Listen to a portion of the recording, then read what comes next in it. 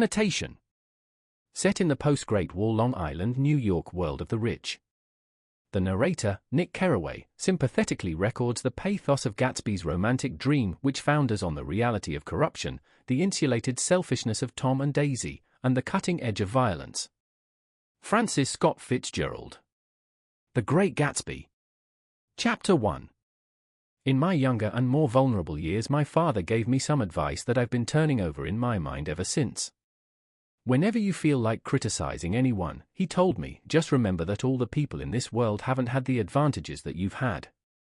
He didn't say any more, but we've always been unusually communicative in a reserved way, and I understood that he meant a great deal more than that. In consequence, I'm inclined to reserve all judgments, a habit that has opened up many curious natures to me and also made me the victim of not a few veteran bores.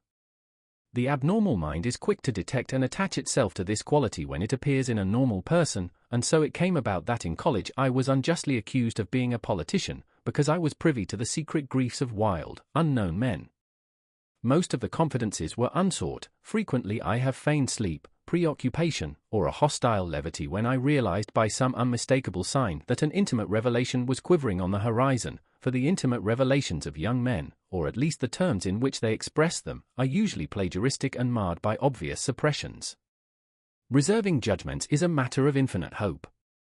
I am still a little afraid of missing something if I forget that, as my father snobbishly suggested, and I snobbishly repeat, a sense of the fundamental decencies is parcelled out unequally at birth. And, after boasting this way of my tolerance, I come to the admission that it has a limit. Conduct may be founded on the hard rock or the wet marshes, but after a certain point I don't care what it's founded on. When I came back from the East last autumn, I felt that I wanted the world to be in uniform and at a sort of moral attention forever. I wanted no more riotous excursions with privileged glimpses into the human heart. Only Gatsby, the man who gives his name to this book, was exempt from my reaction. Gatsby, who represented everything for which I have an unaffected scorn.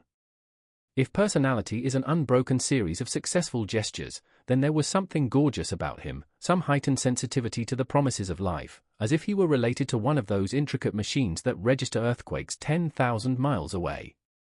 This responsiveness had nothing to do with that flabby impressionability which is dignified under the name of the creative temperament. It was an extraordinary gift for hope, a romantic readiness such as I have never found in any other person and which it is not likely I shall ever find again. No, Gatsby turned out all right at the end. It is what preyed on Gatsby, what foul dust floated in the wake of his dreams, that temporarily closed out my interest in the abortive sorrows and short-winded elations of men. My family has been prominent, well-to-do people in this Middle Western city for 3 generations. The Carraways are something of a clan, and we have a tradition that we're descended from the Dukes of Buccleuch, but the actual founder of my line was my grandfather's brother, who came here in '51, sent a substitute to the Civil War, and started the Jay wholesale hardware business that my father carries on today. I never saw this great uncle, but I'm supposed to look like him, with special reference to the rather hard-boiled painting that hangs in father's office. I graduated from New Haven in 1915, just a quarter of a century after my father, and a little later I participated in that delayed Teutonic migration known as the Great War.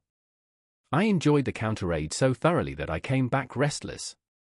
Instead of being the warm center of the world, the Middle West now seemed like the ragged edge of the universe, so I decided to go east and learn the bond business. Everybody I knew was in the bond business, so I supposed it could support one more single man. All my aunts and uncles talked it over as if they were choosing a prep school for me, and finally said, "Why, yes," with very grave, hesitant faces. Father agreed to finance me for a year, and after various delays I came east, permanently, I thought, in the spring of '22.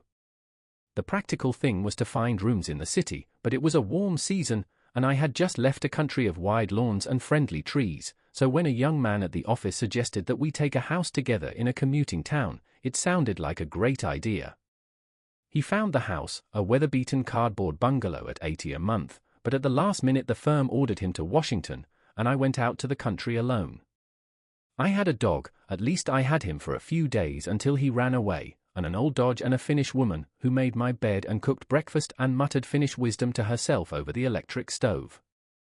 It was lonely for a day or so until one morning some man, more recently arrived than I, stopped me on the road.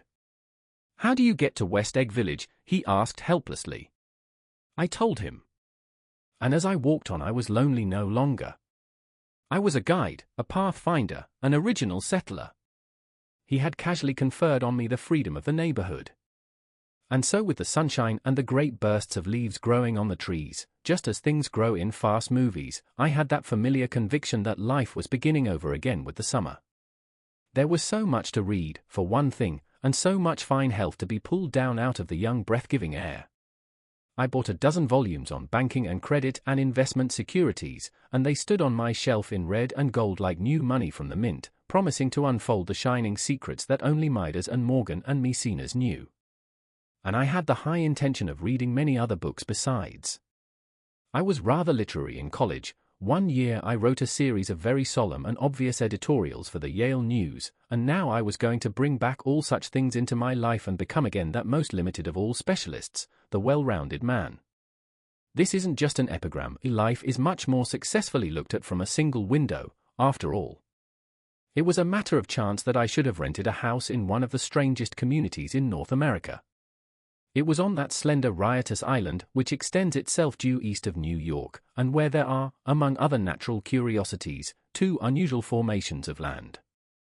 20 miles from the city, a pair of enormous eggs, identical in contour and separated only by a courtesy bay, jut out into the most domesticated body of salt water in the Western Hemisphere, the Great Wet Barnyard of Long Island Sound. They are not perfect ovals, like the egg in the Columbus story. They are both crushed flat at the contact end, but their physical resemblance must be a source of perpetual confusion to the gulls that fly overhead. To the wingless, a more arresting phenomenon is their dissimilarity in every particular except shape and size. I lived at West Egg, the less fashionable of the two, though this is a most superficial tag to express the bizarre and not a little sinister contrast between them. My house was at the very tip of the egg, only 50 yards from the Sound, and squeezed between two huge places that rented for $12,000 or $15,000 a season. The one on my right was a colossal affair by any standard. It was a factual imitation of some Hotel de Ville in Normandy, with a tower on one side, spanking new under a thin beard of raw ivy, and a marble swimming pool, and more than 40 acres of lawn and garden. It was Gatsby's mansion. Or, rather, as I didn't know Mr. Gatsby, it was a mansion, inhabited by a gentleman of that name. My own house was an eyesore, but it was a small eyesore, and it had been overlooked, so I had a view of the water, a partial view of my neighbor's lawn, and the consoling proximity of millionaires, all for $80 a month. Across the courtesy bay the white palaces of fashionable East Egg glittered along the water, and the history of the summer really begins on the evening I drove over there to have dinner with the Tom Buchanans. Daisy was my second cousin once removed, and I'd known Tom in college. And just after the war I spent 2 days with them in Chicago. Her husband, among various physical accomplishments, had been one of the most powerful ends that ever played football at New Haven, a national figure in a way, one of those men who reach such an acute limited excellence at 21 that everything afterward savors of anticlimax. His family were enormously wealthy. Even in college his freedom with money was a matter for reproach, but now he'd left Chicago and come east in a fashion that rather took your breath away. For instance, he'd brought down a string of polo ponies from Lake Forest. It was hard to realize that a man in my own generation was wealthy enough to do that. Why they came east I don't know. They had spent a year in France for no particular reason, and then drifted here and there unrestfully wherever people played polo and were rich together. This was a permanent move, said Daisy over the telephone, but I didn't believe it. I had no sight into Daisy's heart, but I felt that Tom would drift on forever seeking, a little wistfully, for the dramatic turbulence of some irrecoverable football game. And so it happened that on a warm windy evening I drove over to East Egg to see two old friends whom I scarcely knew at all. Their house was even more elaborate than I expected, a cheerful red and white Georgian colonial mansion, overlooking the bay. The lawn started at the beach and ran toward the front door for 1/4 of a mile, jumping over sundials and brick walks and burning gardens, finally when it reached the house drifting up the side in bright vines as though from the momentum of its run.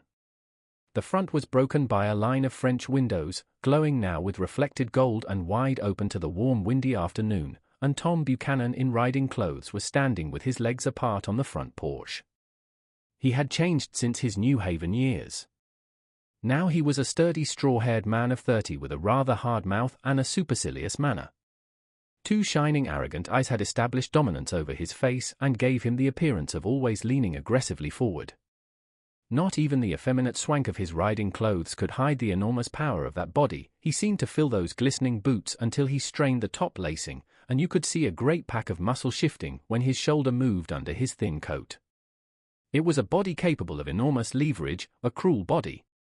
His speaking voice, a gruff husky tenor, added to the impression of fractiousness he conveyed. There was a touch of paternal contempt in it, even toward people he liked, and there were men at New Haven who had hated his guts. Now, don't think my opinion on these matters is final, he seemed to say, just because I'm stronger and more of a man than you are. We were in the same senior society, and while we were never intimate, I always had the impression that he approved of me and wanted me to like him with some harsh, defiant wistfulness of his own. We talked for a few minutes on the sunny porch.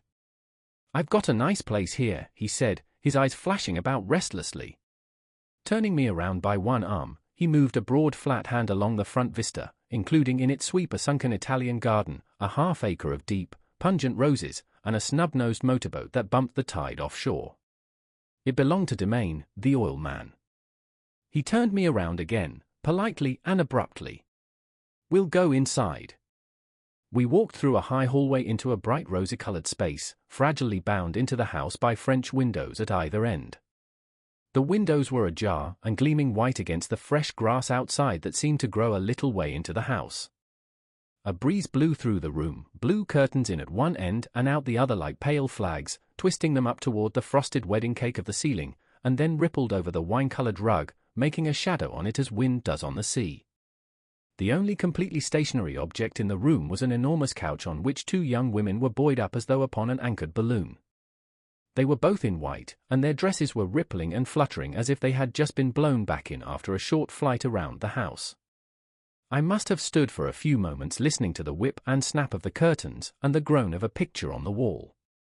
Then there was a boom as Tom Buchanan shut the rear windows and the court wind died out about the room, and the curtains and the rugs and the two young women ballooned slowly to the floor.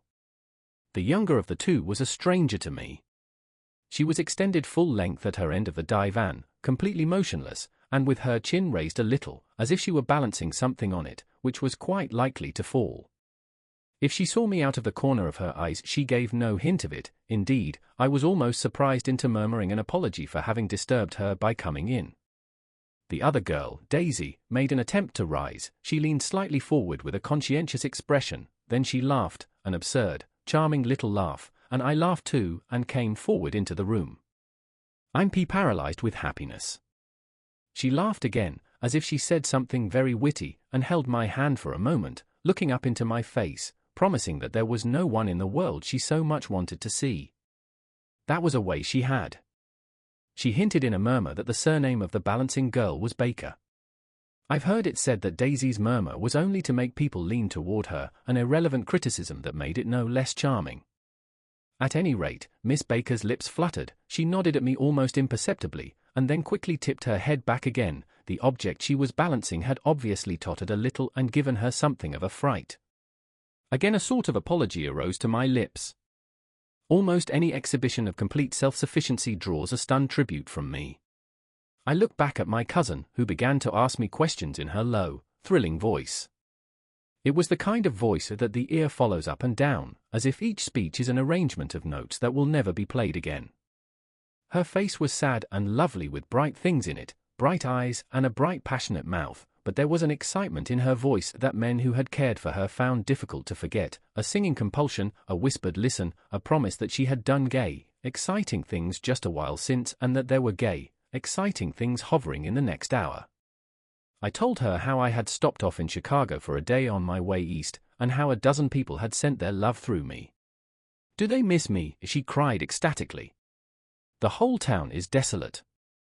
All the cars have the left rear wheel painted black as a mourning wreath, and there's a persistent wail all night along the North Shore. How gorgeous! Let's go back, Tom. Tomorrow." Then she added irrelevantly, "You ought to see the baby." "I'd like to. She's asleep. She's 3 years old." "Haven't you ever seen her?" "Never. Well, you ought to see her. She's...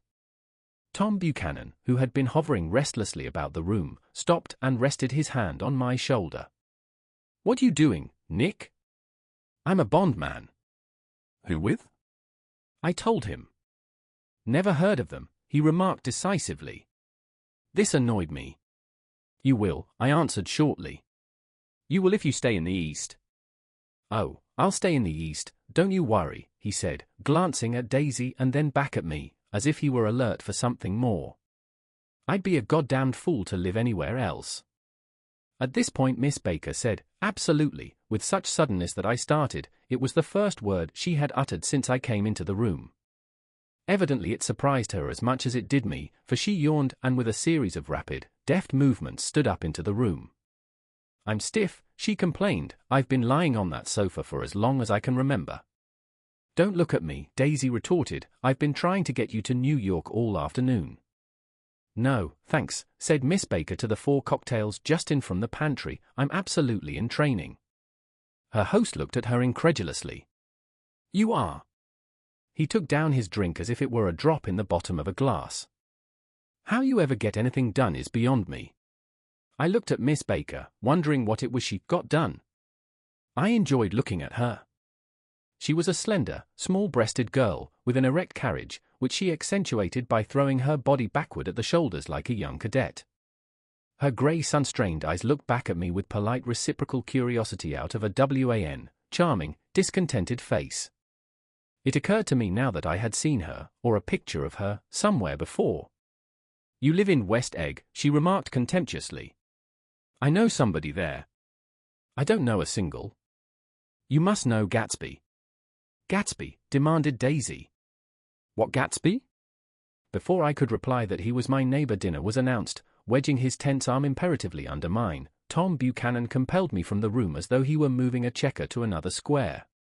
Slenderly, languidly, their hands set lightly on their hips, the 2 young women preceded us out onto a rosy-colored porch, open toward the sunset, where 4 candles flickered on the table in the diminished wind. Why candles? Objected Daisy, frowning. She snapped them out with her fingers. In 2 weeks it'll be the longest day in the year. She looked at us all radiantly. Do you always watch for the longest day of the year and then miss it? I always watch for the longest day in the year and then miss it. We ought to plan something, yawned Miss Baker, sitting down at the table as if she were getting into bed. All right, said Daisy. What'll we plan? She turned to me helplessly. What do people plan? Before I could answer, her eyes fastened with an awed expression on her little finger. Look, she complained, I hurt it. We all looked, the knuckle was black and blue. You did it, Tom, she said accusingly. I know you didn't mean to, but you did do it. That's what I get for marrying a brute of a man, a great, big, hulking physical specimen of her. I hate that word hulking, objected Tom crossly, even in kidding. Hulking, insisted Daisy. Sometimes she and Miss Baker talked at once, unobtrusively and with a bantering inconsequence that was never quite chatter, that was as cool as their white dresses and their impersonal eyes in the absence of all desire. They were here, and they accepted Tom and me, making only a polite pleasant effort to entertain or to be entertained.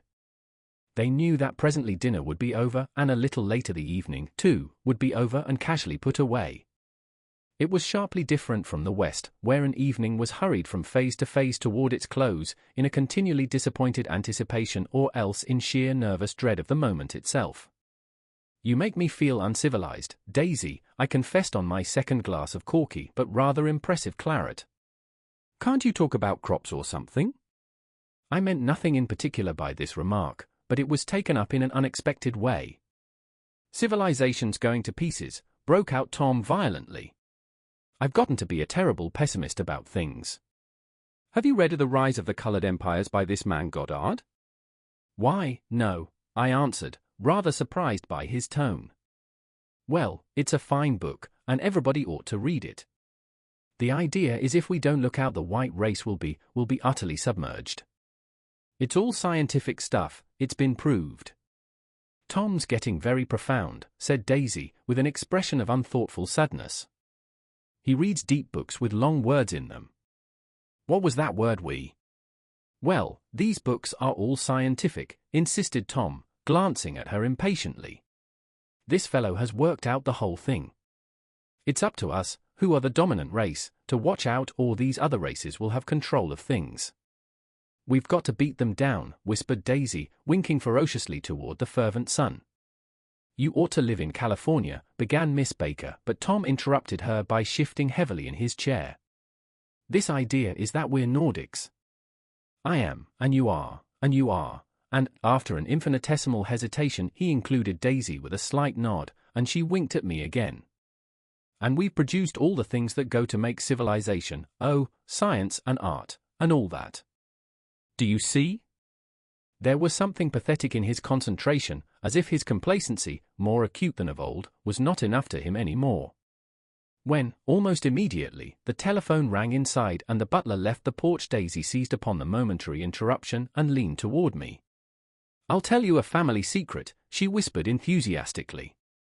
It's about the butler's nose. Do you want to bear about the butler's nose? That's why I came over tonight. Well, he wasn't always a butler, he used to be the silver polisher for some people in New York that had a silver service for 200 people. He had to polish it from morning till night, until finally it began to affect his nose. Things went from bad to worse, suggested Miss Baker. Yes. Things went from bad to worse, until finally he had to give up his position. For a moment the last sunshine fell with romantic affection upon her glowing face, her voice compelled me forward breathlessly as I listened, then the glow faded, each light deserting her with lingering regret, like children leaving a pleasant street at dusk. The butler came back and murmured something close to Tom's ear, whereupon Tom frowned, pushed back his chair, and without a word went inside. As if his absence quickened something within her, Daisy leaned forward again, her voice glowing and singing. I love to see you at my table, Nick. You remind me of a rose, an absolute rose. Doesn't he? She turned to Miss Baker for confirmation, an absolute rose. This was untrue. I am not even faintly like a rose. She was only extemporizing, but a stirring warmth flowed from her, as if her heart was trying to come out to you concealed in one of those breathless, thrilling words. Then suddenly she threw her napkin on the table and excused herself and went into the house. Miss Baker and I exchanged a short glance consciously devoid of meaning. I was about to speak when she sat up alertly and said "shoo" in a warning voice. A subdued impassioned murmur was audible in the room beyond, and Miss Baker leaned forward unashamed, trying to hear. The murmur trembled on the verge of coherence, sank down, mounted excitedly, and then ceased altogether. This Mr. Gatsby you spoke of is my neighbor, I said. Don't talk. I want to hear what happens. Is something happening? I inquired innocently. You mean to say you don't know, said Miss Baker, honestly surprised. I thought everybody knew. I don't. Why, she said hesitantly, Tom's got some woman in New York. Got some woman? I repeated blankly. Miss Baker nodded. She might have the decency not to telephone him at dinner time. Don't you think? Almost before I had grasped her meaning there was the flutter of a dress and the crunch of leather boots, and Tom and Daisy were back at the table. It couldn't be helped, cried Daisy with tense gaiety. She sat down, glanced searchingly at Miss Baker and then at me, and continued, I looked outdoors for a minute, and it's very romantic outdoors. There's a bird on the lawn that I think must be a nightingale come over on the Cunard or White Star Line. He's singing away, her voice sang, it's romantic, isn't it, Tom? Very romantic, he said, and then miserably to me, if it's light enough after dinner, I want to take you down to the stables. The telephone rang inside, startlingly, and as Daisy shook her head decisively at Tom the subject of the stables, in fact all subjects, vanished into air.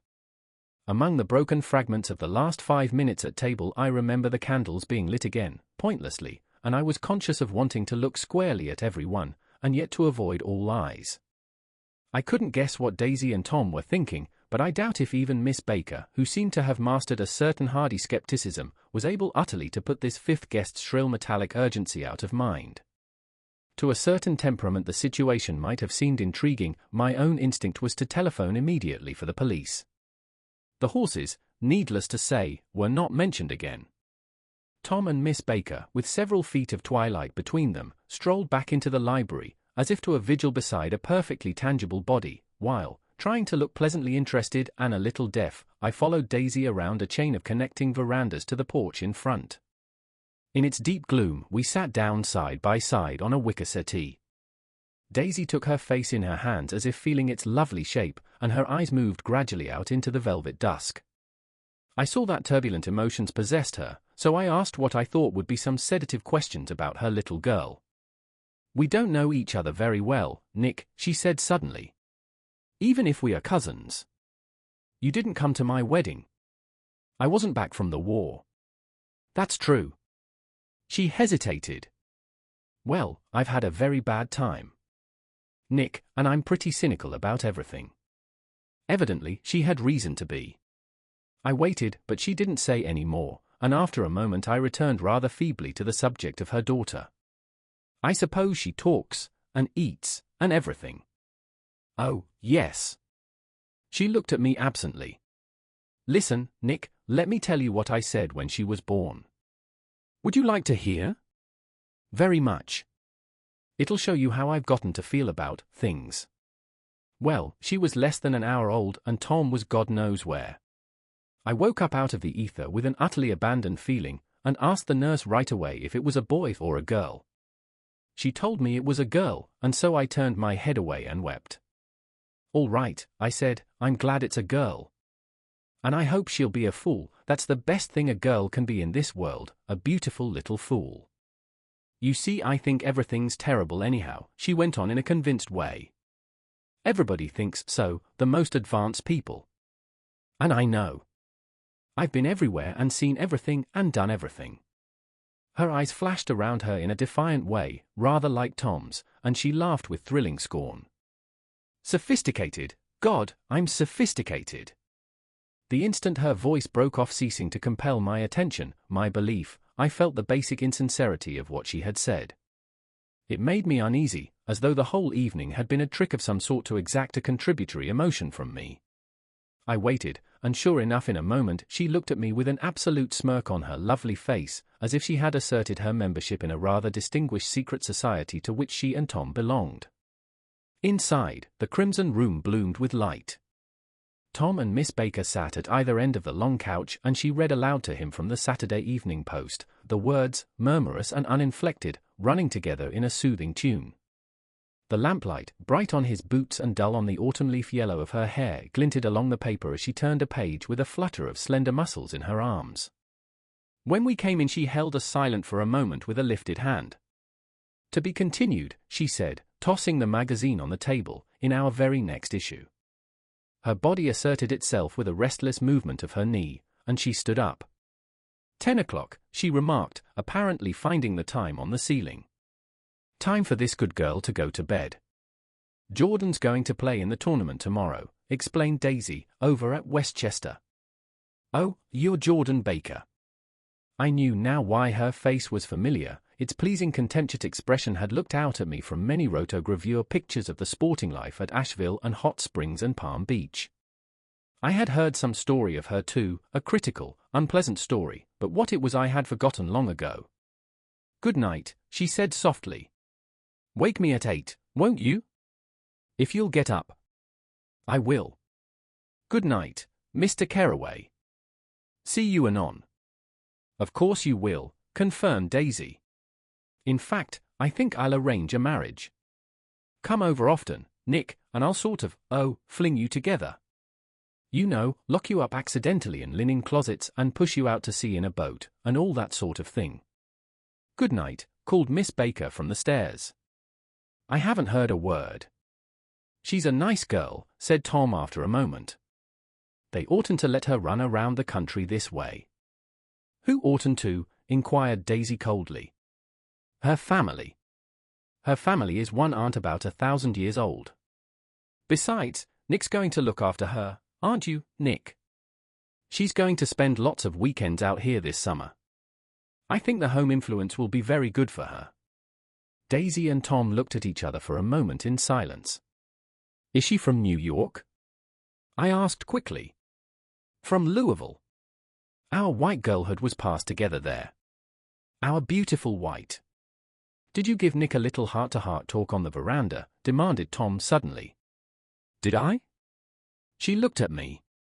I can't seem to remember, but I think we talked about the Nordic race. Yes, I'm sure we did. It sort of crept up on us, and first thing you know. Don't believe everything you hear, Nick, he advised me. I said lightly that I had heard nothing at all, and a few minutes later I got up to go home.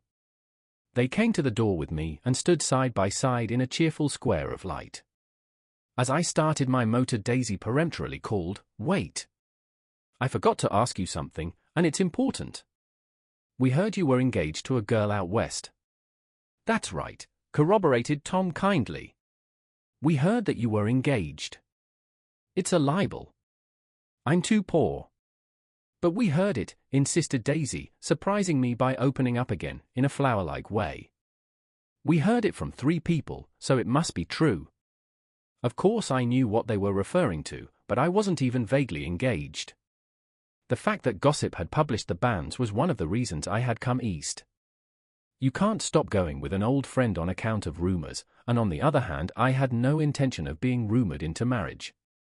Their interest rather touched me and made them less remotely rich. Nevertheless, I was confused and a little disgusted as I drove away.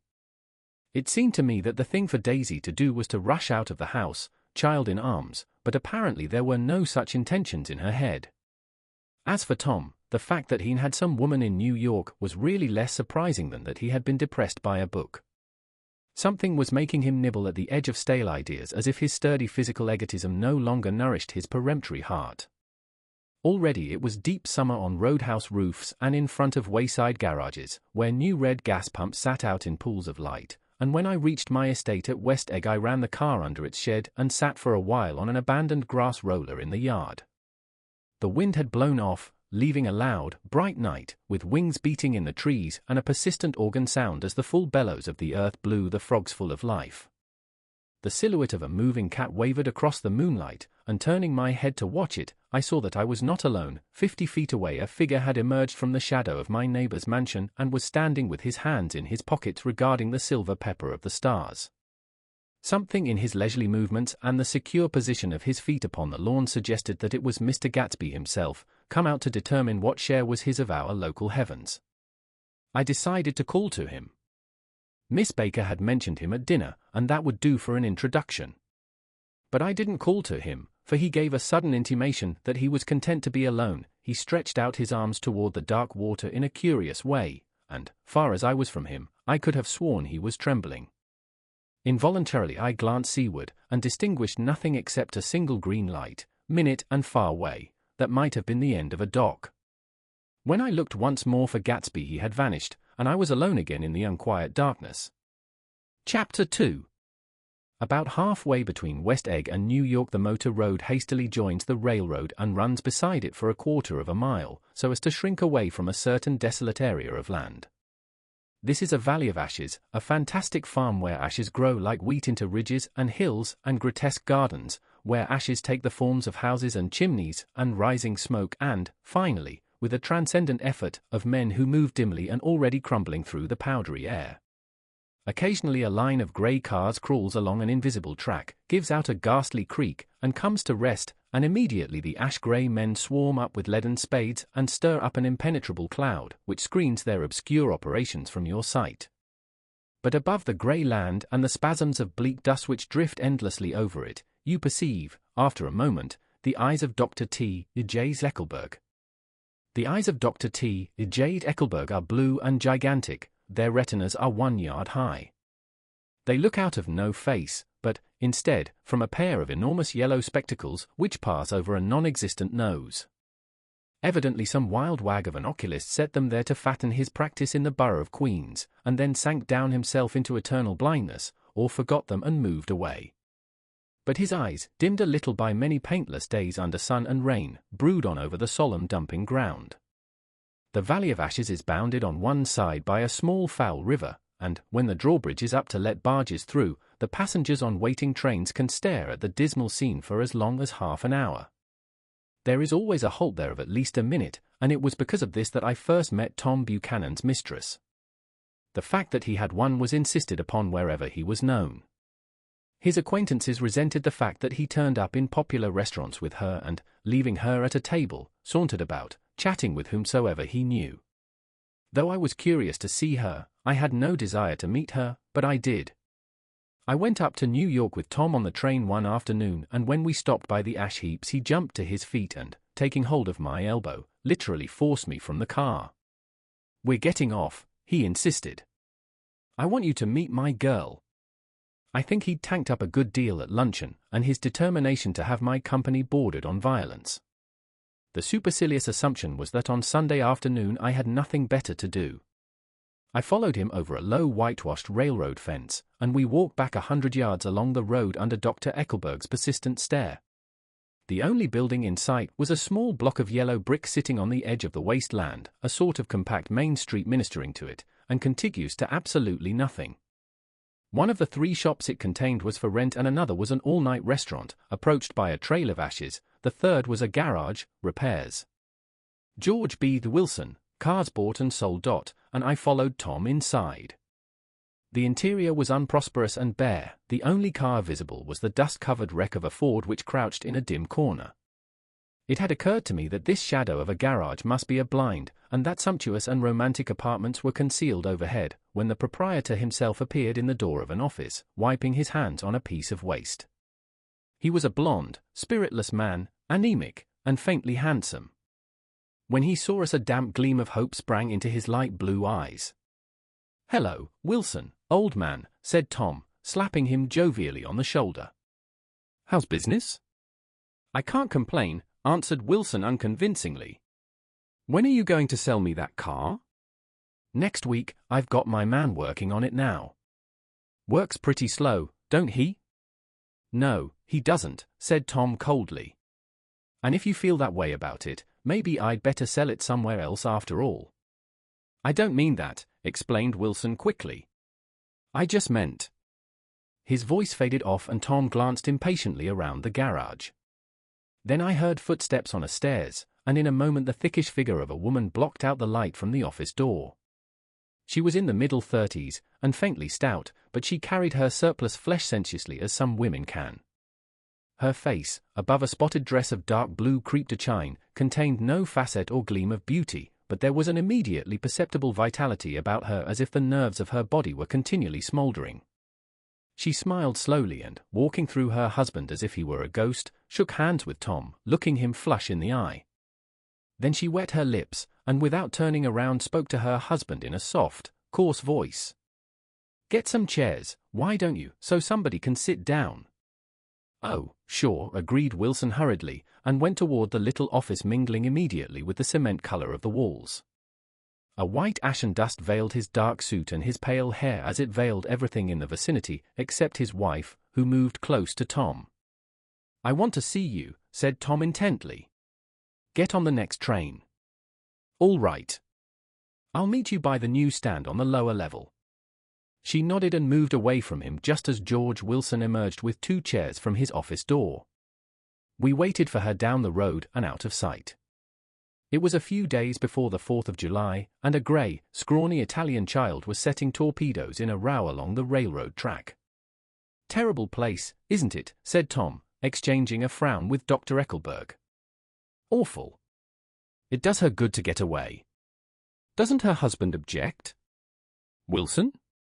He thinks she goes to see her sister in New York.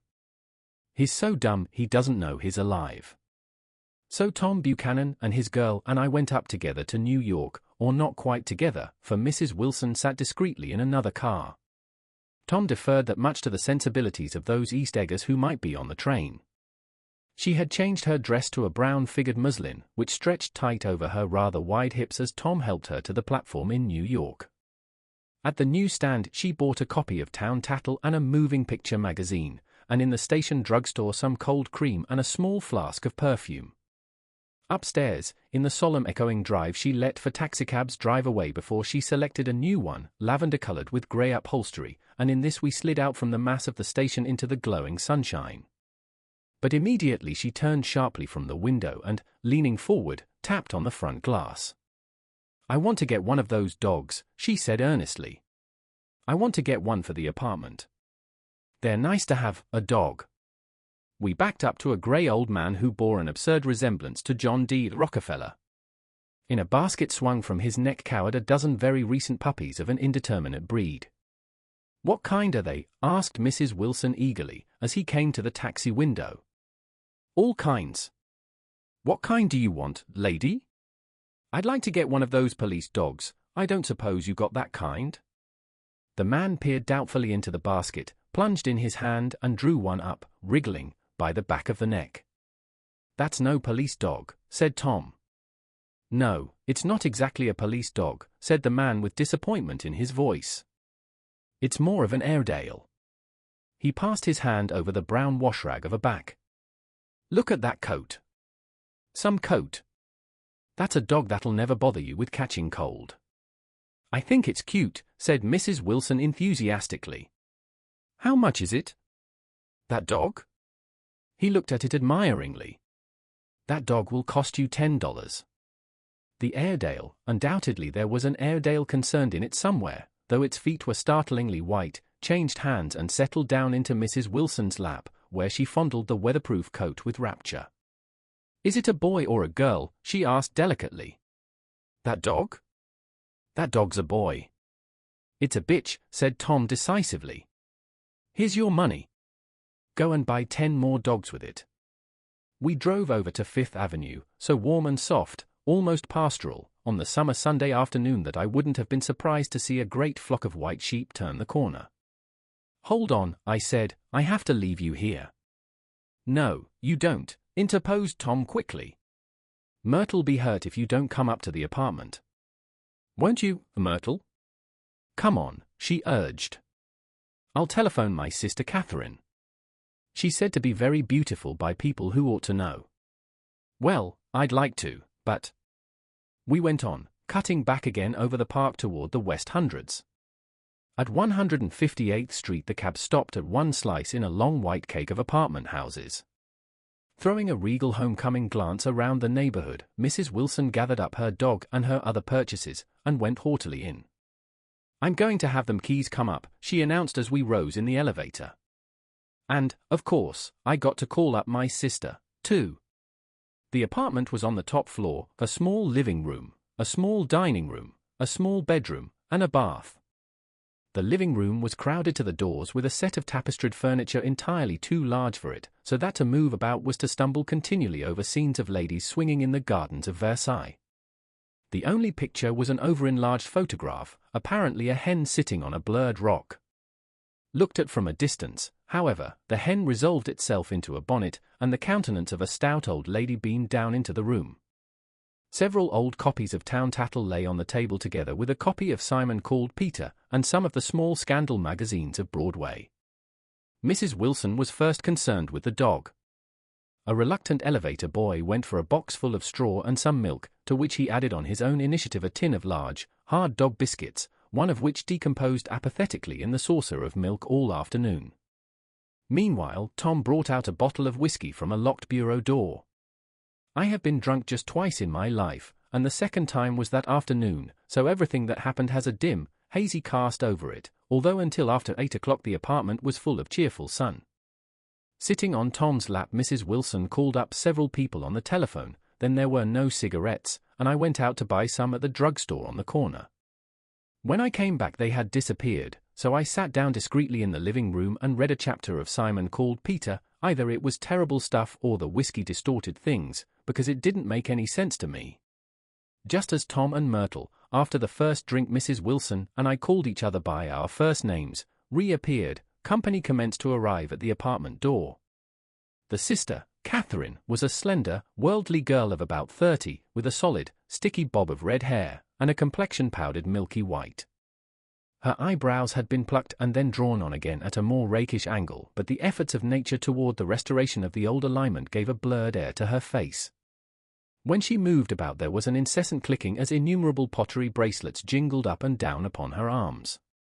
She came in with such a proprietary haste, and looked around so possessively at the furniture that I wondered if she lived here.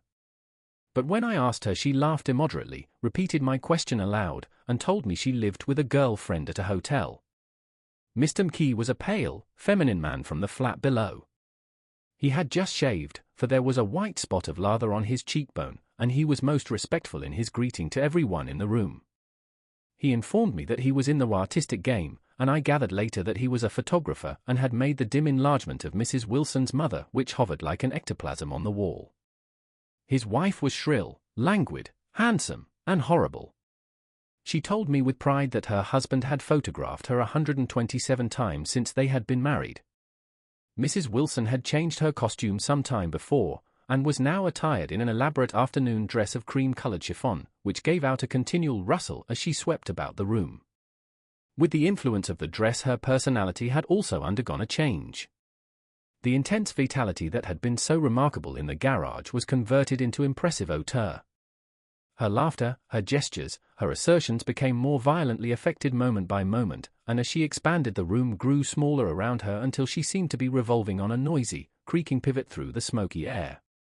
"My dear," she told her sister in a high, mincing shout, "most of these fellas will cheat you every time. All they think of is money. I had a woman up here last week to look at my feet, and when she gave me the bill you'd have thought she had my appendicitis out." "What was the name of the woman?" asked Mrs. McKee. "Mrs. Eberhardt.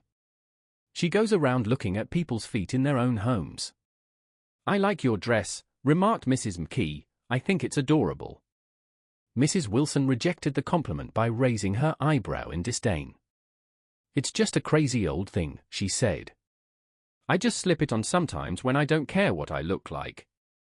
"But it looks wonderful on you, if you know what I mean," pursued Mrs. McKee. "If Chester could only get you in that pose, I think he could make something of it."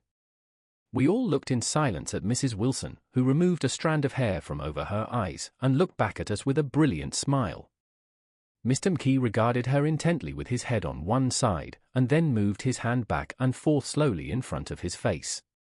"I should change the light," he said after a moment. "I'd like to bring out the modeling of the features. And I'd try to get hold of all the back hair." "I wouldn't think of changing the light," cried Mrs. McKee. "I think it's—" Her husband said sure, and we all looked at the subject again, whereupon Tom Buchanan yawned audibly and got to his feet. "You McKees have something to drink," he said. "Get some more ice and mineral water, Myrtle, before everybody goes to sleep." "I told that boy about the ice." Myrtle raised her eyebrows in despair at the shiftlessness of the lower orders. "These people. You have to keep after them all the time." She looked at me and laughed pointlessly. Then she flounced over to the dog, kissed it with ecstasy, and swept into the kitchen, implying that a dozen chefs awaited her orders there. "I've done some nice things out on Long Island," asserted Mr. McKee.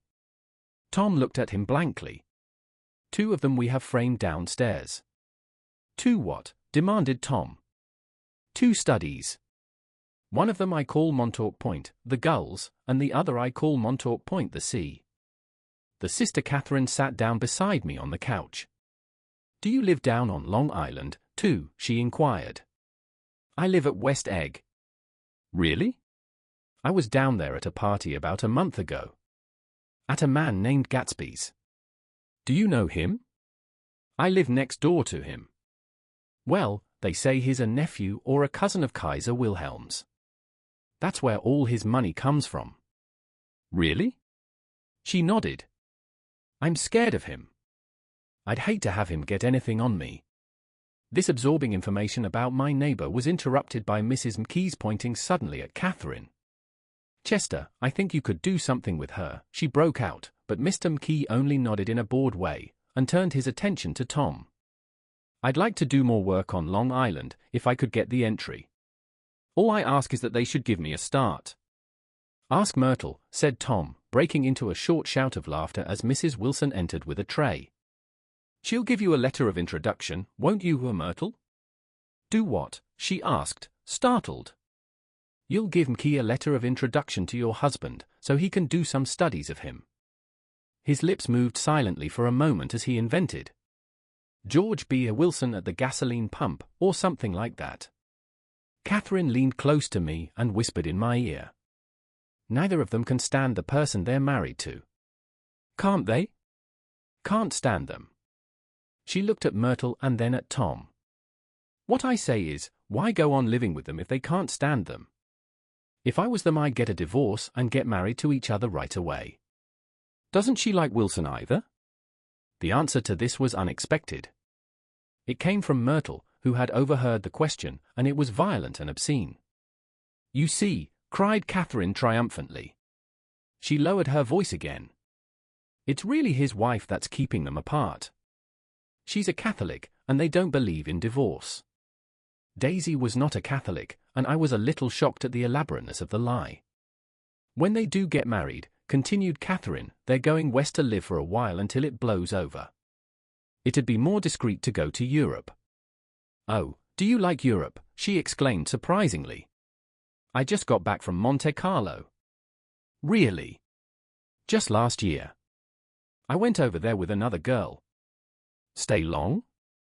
No, we just went to Monte Carlo and back. We went by way of Marseilles. We had over $1,200 when we started, but we got gypped out of it all in 2 days in the private rooms. We had an awful time getting back, I can tell you. God, how I hated that town. The late afternoon sky bloomed in the window for a moment like the blue honey of the Mediterranean, then the shrill voice of Mrs. McKee called me back into the room. I almost made a mistake, too, she declared vigorously. I almost married a little kike who'd been after me for years. I knew he was below me. Everybody kept saying to me, Lucille, that man's a way below you. But if I hadn't met Chester, he'd have got me sure. Yes, but listen, said Myrtle Wilson, nodding her head up and down, at least you didn't marry him. I know I didn't. Well, I married him, said Myrtle, ambiguously. And that's the difference between your case and mine. Why did you, Myrtle? Demanded Catherine. Nobody forced you to. Myrtle considered. I married him because I thought he was a gentleman, she said finally. I thought he knew something about breeding, but he wasn't fit to lick my shoe. You were crazy about him for a while, said Catherine. Crazy about him? Cried Myrtle incredulously. Who said I was crazy about him? I never was any more crazy about him than I was about that man there. She pointed suddenly at me, and everyone looked at me accusingly. I tried to show by my expression that I had played no part in her past. The only crazy I was when I married him. I knew right away I made a mistake. He borrowed somebody's best suit to get married in, and never even told me about it, and the man came after it one day when he was out. She looked around to see who was listening. Oh, is that your suit? I said. This is the first I ever heard about it. But I gave it to him and then I laid down and cried to beat the band all afternoon. She really ought to get away from him, resumed Catherine to me. They've been living over that garage for 11 years. And Tom's the first sweetie she ever had. The bottle of whiskey, a second one, was now in constant demand by all present, excepting Catherine, who felt just as good on nothing at all. Tom rang for the janitor and sent him for some celebrated sandwiches, which were a complete supper in themselves. I wanted to get out and walk eastward toward the park through the soft twilight, but each time I tried to go I became entangled in some wild, strident argument which pulled me back, as if with ropes, into my chair. Yet high over the city our line of yellow windows must have contributed their share of human secrecy to the casual watcher in the darkening streets, and I was him too, looking up and wondering. I was within and without, simultaneously enchanted and repelled by the inexhaustible variety of life. Myrtle pulled her chair close to mine, and suddenly her warm breath poured over me the story of her first meeting with Tom. It was on the two little seats facing each other that are always the last ones left on the train. I was going up to New York to see my sister and spend the night. He had on a dress suit and patent leather shoes, and I couldn't keep my eyes off him, but every time he looked at me I had to pretend to be looking at the advertisement over his head. When we came into the station he was next to me, and his white shirt front pressed against my arm, and so I told him I'd have to call policemen, but he knew I lied. I was so excited that when I got into a taxi with him I didn't hardly know I wasn't getting into a subway train. All I kept thinking about, over and over, was you can't live forever, you can't live forever. She turned to Mrs. McKee and the room rang full of her artificial laughter. My dear, she cried, I'm going to give you this dress as soon as I'm through with it. I've got to get another one tomorrow. I'm going to make a list of all the things I've got to get. A massage and a wave, and a collar for the dog, and one of those cute little ashtrays where you touch a spring, and a wreath with a black silk bow for Mother's grave that'll last all summer. I got to write down a list so I won't forget all the things I got to do. It was 9 o'clock. Almost immediately afterward I looked at my watch and found it was 10. Mr. McKee was asleep on a chair with his fists clenched in his lap, like a photograph of a man of action. Taking out my handkerchief, I wiped from his cheek the remains of the spot of dried lather that had worried me all the afternoon. The little dog was sitting on the table looking with blind eyes through the smoke, and from time to time groaning faintly. People disappeared, reappeared, made plans to go somewhere, and then lost each other, searched for each other, found each other a few feet away. Sometime toward midnight, Tom Buchanan and Mrs. Wilson stood face to face, discussing in impassioned voices whether Mrs. Wilson had any right to mention Daisy's name. "Daisy! Daisy! Daisy!" shouted Mrs. Wilson. "I'll say it whenever I want to. Daisy! Die!" Making a short deft movement, Tom Buchanan broke her nose with his open hand. Then there were bloody towels upon the bathroom floor, and women's voices scolding, and high over the confusion a long broken wail of pain. Mr. McKee awoke from his doze and started in a daze toward the door. When he had gone halfway, he turned around and stared at the scene, his wife and Catherine scolding and consoling as they stumbled here and there among the crowded furniture with articles of aid, and the despairing figure on the couch, bleeding fluently, and trying to spread a copy of Town Tattle over the tapestry scenes of Versailles. Then Mr. McKee turned and continued on out the door. Taking my hat from the chandelier, I followed. "Come to lunch some day," he suggested, as we groaned down in the elevator. "Where?" "Anywhere." "Keep your hands off the lever," snapped the elevator boy. "I beg your pardon," said Mr. McKee with dignity, "I didn't know I was touching it." "All right," I agreed, "I'll be glad to." I was standing beside his bed and he was sitting up between the sheets, clad in his underwear, with a great portfolio in his hands. Beauty and the Beast. Loneliness. Old Grocery Horse. Brook End Bridge. Then I was lying half asleep in the cold lower level of the Pennsylvania station, staring at the Morning Tribune, and waiting for the 4 o'clock train. Chapter 3. There was music from my neighbor's house through the summer nights. In his blue gardens men and girls came and went like moths among the whisperings and the champagne and the stars. At high tide in the afternoon I watched his guests diving from the tower of his raft, or taking the sun on the hot sand of his beach while his 2 motorboats slit the waters of the Sound, drawing aquaplanes over cataracts of foam. On weekends his Rolls-Royce became an omnibus, bearing parties to and from the city between 9 in the morning and long past midnight, while his station wagon scampered like a brisk yellow bug to meet all trains. And on Mondays 8 servants, including an extra gardener, toiled all day with mops and scrubbing brushes and hammers and garden shears, repairing the ravages of the night before. Every Friday 5 crates of oranges and lemons arrived from a fruiterer in New York. Every Monday these same oranges and lemons left his back door in a pyramid of pulpless halves. There was a machine in the kitchen which could extract the juice of 200 oranges in half an hour if a little button was pressed 200 times by a butler's thumb. At least once a fortnight a crop of caterers came down with several hundred feet of canvas and enough colored lights to make a Christmas tree of Gatsby's enormous garden. On buffet tables, garnished with glistening hors d'oeuvre, spiced baked hams crowded against salads of harlequin designs, and pastry pigs and turkeys bewitched to a dark gold. In the main hall a bar with a real brass rail was set up, and stocked with gins and liquors and with cordial so long forgotten that most of his female guests were too young to know one from another. By 7 o'clock the orchestra has arrived, no thin 5-piece affair, but a whole pitful of oboes and trombones and saxophones and viols and cornets and piccolos, and low and high drums.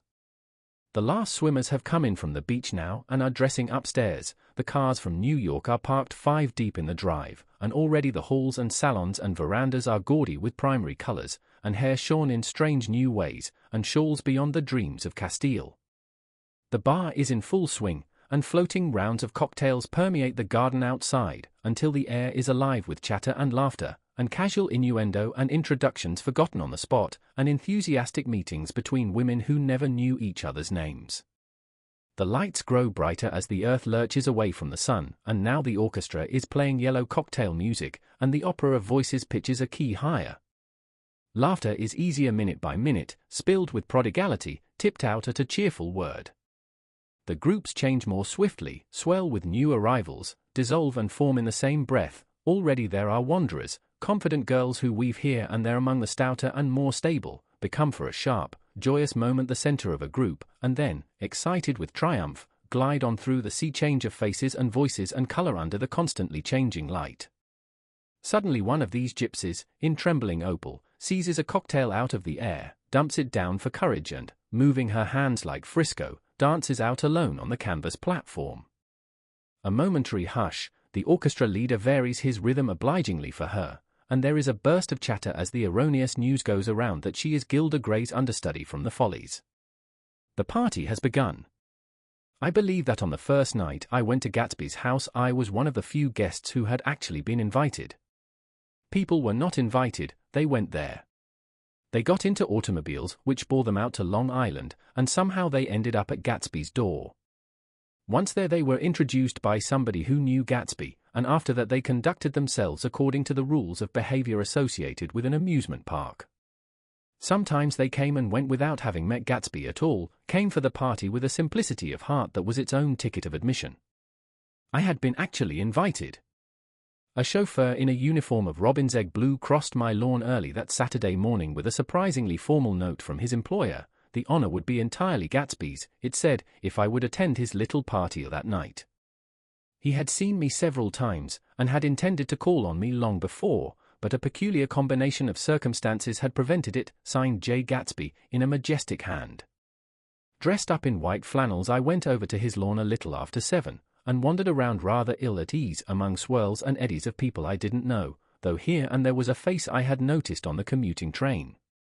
I was immediately struck by the number of young Englishmen dotted about, all well-dressed, all looking a little hungry, and all talking in low, earnest voices to solid and prosperous Americans. I was sure that they were selling something, bonds or insurance or automobiles. They were at least agonizingly aware of the easy money in the vicinity and convinced that it was theirs for a few words in the right key. As soon as I arrived I made an attempt to find my host, but the 2 or 3 people of whom I asked his whereabouts stared at me in such an amazed way, and denied so vehemently any knowledge of his movements, that I slunk off in the direction of the cocktail table, the only place in the garden where a single man could linger without looking purposeless and alone. I was on my way to get roaring drunk from sheer embarrassment when Jordan Baker came out of the house and stood at the head of the marble steps, leaning a little backward and looking with contemptuous interest down into the garden. Welcome or not, I found it necessary to attach myself to someone before I should begin to address cordial remarks to the passers-by. "Hello!" I roared, advancing toward her. My voice seemed unnaturally loud across the garden. "I thought you might be here," she responded absently as I came up. "I remembered you lived next door too." She held my hand impersonally, as a promise that she'd take care of me in a minute, and gave ear to 2 girls in twin yellow dresses, who stopped at the foot of the steps. "Hello," they cried together. "Sorry you didn't win." That was for the golf tournament. She had lost in the finals the week before.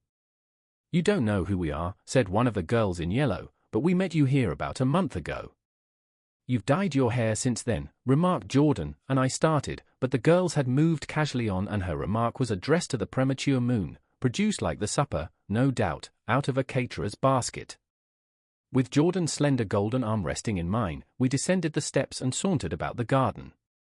A tray of cocktails floated at us through the twilight, and we sat down at a table with the 2 girls in yellow and 3 men, each one introduced to us as Mr. Mumble. "Do you come to these parties often?" inquired Jordan of the girl beside her. "The last one was the one I met you at," answered the girl, in an alert, confident voice. She turned to her companion. "Wasn't it for you, Lucille?" "It was for Lucille, too." "I like to come," Lucille said. "I never care what I do, so I always have a good time. When I was here last I tore my gown on a chair, and he asked me my name and address. Inside of a week I got a package from Croyer's with a new evening gown in it." "Did you keep it?" asked Jordan. "Sure I did. I was going to wear it tonight, but it was too big in the bust and had to be altered. It was gas blue with lavender beads. $265. There's something funny about a fellow that'll do a thing like that, said the other girl eagerly. He doesn't want any trouble with anybody. Who doesn't? I inquired. Gatsby. Somebody told me. The two girls and Jordan leaned together confidentially. Somebody told me they thought he killed a man once. A thrill passed over all of us. The three Mr. Mumbles bent forward and listened eagerly. I don't think it's so much that, argued Lucille skeptically, it's more that he was a German spy during the war. One of the men nodded in confirmation. I heard that from a man who knew all about him, grew up with him in Germany, he assured us positively. Oh, no, said the first girl. It couldn't be that, because he was in the American army during the war. As our credulity switched back to her, she leaned forward with enthusiasm. You look at him sometimes when he thinks nobody's looking at him. I'll bet he killed a man. She narrowed her eyes and shivered. Lucille shivered. We all turned and looked around for Gatsby. It was testimony to the romantic speculation he inspired that there were whispers about him from those who had found little that it was necessary to whisper about in this world. The first supper, there would be another one after midnight, was now being served, and Jordan invited me to join her own party, who were spread around a table on the other side of the garden. There were 3 married couples and Jordan's escort, a persistent undergraduate given to violent innuendo, and obviously under the impression that sooner or later Jordan was going to yield him up her person to a greater or lesser degree. Instead of rambling, this party had preserved a dignified homogeneity, and assumed to itself the function of representing the staid nobility of the countryside, East Egg condescending to West Egg, and carefully on guard against its spectroscopic gaiety. Let's get out, whispered Jordan, after a somehow wasteful and inappropriate half-hour. This is much too polite for me. We got up, and she explained that we were going to find the host. I had never met him, she said, and it was making me uneasy. The undergraduate nodded in a cynical, melancholy way. The bar, where we glanced first, was crowded, but Gatsby was not there. She couldn't find him from the top of the steps, and he wasn't on the veranda. On a chance we tried an important-looking door, and walked into a high Gothic library, panelled with carved English oak, and probably transported complete from some ruin overseas. A stout, middle-aged man, with enormous owl-eyed spectacles, was sitting somewhat drunk on the edge of a great table, staring with unsteady concentration at the shelves of books. As we entered, he wheeled excitedly around and examined Jordan from head to foot. "What do you think?" he demanded impetuously. "About what?" He waved his hand toward the bookshelves. "About that. As a matter of fact, you needn't bother to ascertain." I ascertained. "They're real." "The books?" He nodded. "Absolutely real, have pages and everything. I thought they'd be a nice durable cardboard. Matter of fact, they're absolutely real. Pages and, here. Let me show you." Taking our skepticism for granted, he rushed to the bookcases and returned with Volume 1 of the Stoddard Lectures. "See," he cried triumphantly. "It's a bona fide piece of printed matter. It fooled me. This fella's a regular Belasco. It's a triumph. What thoroughness. What realism. Knew when to stop, too, didn't cut the pages. But what do you want? What do you expect?" He snatched the book from me and replaced it hastily on its shelf, muttering that if one brick was removed the whole library was liable to collapse. "Who brought you?" he demanded. "Or did you just come?" "I was brought." Most people were brought. Jordan looked at him alertly, cheerfully, without answering. "I was brought by a woman named Roosevelt," he continued. "Mrs. Claude Roosevelt. Do you know her?" "I met her somewhere last night. I've been drunk for about a week now, and I thought it might sober me up to sit in a library." "Has it?" "A little bit, I think. I can't tell yet. I've only been here an hour. Did I tell you about the books? They're real. There. You told us." We shook hands with him gravely and went back outdoors. there was dancing now on the canvas in the garden, old men pushing young girls backward in eternal graceless circles, superior couples holding each other tortuously, fashionably, and keeping in the corners, and a great number of single girls dancing individualistically or relieving the orchestra for a moment of the burden of the banjo or the traps. By midnight the hilarity had increased. A celebrated tenor had sung in Italian, and a notorious contralto had sung in jazz, and between the numbers people were doing stunts all over the garden, while happy, vacuous bursts of laughter rose toward the summer sky. A pair of stage twins, who turned out to be the girls in yellow, did a baby act in costume, and champagne was served in glasses bigger than finger bowls. The moon had risen higher, and floating in the sound was a triangle of silver scales, trembling a little to the stiff, tinny drip of the banjos on the lawn. I was still with Jordan Baker. We were sitting at a table with a man of about my age and a rowdy little girl who gave way upon the slightest provocation to uncontrollable laughter. I was enjoying myself now. I had taken 2 finger bowls of champagne, and the scene had changed before my eyes into something significant, elemental, and profound. At a lull in the entertainment the man looked at me and smiled. "Your face is familiar," he said, politely. "Weren't you in the 3rd Division during the war?" "Why, yes. I was in the 9th Machine Gun Battalion. I was in the 7th Infantry until June 1918. I knew I'd seen you somewhere before." We talked for a moment about some wet, grey little villages in France.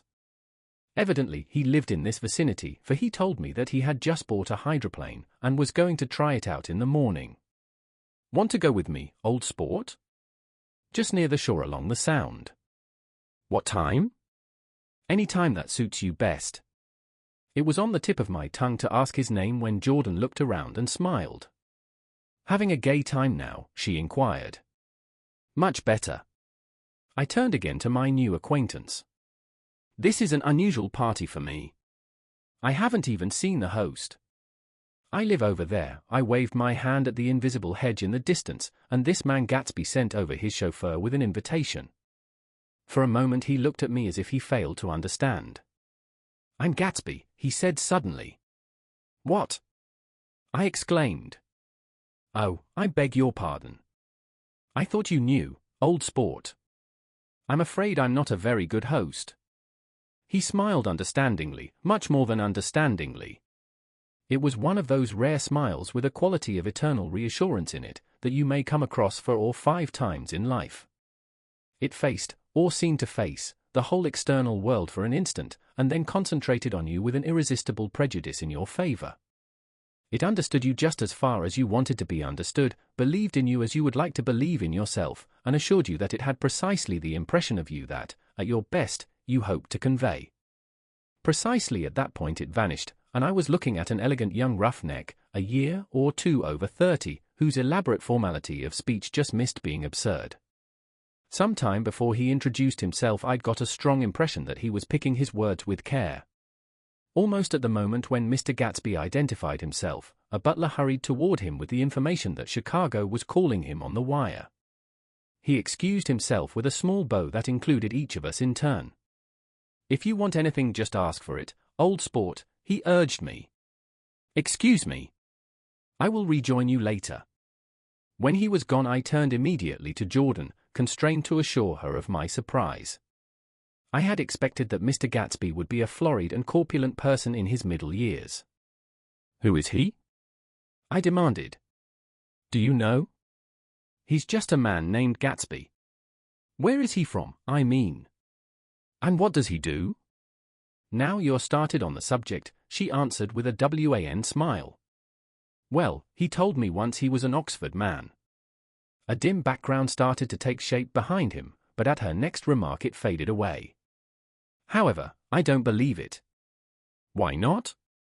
"I don't know," she insisted, "I just don't think he went there." Something in her tone reminded me of the other girls. "I think he killed a man," and had the effect of stimulating my curiosity. I would have accepted without question the information that Gatsby sprang from the swamps of Louisiana or from the Lower East Side of New York. That was comprehensible.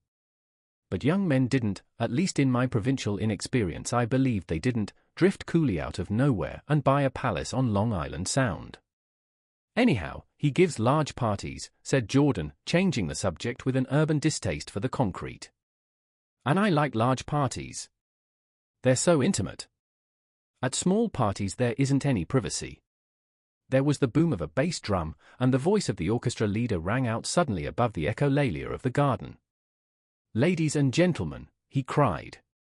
"At the request of Mr. Gatsby, we are going to play for you Mr. Vladimir Tolstoy's latest work, which attracted so much attention at Carnegie Hall last May.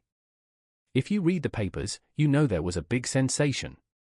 He smiled with jovial condescension, and added, "Some sensation?" Whereupon everybody laughed. The piece is known, he concluded lustily, as Vladimir Tolstoy's Jazz History of the World. The nature of Mr. Tolstoy's composition eluded me, because just as it began my eyes fell on Gatsby, standing alone on the marble steps and looking from one group to another with approving eyes. His tanned skin was drawn attractively tight on his face, and his short hair looked as though it were trimmed every day. I could see nothing sinister about him. I wondered if the fact that he was not drinking helped to set him off from his guests, for it seemed to me that he grew more correct as the fraternal hilarity increased. When the Jazz History of the World was over, girls were putting their heads on men's shoulders in a puppyish, convivial way. Girls were swooning backward playfully into men's arms, even into groups, knowing that someone would arrest their falls, but no one swooned backward on Gatsby, and no French bob touched Gatsby's shoulder, and no singing quartets were formed with Gatsby's head for one link. "I beg your pardon." Gatsby's butler was suddenly standing beside us. "Miss Baker," he inquired. "I beg your pardon, but Mr. Gatsby would like to speak to you alone." "With me?" she exclaimed in surprise. "Yes, madam." She got up slowly, raising her eyebrows at me in astonishment, and followed the butler toward the house. I noticed that she wore her evening dress, all her dresses, like sports clothes. There was a jauntiness about her movements as if she had first learned to walk upon golf courses on clean, crisp mornings. I was alone, and it was almost 2. For some time confused and intriguing sounds had issued from a long, many-windowed room which overhung the terrace. Eluding Jordan's undergraduate, who was now engaged in an obstetrical conversation with 2 chorus girls, and who implored me to join him, I went inside. The large room was full of people. One of the girls in yellow was playing the piano, and beside her stood a tall, red-haired young lady from a famous chorus, engaged in song. She had drunk a quantity of champagne, and during the course of her song she had decided, ineptly, that everything was very, very sad. She was not only singing, she was weeping too. Whenever there was a pause in the song she filled it with gasping, broken sobs, and then took up the lyric in a quavering soprano. The tears coursed down her cheeks, not freely, however, for when they came into contact with her heavily beaded eyelashes they assumed an inky color, and pursued the rest of their way in slow black rivulets. A humorous suggestion was made that she sing the notes on her face, whereupon she threw up her hands, sank into a chair, and went off into a deep vine asleep. "She had a fight with a man who says he's her husband," explained a girl at my elbow. I looked around. Most of the remaining women were now having fights with men said to be their husbands. Even Jordan's party, the quartet from East Egg, were rent asunder by dissension. One of the men was talking with curious intensity to a young actress, and his wife, after attempting to laugh at the situation in a dignified and indifferent way, broke down entirely and resorted to flank attacks. At intervals she appeared suddenly at his side like an angry diamond, and hissed, "You promised," into his ear. The reluctance to go home was not confined to wayward men. The hall was at present occupied by 2 deplorably sober men and their highly indignant wives. The wives were sympathizing with each other in slightly raised voices. "Whenever he sees I'm having a good time he wants to go home. Never heard anything so selfish in my life.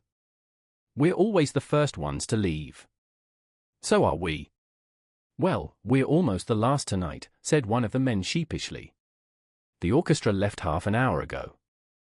In spite of this wives' agreement that such malevolence was beyond credibility, the dispute ended in a short struggle, and both wives were lifted, kicking, into the night. As I waited for my hat in the hall the door of the library opened and Jordan Baker and Gatsby came out together. He was saying some last word to her, but the eagerness in his manner tightened abruptly into formality as several people approached him to say goodbye. Jordan's party were calling impatiently to her from the porch, but she lingered for a moment to shake hands. "I've just heard the most amazing thing," she whispered. "How long were we in there?" "Why, about an hour." "It was simply amazing," she repeated abstractedly. "But I swore I wouldn't tell it, and here I am tantalizing you." She yawned gracefully in my face. "Please come and see me." Phone book. Under the name of Mrs. Sigourney Howard. My aunt. She was hurrying off as she talked, her brown hand waved a jaunty salute as she melted into her party at the door. Rather ashamed that on my first appearance I had stayed so late, I joined the last of Gatsby's guests, who were clustered around him. I wanted to explain that I'd hunted for him early in the evening and to apologize for not having known him in the garden. "Don't mention it," he enjoined me eagerly. "Don't give it another thought, old sport." The familiar expression held no more familiarity than the hand which reassuringly brushed my shoulder. "And don't forget we're going up in the hydroplane tomorrow morning, at 9 o'clock. Then the butler, behind his shoulder. "Philadelphia wants you on the phone, sir." "All right, in a minute. Tell them I'll be right there. Good night. Good night. Good night." He smiled, and suddenly there seemed to be a pleasant significance in having been among the last to go, as if he had desired it all the time. "Good night, old sport. Good night." But as I walked down the steps I saw that the evening was not quite over. 50 feet from the door a dozen headlights illuminated a bizarre and tumultuous scene. In the ditch beside the road, right side up, but violently shorn of one wheel, rested a new coupe which had left Gatsby's drive not 2 minutes before. The sharp jut of a wall accounted for the detachment of the wheel, which was now getting considerable attention from half a dozen curious chauffeurs.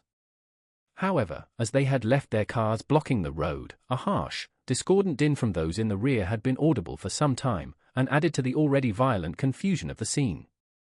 A man in a long duster had dismounted from the wreck and now stood in the middle of the road, looking from the car to the tire and from the tire to the observers in a pleasant, puzzled way. "See," he explained. "It went in the ditch."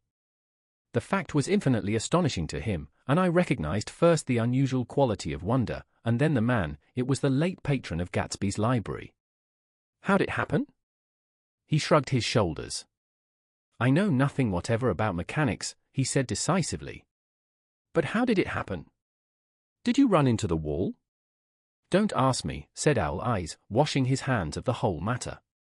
"I know very little about driving, next to nothing. It happened, and that's all I know." "Well, if you're a poor driver you oughtn't to try driving at night."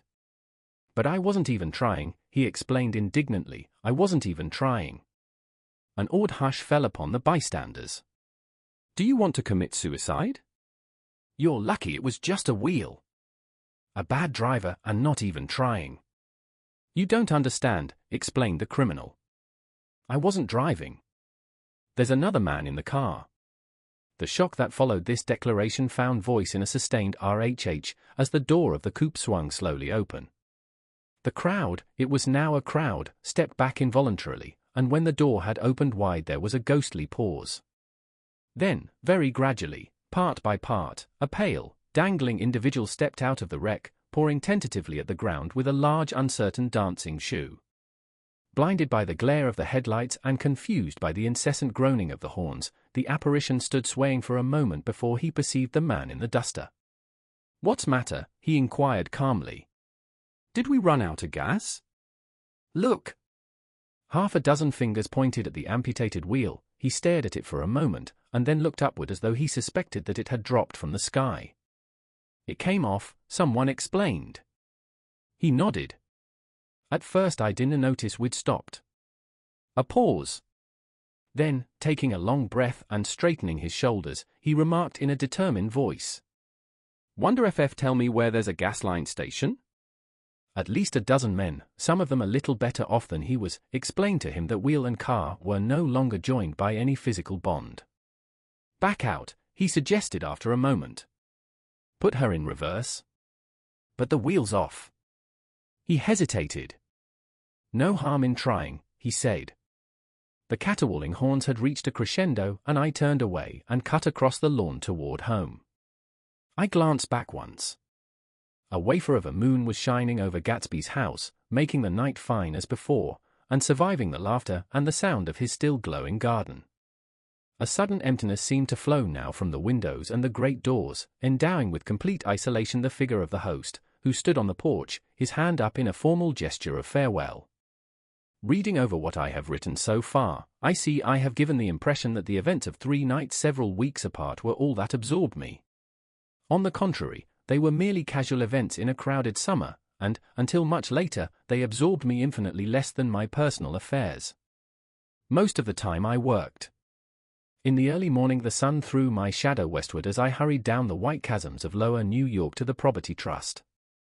I knew the other clerks and young bond salesmen by their first names, and lunched with them in dark, crowded restaurants on little pig sausages and mashed potatoes and coffee.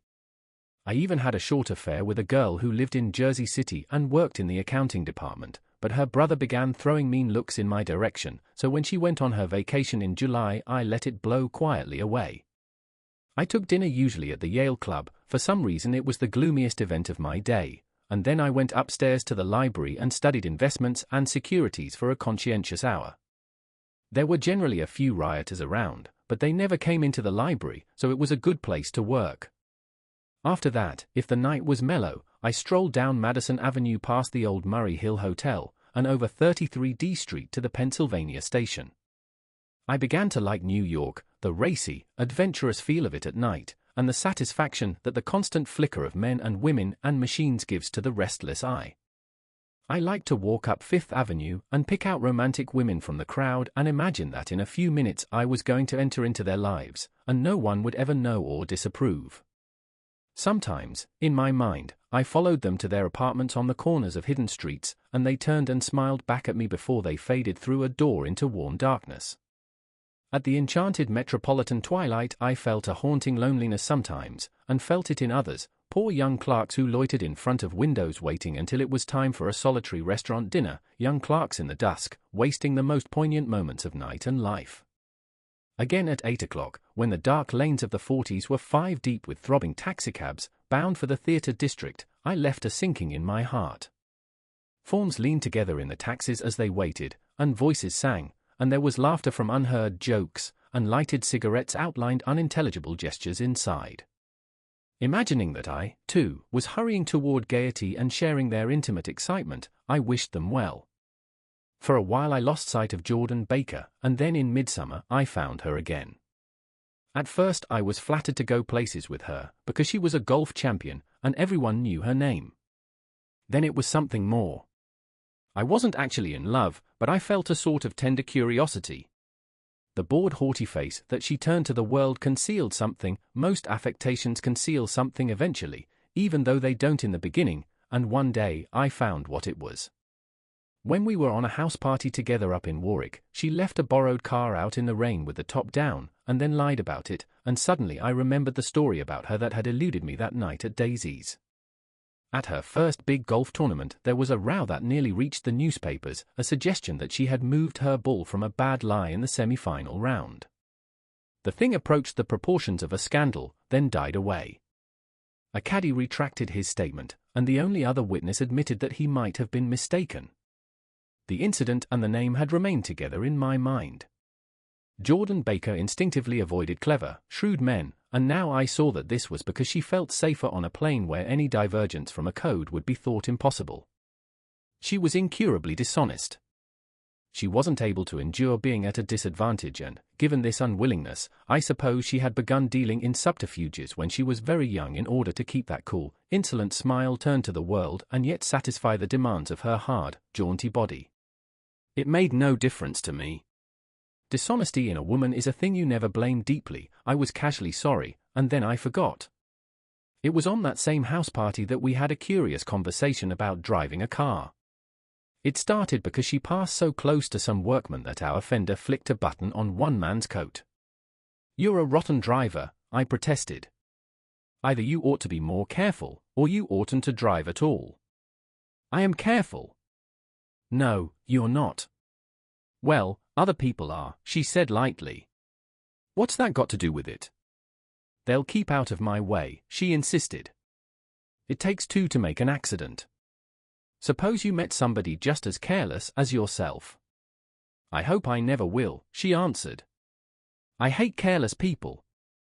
That's why I like you. Her grey, sun-strained eye stared straight ahead, but she had deliberately shifted our relations, and for a moment I thought I loved her. But I am slow-thinking and full of interior rules that act as brakes on my desires, and I knew that first I had to get myself definitely out of that tangle back home. I'd been writing letters once a week and signing them.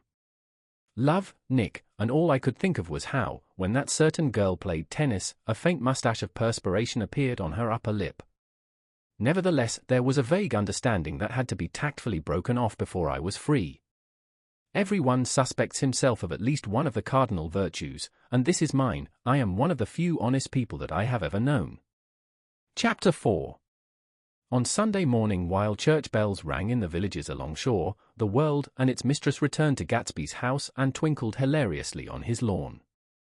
He's a bootlegger, said the young ladies, moving somewhere between his cocktails and his flowers. One time he killed a man who had found out that he was nephew to von Hindenburg and second cousin to the devil. Reach me a rose, honey, and pour me a last drop into that there crystal glass. Once I wrote down on the empty spaces of a timetable the names of those who came to Gatsby's house that summer. It is an old timetable now, disintegrating at its folds, and headed this schedule in effect July 5, 1922. But I can still read the grey names, and they will give you a better impression than my generalities of those who accepted Gatsby's hospitality and paid him the subtle tribute of knowing nothing whatever about him. From East Egg, then, came the Chesterbeckers and the Leaches, and a man named Bunsen, whom I knew at Yale, and Dr. Webster Civet, who was drowned last summer up in Maine. And the Hornbeams, and the Willie Voltaires, and a whole clan named Blackbuck, who always gathered in a corner and flipped up their noses like goats at whosoever came near. And the Ismays and the Christies, or rather Hubert Auerbach and Mr. Christie's wife, and Edgar Beaver, whose hair, they say, turned cotton white one winter afternoon for no good reason at all. Clarence Endive was from East Egg, as I remember. He came only once, in white knickerbockers, and had a fight with a bum named Etty in the garden. From farther out on the island came the Cheadles and the Zero. R.P. Schraders, and the Stonewall Jackson Abrams of Georgia, and the Fishguards and the Ripley Snells. Snell was there 3 days before he went to the penitentiary, so drunk out on the gravel drive that Mrs. Ulysses Sweat's automobile ran over his right hand. The dances came, too, and S.B. Whitebait, who was well over 60, and Maurice A. Flink, and the Hammerheads, and Beluga the tobacco importer, and Beluga's girls. From West Egg came the Poles and the Mulreadys and Cecil Roebuck and Cecil Chun and Gulick the state senator and Newton Orchid, who controlled films par excellence, and Eckhorst and Clyde Cohen and Don S. Shorts, the son, and Arthur McCarty, all connected with the movies in one way or another.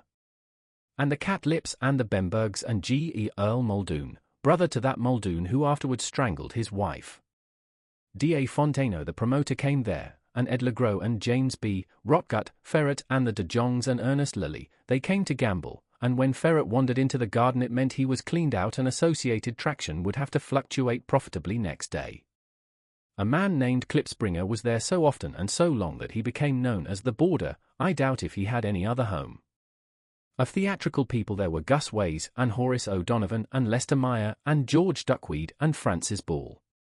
Also from New York were the Cromes and the Backhissons and the Denekers and Russell Betty and the Corrigans and the Kellehers and the Dewis and the Scullys and S.W. Belcher and the Smirks and the young Quinns, divorced now, and Henry L. Palmetto, who killed himself by jumping in front of a subway train in Times Square.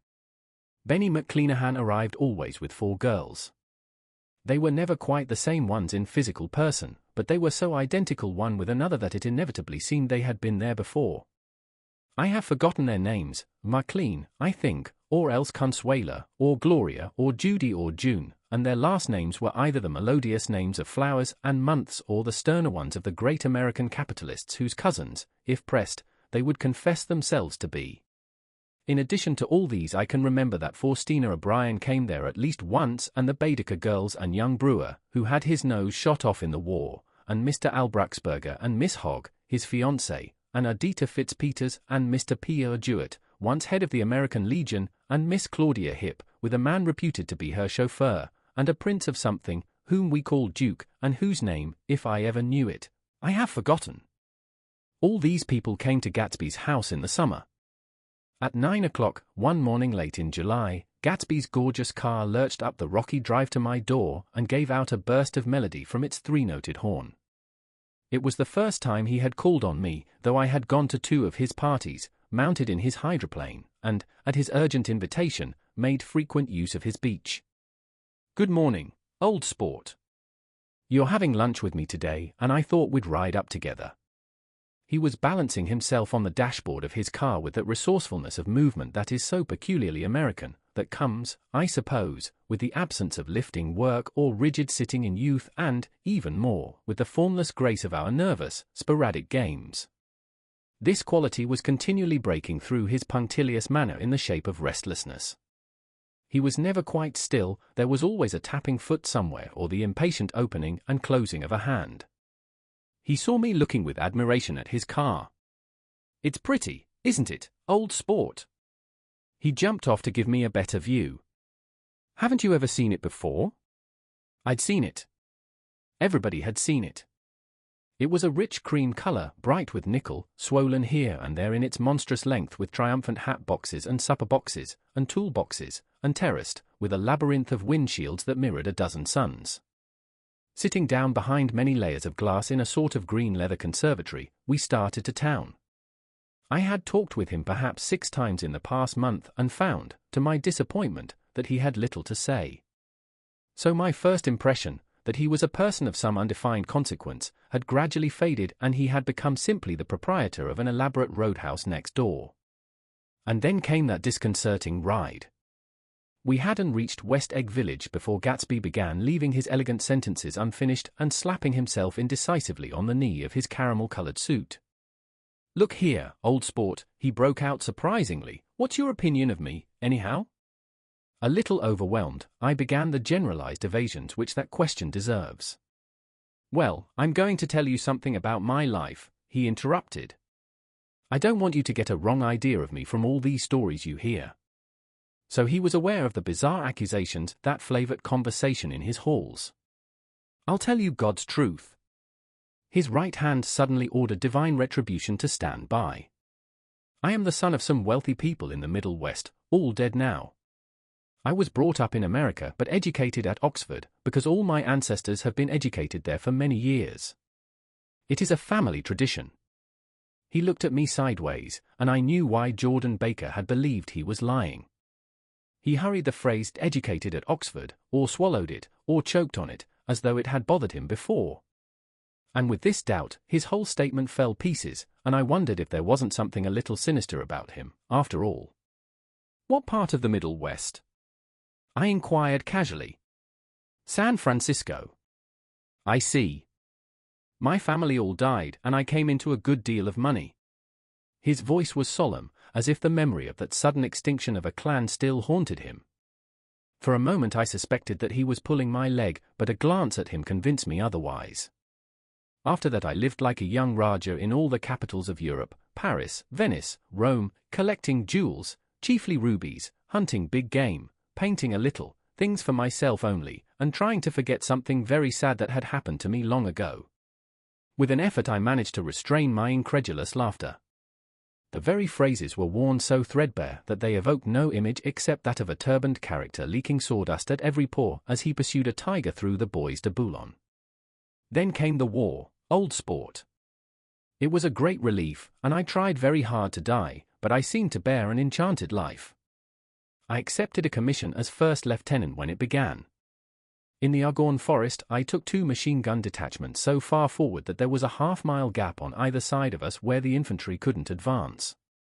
We stayed there 2 days and 2 nights, 130 men with 16 Lewis guns, and when the infantry came up at last they found the insignia of 3 German divisions among the piles of dead. I was promoted to be a major, and every Allied government gave me a decoration, even Montenegro, little Montenegro down on the Adriatic Sea. Little Montenegro. He lifted up the words and nodded at them, with his smile. The smile comprehended Montenegro's troubled history and sympathized with the brave struggles of the Montenegrin people. It appreciated fully the chain of national circumstances which had elicited this tribute from Montenegro's warm little heart. My incredulity was submerged in fascination now. It was like skimming hastily through a dozen magazines. He reached in his pocket, and a piece of metal, slung on a ribbon, fell into my palm. "That's the one from Montenegro." To my astonishment, the thing had an authentic look. Audrey de Dunello ran the circular legend, Montenegro, Nicholas Rex. "Turn it." "Major Jay Gatsby," I read, "for valor extraordinary." Here's another thing I always carry. A souvenir of Oxford days. It was taken in Trinity Quad. The man on my left is now the Earl of Doncaster. It was a photograph of half a dozen young men in blazers loafing in an archway through which were visible a host of spires. There was Gatsby, looking a little, not much, younger, with a cricket bat in his hand. Then it was all true. I saw the skins of tigers flaming in his palace on the Grand Canal. I saw him opening a chest of rubies to ease, with their crimson-lighted depths, the drawings of his broken heart. "I'm going to make a big request of you today," he said, pocketing his souvenirs with satisfaction, "so I thought you ought to know something about me. I didn't want you to think I was just some nobody. You see, I usually find myself among strangers because I drift here and they're trying to forget the sad thing that happened to me."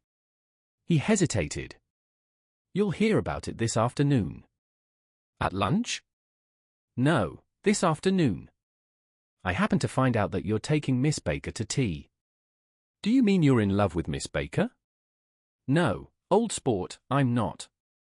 But Miss Baker has kindly consented to speak to you about this matter." I hadn't the faintest idea what this matter was, but I was more annoyed than interested. I hadn't asked Jordan to tea in order to discuss Mr. Jay Gatsby.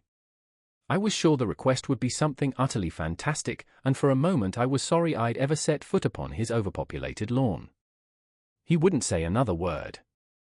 His correctness grew on him as we neared the city.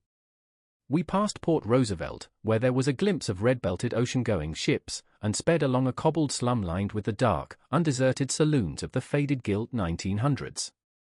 Then the Valley of Ashes opened out on both sides of us, and I had a glimpse of Mrs. Wilson straining at the garage pump with panting vitality as we went by. With fenders spread like wings we scattered light through half Astoria, only half, for as we twisted among the pillars of the elevated I heard the familiar jug-jug spatter of a motorcycle, and a frantic policeman rode alongside. "All right, old sport," called Gatsby. We slowed down. Taking a white card from his wallet, he waved it before the man's eyes. "Right you are," agreed the policeman, tipping his cap. "Know you next time, Mr. Gatsby." "Excuse me. What was that?" I inquired. "The picture of Oxford?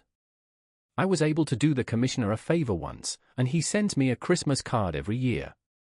Over the Great Bridge, with the sunlight through the girders making a constant flicker upon the moving cars, with the city rising up across the river in white heaps and sugar lumps all built with a wish out of non-olfactory money. The city scene from the Queensborough Bridge is always the city scene for the first time, in its first wild promise of all the mystery and the beauty in the world. A dead man passed us in a hearse heaped with blooms, followed by 2 carriages with drawn blinds, and by more cheerful carriages for friends. The friends looked out at us with the tragic eyes and short upper lips of southeastern Europe, and I was glad that the sight of Gatsby's splendid car was included in their somber holiday. As we crossed Blackwell's Island, a limousine passed us, driven by a white chauffeur, in which sat 3 modish Negroes, 2 bucks and a girl. I laughed aloud as the yolks of their eyeballs rolled toward us in haughty rivalry. Anything can happen now that we've slid over this bridge, I thought, anything at all. Even Gatsby could happen, without any particular wonder. Roaring noon. In a well-fun 42nd Street cellar, I met Gatsby for lunch. Blinking away the brightness of the street outside, my eyes picked him out obscurely in the anteroom, talking to another man. "Mr. Carraway, this is my friend Mr. Wolfsheim." A small, flat-nosed Jew raised his large head and regarded me with 2 fine growths of hair which luxuriated in either nostril. After a moment I discovered his tiny eyes in the half-darkness. "So I took one look at him," said Mr. Wolfsheim, shaking my hand earnestly, "and what do you think I did?" "What?" I inquired politely. But evidently he was not addressing me, for he dropped my hand and covered Gatsby with his expressive nose. I handed the money to Catspaw and I said, "All right, Catspaw, don't pay him a penny till he shuts his mouth." He shut it then and there. Gatsby took an arm of each of us and moved forward into the restaurant, whereupon Mr. Wolfsheim swallowed a new sentence he was starting and lapsed into a somnambulatory abstraction. "Highballs?" asked the head waiter. "This is a nice restaurant here," said Mr. Wolfsheim, looking at the Presbyterian nymphs on the ceiling. "But I like across the street better." "Yes, highballs," agreed Gatsby, and then to Mr. Wolfsheim, "It's too hot over there." "Hot and small, yes," said Mr. Wolfsheim, "but full of memories." "What place is that?" I asked. "The Old Metropole." "The Old Metropole," brooded Mr. Wolfsheim gloomily. "Filled with faces dead and gone. Filled with fiends gone now forever. I can't forget so long as I live the night they shot Rosie Rosenthal there. It was 6 of us at the table, and Rosie had eaten and drunk a lot all evening. When it was almost morning, the waiter came up to him with a funny look and says somebody wants to speak to him outside. "All right," says Rosie, and begins to get up, and I pulled him down in his chair. "Let the bastards come in here if they want you, Rosie, but don't you, so help me, move outside this room." It was 4 o'clock in the morning then, and if we'd have raised the blinds we'd have seen daylight. "Did he go?" I asked innocently. "Sure he went." Mr. Wolfsheim's nose flashed at me indignantly. He turned around in the door and says, "Don't let that waiter take away my coffee." Then he went out on the sidewalk, and they shot him 3 times in his full belly and drove away. 4 of them were electrocuted, I said. 5, with Becca. His nostrils turned to be in an interested way. "I understand you're looking for a business connection." The juxtaposition of these 2 remarks was startling. Gatsby answered for me. "Oh, no," he exclaimed, "this isn't the man." "No?" Mr. Wolfsheim seemed disappointed. "This is just a friend. I told you we'd talk about that some other time." "I beg your pardon," said Mr. Wolfsheim, "I had a wrong man." A succulent hash arrived, and Mr. Wolfsheim, forgetting the more sentimental atmosphere of the Old Metropole, began to eat with ferocious delicacy. His eyes, meanwhile, roved very slowly all around the room. He completed the arc by turning to inspect the people directly behind. I think that, except for my presence, he would have taken one short glance beneath our own table. "Look here, old sport," said Gatsby leaning toward me, "I'm afraid I made you a little angry this morning in the car." There was the smile again, but this time I held out against it. "I don't like mysteries," I answered, "and I don't understand why you won't come out frankly and tell me what you want." "Why has it all got to come through Miss Baker?" "Oh, it's nothing underhand," he assured me. "Miss Baker's a great sportswoman, you know, and she'd never do anything that wasn't all right."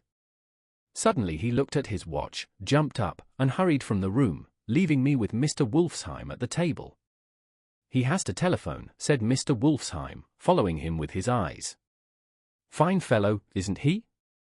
Handsome to look at and a perfect gentleman." "Yes." "He's an Oxford man." "Oh." "He went to Oxford College in England." "You know Oxford College?" "I've heard of it. It's one of the most famous colleges in the world."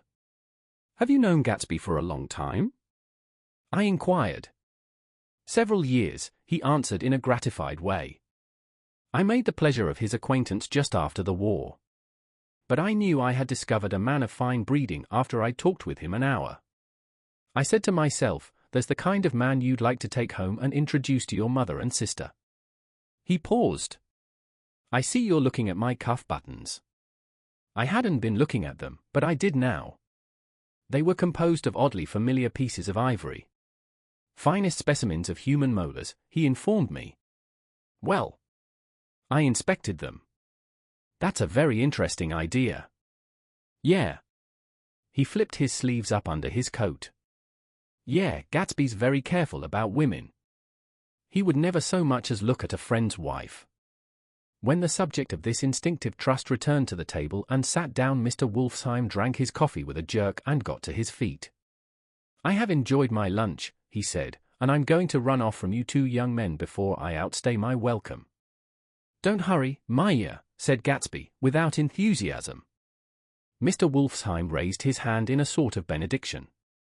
"You're very polite, but I belong to another generation," he announced solemnly. "You sit here and discuss your sports and your young ladies and your—" he supplied an imaginary noun with another wave of his hand. "As for me, I am 50 years old, and I won't impose myself on you any longer." As he shook hands and turned away, his tragic nose was trembling. I wondered if I had said anything to offend him. "He becomes very sentimental sometimes," explained Gatsby. "This is one of his sentimental days.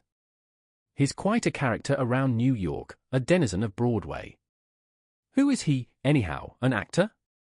"No." "A dentist?" "Maya Wolfsheim?" "No, he's a gambler." Gatsby hesitated, then added coolly, "He's the man who fixed the World Series back in 1919. "Fixed the World Series?" I repeated. The idea staggered me. I remembered, of course, that the World Series had been fixed in 1919, but if I had thought of it at all, I would have thought of it as a thing that merely happened, the end of some inevitable chain. It never occurred to me that one man could start to play with the faith of 50 million people, with the single-mindedness of a burglar blowing a safe. "How did he happen to do that?" I asked after a minute. "He just saw the opportunity." "Why isn't he in jail?" "They can't get him, old sport. He's a smart man." I insisted on paying the check. As the waiter brought my change, I caught sight of Tom Buchanan across the crowded room. "Come along with me for a minute," I said. "I've got to say hello to someone." When he saw us, Tom jumped up and took half a dozen steps in our direction. "Where have you been?" he demanded eagerly. "Daisy's furious because you haven't called up. This is Mr. Gatsby, Mr. Buchanan." They shook hands briefly, and a strained, unfamiliar look of embarrassment came over Gatsby's face. "How have you been, anyhow?" demanded Tom of me. "How'd you happen to come up this far to eat?" "I've been having lunch with Mr. Gatsby." I turned toward Mr. Gatsby, but he was no longer there. "One October day in 1917. said Jordan Baker that afternoon, sitting up very straight on a straight chair in the tea garden at the Plaza Hotel. I was walking along from one place to another, half on the sidewalks and half on the lawns. I was happier on the lawns because I had on shoes from England with rubber knobs on the soles that bit into the soft ground.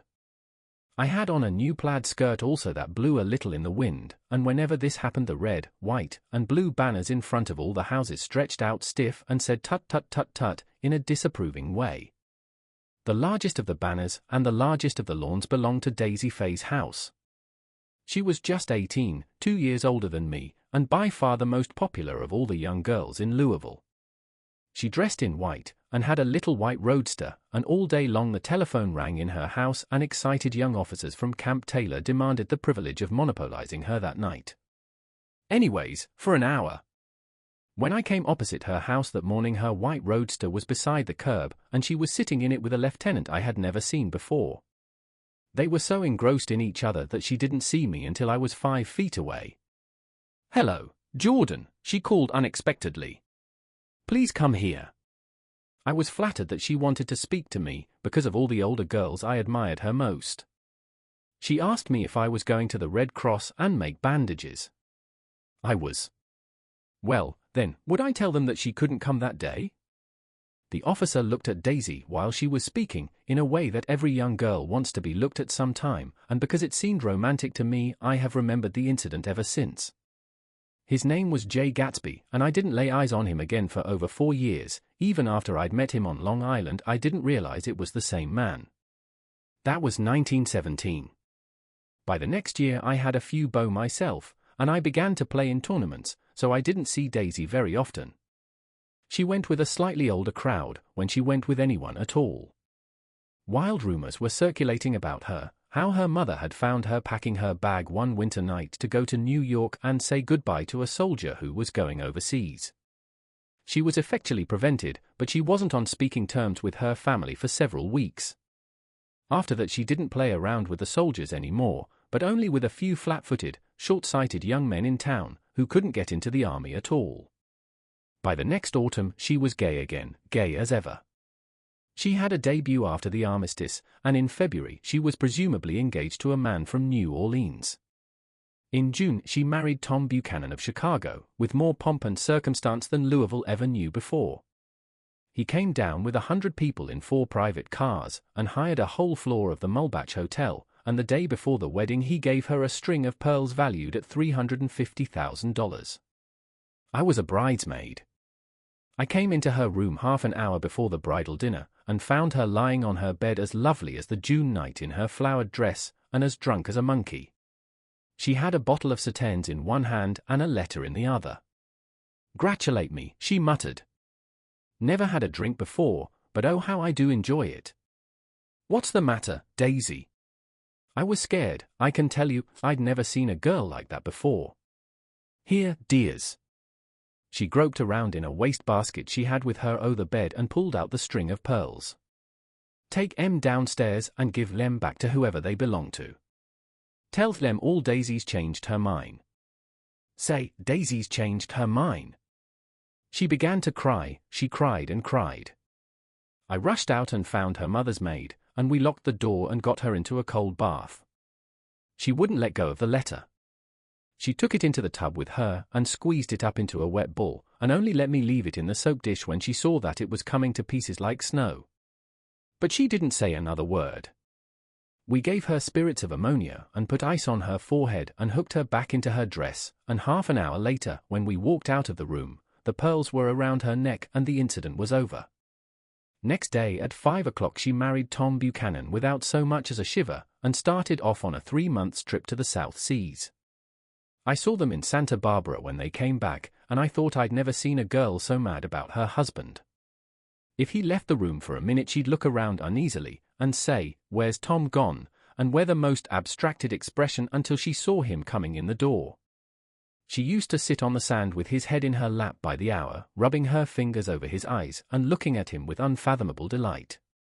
It was touching to see them together. It made you laugh in a hushed, fascinated way. That was in August.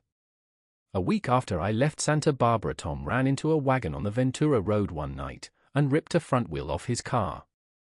The girl who was with him got into the papers, too, because her arm was broken. She was one of the chambermaids in the Santa Barbara hotel. The next April Daisy had her little girl, and they went to France for a year. I saw them one spring in Cannes, and later in Deauville, and then they came back to Chicago to settle down. Daisy was popular in Chicago, as you know. They moved with a fast crowd, all of them young and rich and wild, but she came out with an absolutely perfect reputation. Perhaps because she doesn't drink. It's a great advantage not to drink among hard-drinking people.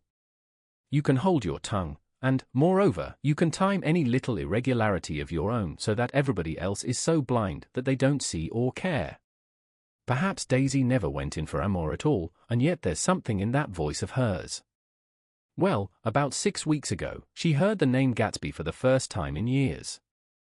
It was when I asked you, do you remember, if you knew Gatsby in West Egg? After you had gone home she came into my room and woke me up, and said, "What Gatsby?" And when I described him, I was half asleep. She said in the strangest voice that it must be the man she used to know. It wasn't until then that I connected this Gatsby with the officer in her white car. When Jordan Baker had finished telling all this, we had left the plaza for half an hour and were driving in a Victoria through Central Park. The sun had gone down behind the tall apartments of the movie stars in the West 50s, and the clear voices of little girls already gathered like crickets on the grass rose through the hot twilight. I'm the sheikh of Arabi. Your love belongs to me. At night when you're asleep. Into your tent I'll creep. It was a strange coincidence, I said. But it wasn't a coincidence at all. Why not? Gatsby bought that house so that Daisy would be just across the bay. Then it had not been merely the stars to which he had aspired on that June night. He came alive to me, delivered suddenly from the womb of his purposeless splendor. He wants to know, continued Jordan, if you'll invite Daisy to your house some afternoon and then let him come over. The modesty of the demand shook me. He had waited 5 years and bought a mansion where he dispensed starlight to casual moths, so that he could come over some afternoon to a stranger's garden. Did I have to know all this before he could ask such a little thing? He's afraid he's waited so long. He thought you might be offended. You see, he's a regular tough underneath it all. Something worried me. Why didn't he ask you to arrange a meeting? He wants her to see his house, she explained. And your house is right next door. Oh. I think he half expected her to wander into one of his parties some night, went on Jordan, but she never did. Then he began asking people casually if they knew her, and I was the first one he found.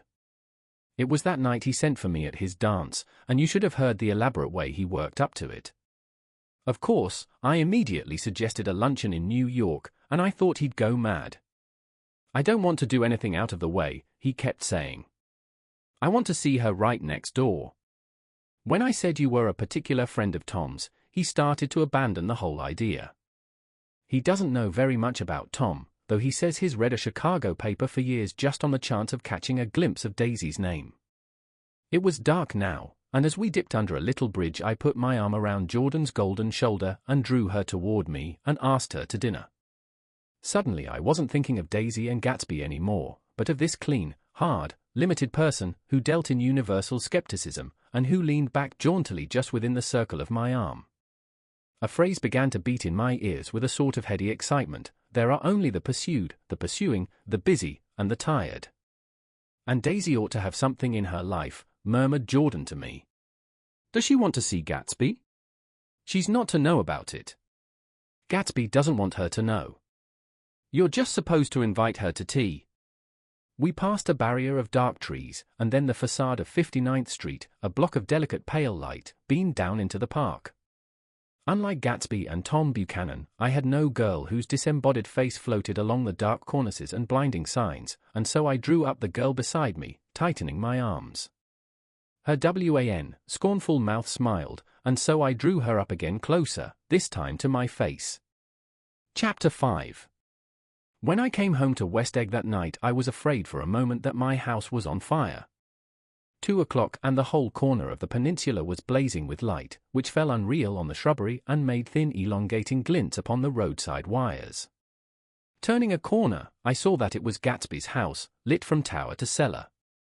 At first I thought it was another party, a wild rout that had resolved itself into hide-and-go-seek or sardines in the box with all the house thrown open to the game.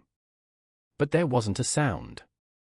Only wind in the trees, which blew the wires and made the lights go off and on again as if the house had winked into the darkness. As my taxi groaned away I saw Gatsby walking toward me across his lawn. "Your place looks like the World's Fair," I said. "Does it?" He turned his eyes toward it absently. "I have been glancing into some of the rooms. Let's go to Coney Island, old sport." "In my car." "It's too late." "Well, suppose we take a plunge in the swimming pool?" "I haven't made use of it all summer. I've got to go to bed." "All right." He waited, looking at me with suppressed eagerness. "I talked with Miss Baker," I said after a moment. "I'm going to call up Daisy tomorrow and invite her over here to tea." "Oh, that's all right," he said carelessly. "I don't want to put you to any trouble. What day would suit you?" "What day would suit you," he corrected me quickly. "I don't want to put you to any trouble, you see." "How about the day after tomorrow?" He considered for a moment. Then, with reluctance, "I want to get the grass cut," he said. We both looked at the grass. There was a sharp line where my ragged lawn ended and the darker, well-kept expanse of his began. I suspected that he meant my grass. "There's another little thing," he said uncertainly, and hesitated. "Would you rather put it off for a few days?" I asked. "Oh, it isn't about that." At least, he fumbled with a series of beginnings. "Why?" I thought. "Why, look here, old sport, you don't make much money, do you?" "Not very much." This seemed to reassure him and he continued more confidently. "I thought you didn't, if you'll pardon my, you see, I carry on a little business on the side, a sort of sideline, you understand. And I thought that if you don't make very much, you're selling bonds, aren't you, old sport?" "Trying to." "Well, this would interest you." It wouldn't take up much of your time and you might pick up a nice bit of money. It happens to be a rather confidential sort of thing. I realize now that under different circumstances that conversation might have been one of the crises of my life. But because the offer was obviously and tactlessly for a service to be rendered, I had no choice except to cut him off there. "I've got my hands full," I said. "I'm much obliged, but I couldn't take on any more work." "You wouldn't have to do any business with Wolfsheim."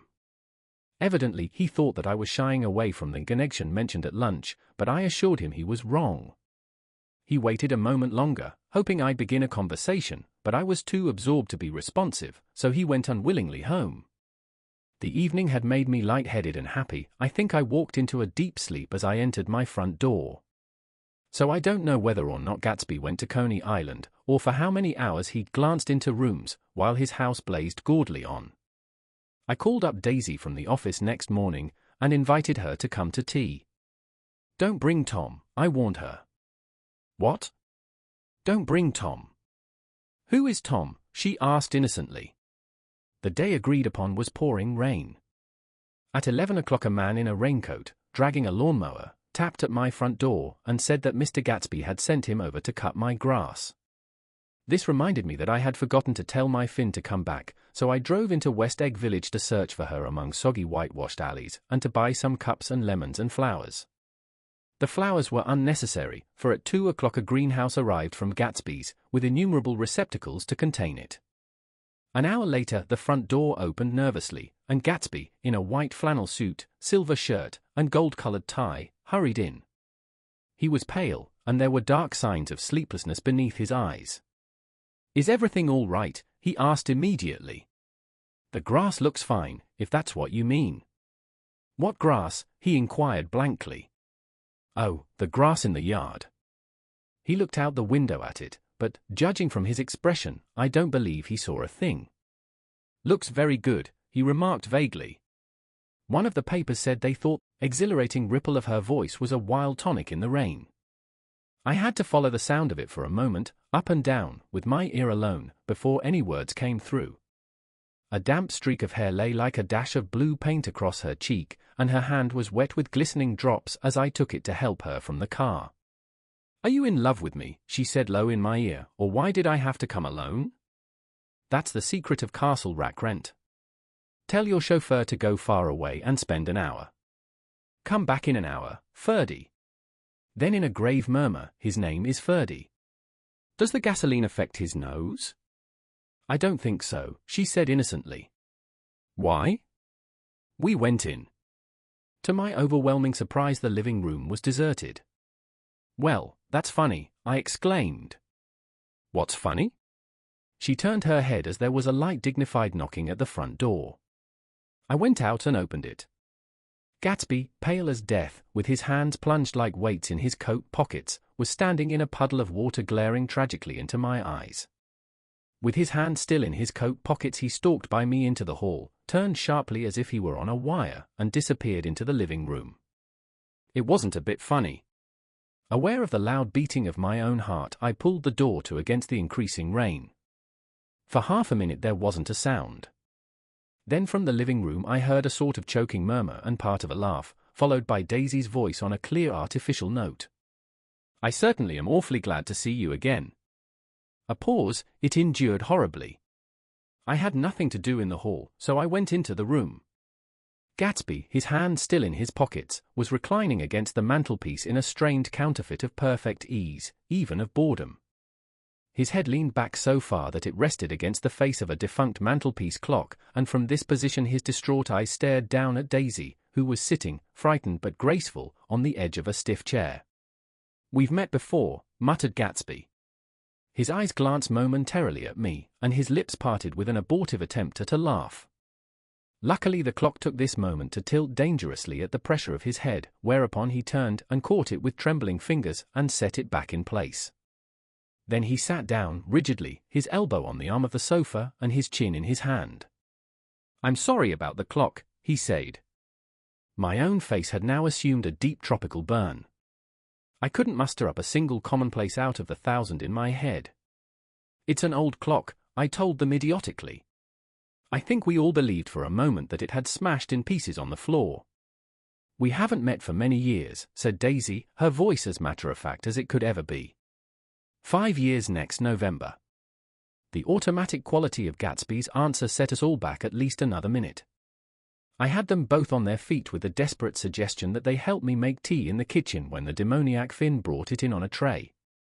Amid the welcome confusion of cups and cakes, a certain physical decency established itself. Gatsby got himself into a shadow and, while Daisy and I talked, looked conscientiously from one to the other of us with tense, unhappy eyes. However, as calmness wasn't an end in itself, I made an excuse at the first possible moment and got to my feet. "Where are you going?" demanded Gatsby in immediate alarm. "I'll be back. I've got to speak to you about something before you go." He followed me wildly into the kitchen, closed the door, and whispered, "Oh, God," in a miserable way. "What's the matter?" "This is a terrible mistake," he said, shaking his head from side to side. "A terrible, terrible mistake. You're just embarrassed, that's all," and luckily I added, "Daisy's embarrassed too." "She's embarrassed," he repeated incredulously. "Just as much as you are. Don't talk so loud. You're acting like a little boy," I broke out impatiently. "Not only that, but you're rude. Daisy's sitting in there all alone." He raised his hand to stop my words, looked at me with unforgettable reproach, and, opening the door cautiously, went back into the other room. I walked out the back way, just as Gatsby had when he had made his nervous circuit of the house half an hour before, and ran for a huge black knotted tree whose mass leaves made a fabric against the rain. Once more it was pouring, and my irregular lawn, well shaved by Gatsby's gardener, abounded in small muddy swamps and prehistoric marshes. There was nothing to look at from under the tree except Gatsby's enormous house, so I stared at it, like Kant at his church steeple, for half an hour. A brewer had built it early in this period, craze a decade before, and there was a story that he'd agreed to pay 5 years' taxes on all the neighboring cottages if the owners would have their roofs thatched with straw. Perhaps their refusal took the heart out of his plan to found a family. He went into an immediate decline. His children sold his house with the black wreath still on the door. Americans, while occasionally willing to be serfs, have always been obstinate about being peasantry. After half an hour, the sun shone again, and the grocer's automobile rounded Gatsby's drive with the raw material for his servant's dinner. I felt sure he wouldn't eat a spoonful. A maid began opening the upper windows of his house, appeared momentarily in each, and, leaning from a large central bay, spat meditatively into the garden. It was time I went back. While the rain continued, it had seemed like the murmur of their voices, rising and swelling a little now and then with gusts of emotion. But in the new silence I felt that silence had fallen within the house too. I went in, after making every possible noise in the kitchen, short of pushing over the stove, but I don't believe they heard a sound. They were sitting at either end of the couch, looking at each other as if some question had been asked, or was in the air, and every vestige of embarrassment was gone. Daisy's face was smeared with tears, and when I came in she jumped up and began wiping at it with her handkerchief before a mirror. But there was a change in Gatsby that was simply confounding. He literally glowed. Without a word or a gesture of exultation, a new well-being radiated from him and filled the little room. "Oh, hello, old sport," he said, as if he hadn't seen me for years. I thought for a moment he was going to shake hands. "It stopped raining." "Has it?" When he realized what I was talking about, that there were twinkle bells of sunshine in the room, he smiled like a weatherman, like an ecstatic patron of recurrent light, and repeated the news to Daisy. "What do you think of that?" "It stopped raining." "I'm glad, Jay." Her throat, full of aching, grieving beauty, told only of her unexpected joy. "I want you and Daisy to come over to my house," he said. "I'd like to show her around." "You're sure you want me to come?" "Absolutely, old sport." Daisy went upstairs to wash her face, too late I thought with humiliation of my towels, while Gatsby and I waited on the lawn. "My house looks well, doesn't it?" he demanded. "See how the whole front of it catches the light." I agreed that it was splendid. "Yes." His eyes went over it, every arched door and square tower. "It took me just 3 years to earn the money that bought it." "I thought you inherited your money." "I did, old sport," he said automatically, but I lost most of it in the big panic, the panic of the war.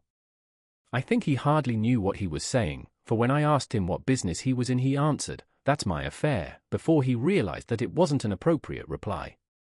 "Oh, I've been in several things," he corrected himself. "I was in the drug business and then I was in the oil business. But I'm not in either one now." He looked at me with more attention. "Do you mean you've been thinking over what I proposed the other night?"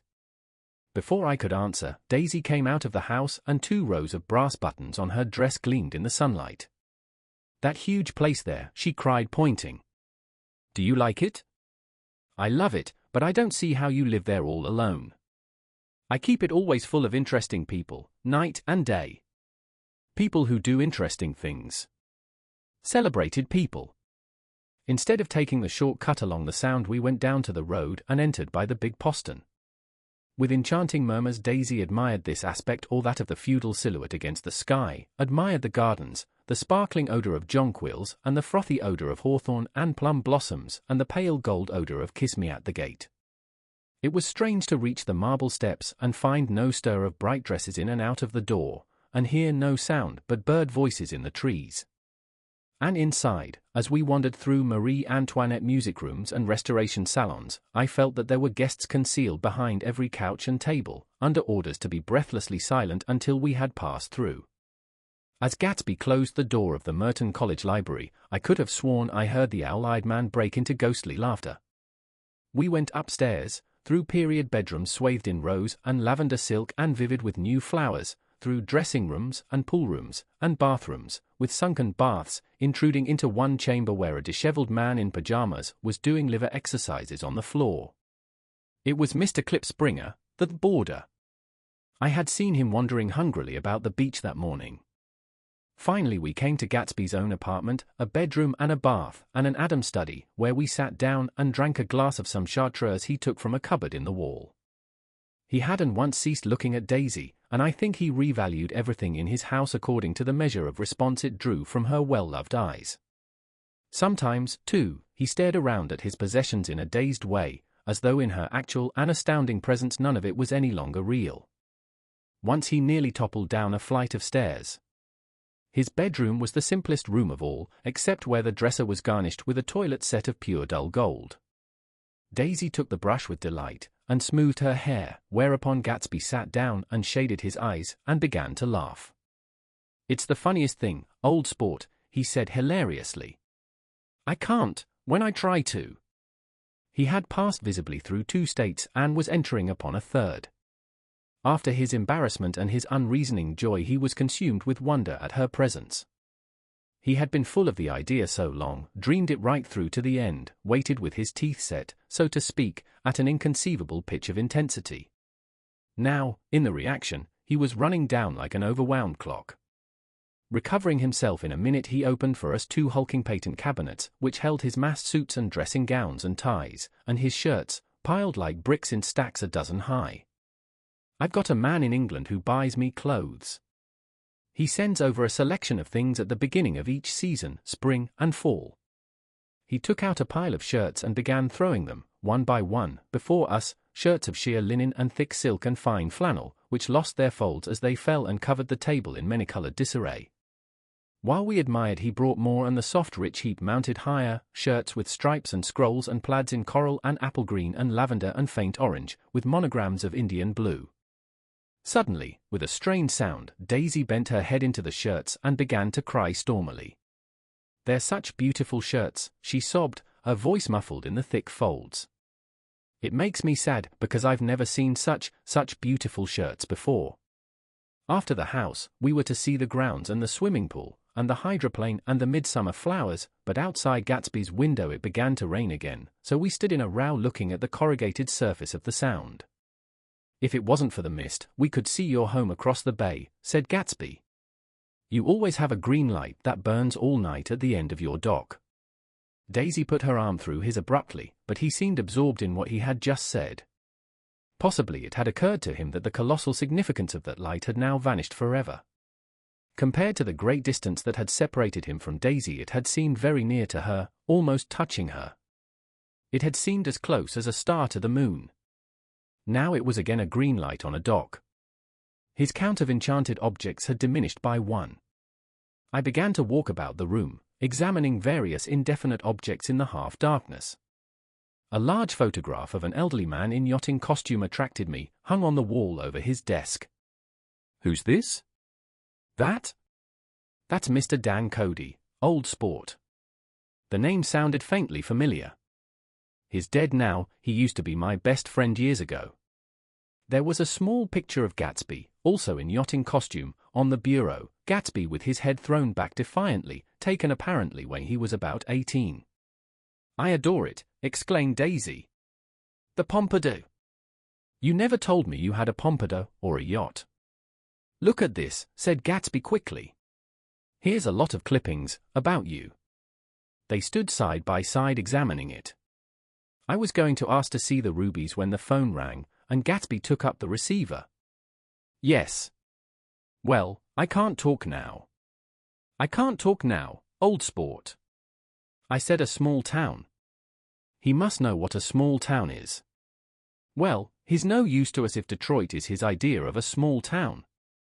He rang off. "Come here quick," cried Daisy at the window. The rain was still falling, but the darkness had parted in the west, and there was a pink and golden billow of foamy clouds above the sea. "Look at that," she whispered, and then after a moment, "I'd like to just get one of those pink clouds and put you in it and push you around." I tried to go then, but they wouldn't hear of it. Perhaps my presence made them feel more satisfactorily alone. "I know what we'll do," said Gatsby, "we'll have Klipspringer play the piano." He went out of the room calling Ewing, and returned in a few minutes accompanied by an embarrassed, slightly worn young man, with shell-rimmed glasses and scanty blonde hair. He was now decently clothed in a sport shirt, open at the neck, sneakers, and duck trousers of a nebulous hue. "Did we interrupt your exercises?" inquired Daisy politely. "I was asleep," cried Mr. Klipspringer, in a spasm of embarrassment. "That is, I'd been asleep. Then I got up." "Klipspringer plays the piano," said Gatsby, cutting him off. "Don't you, Ewing, old sport?" "I don't play well." I hardly play at all. I'm all out of prac." "We'll go downstairs," interrupted Gatsby. He flipped a switch. The grey windows disappeared as the house glowed full of light. In the music room, Gatsby turned on a solitary lamp beside the piano.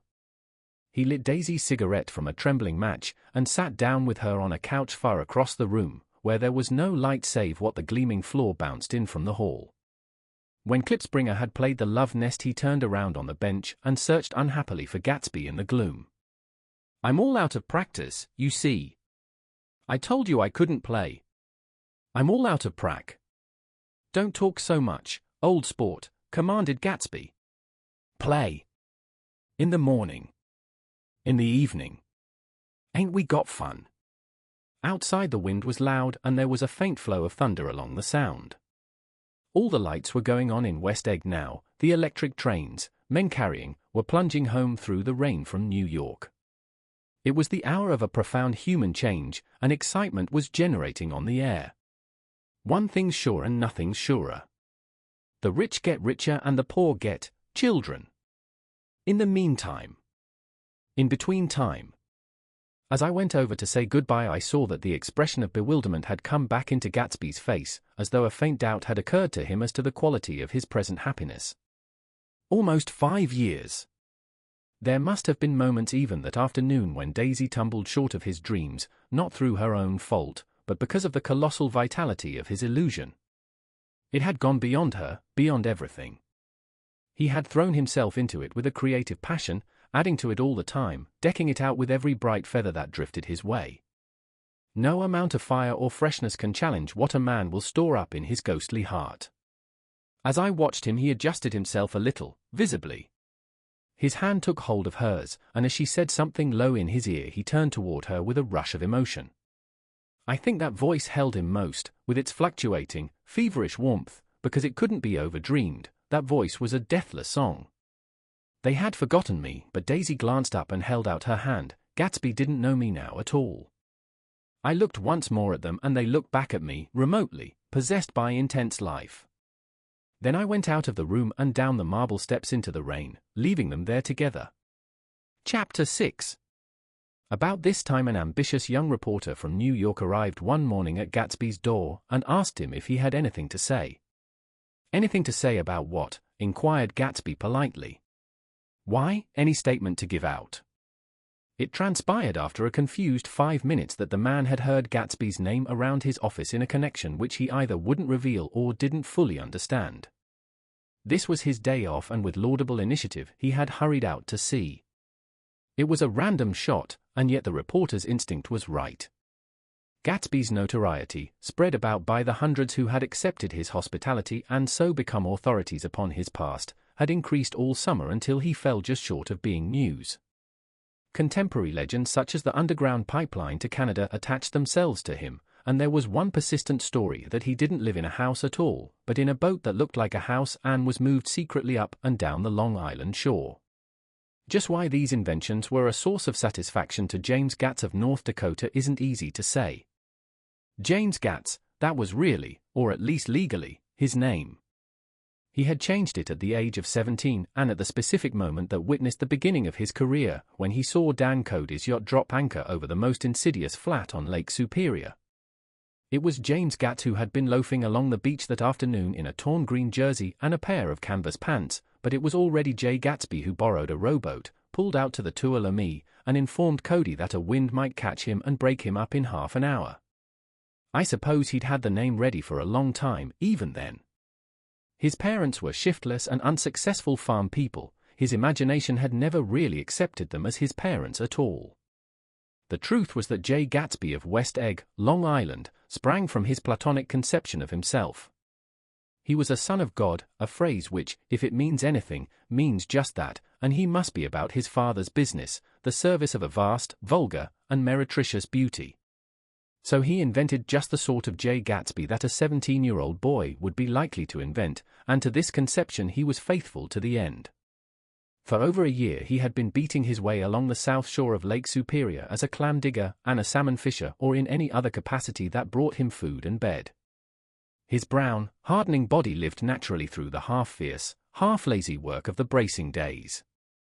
He knew women early, and since they spoiled him he became contemptuous of them, of young virgins because they were ignorant, of the others because they were hysterical about things which in his overwhelming self-absorption he took for granted.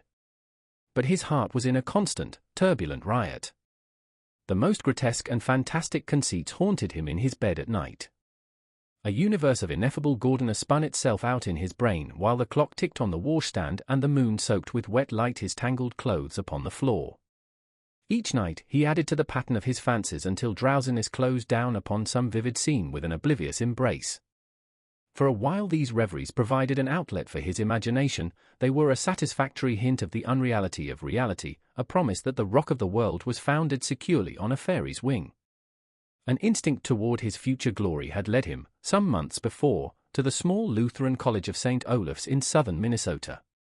He stayed there 2 weeks, dismayed at its ferocious indifference to the drums of his destiny, to destiny itself, and despising the janitor's work with which he was to pay his way through.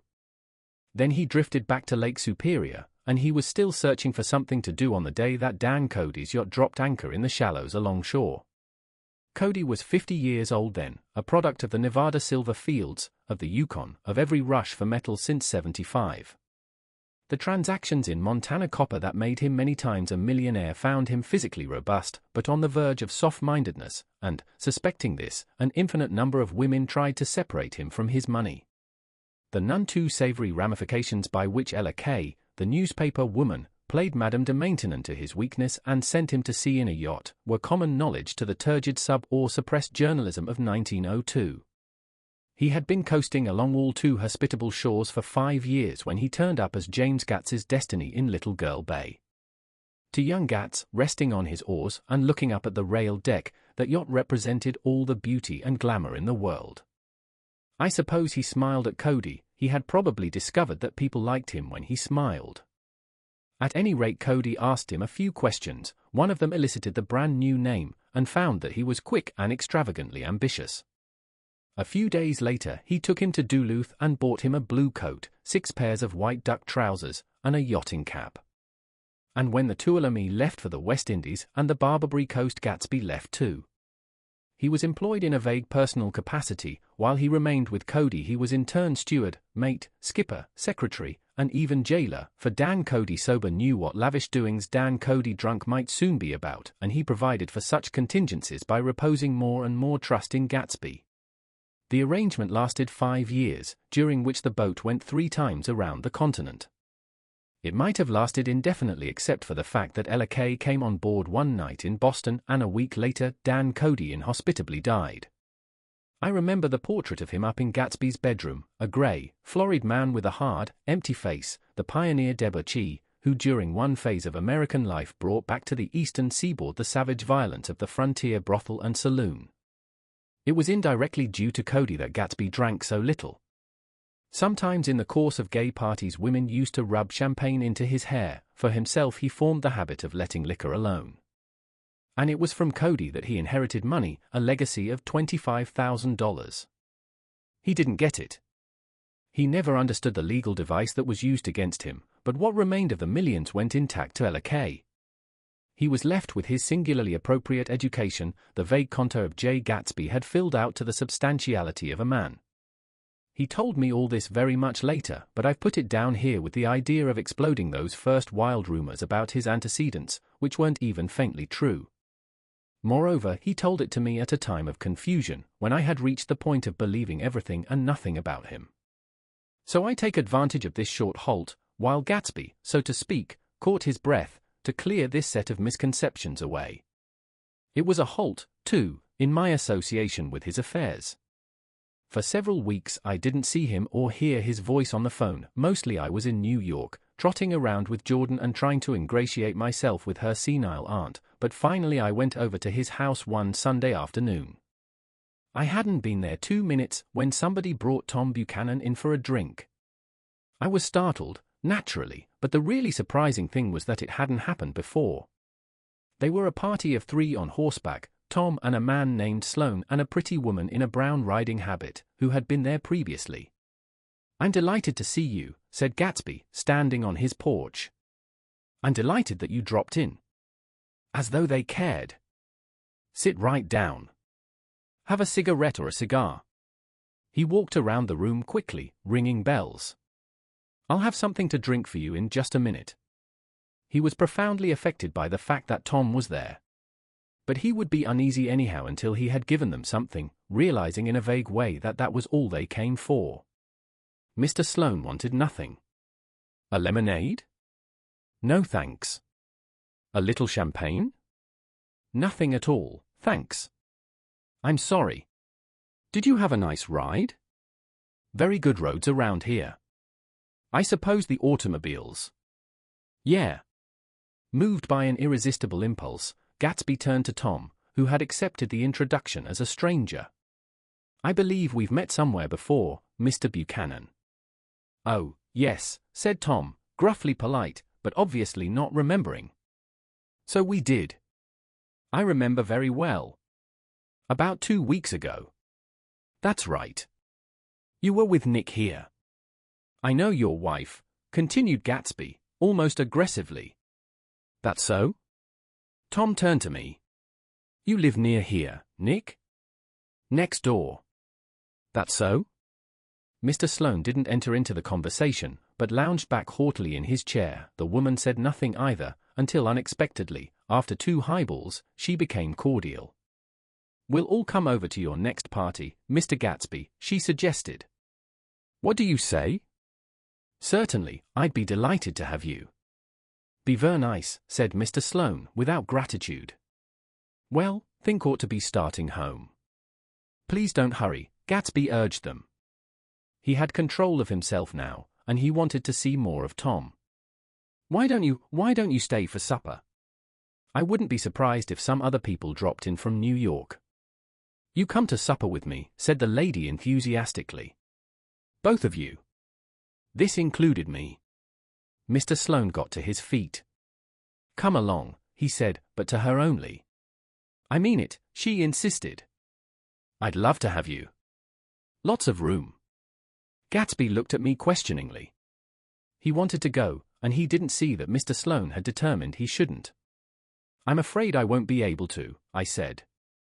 "Well, you come," she urged, concentrating on Gatsby. Mr. Sloane murmured something close to her ear. "We won't be late if we start now," she insisted aloud. "I haven't got a horse," said Gatsby. "I used to ride in the army, but I've never bought a horse. I'll have to follow you in my car. Excuse me for just a minute." The rest of us walked out on the porch, where Sloane and the lady began an impassioned conversation aside.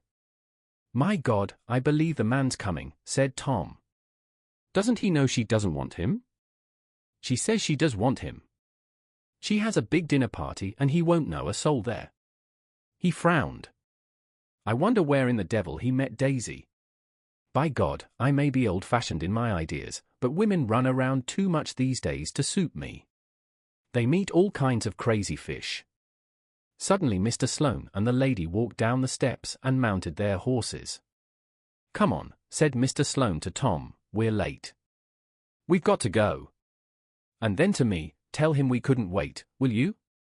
Tom and I shook hands, the rest of us exchanged a cool nod, and they trotted quickly down the drive, disappearing under the August foliage just as Gatsby, with hat and light overcoat in hand, came out the front door. Tom was evidently perturbed at Daisy's running around alone, for on the following Saturday night he came with her to Gatsby's party. Perhaps his presence gave the evening its peculiar quality of oppressiveness. It stands out in my memory from Gatsby's other parties that summer. There were the same people, or at least the same sort of people, the same profusion of champagne, the same many-colored, many-keyed commotion, but I felt an unpleasantness in the air, a pervading harshness that hadn't been there before. Or perhaps I had merely grown used to it, grown to accept West Egg as a world complete in itself, with its own standards and its own great figures, second to nothing because it had no consciousness of being so, and now I was looking at it again, through Daisy's eyes. It is invariably saddening to look through new eyes at things upon which you have expended your own powers of adjustment. They arrived at twilight, and, as we strolled out among the sparkling hundreds, Daisy's voice was playing murmurous tricks in her throat. "These things excite me so," she whispered.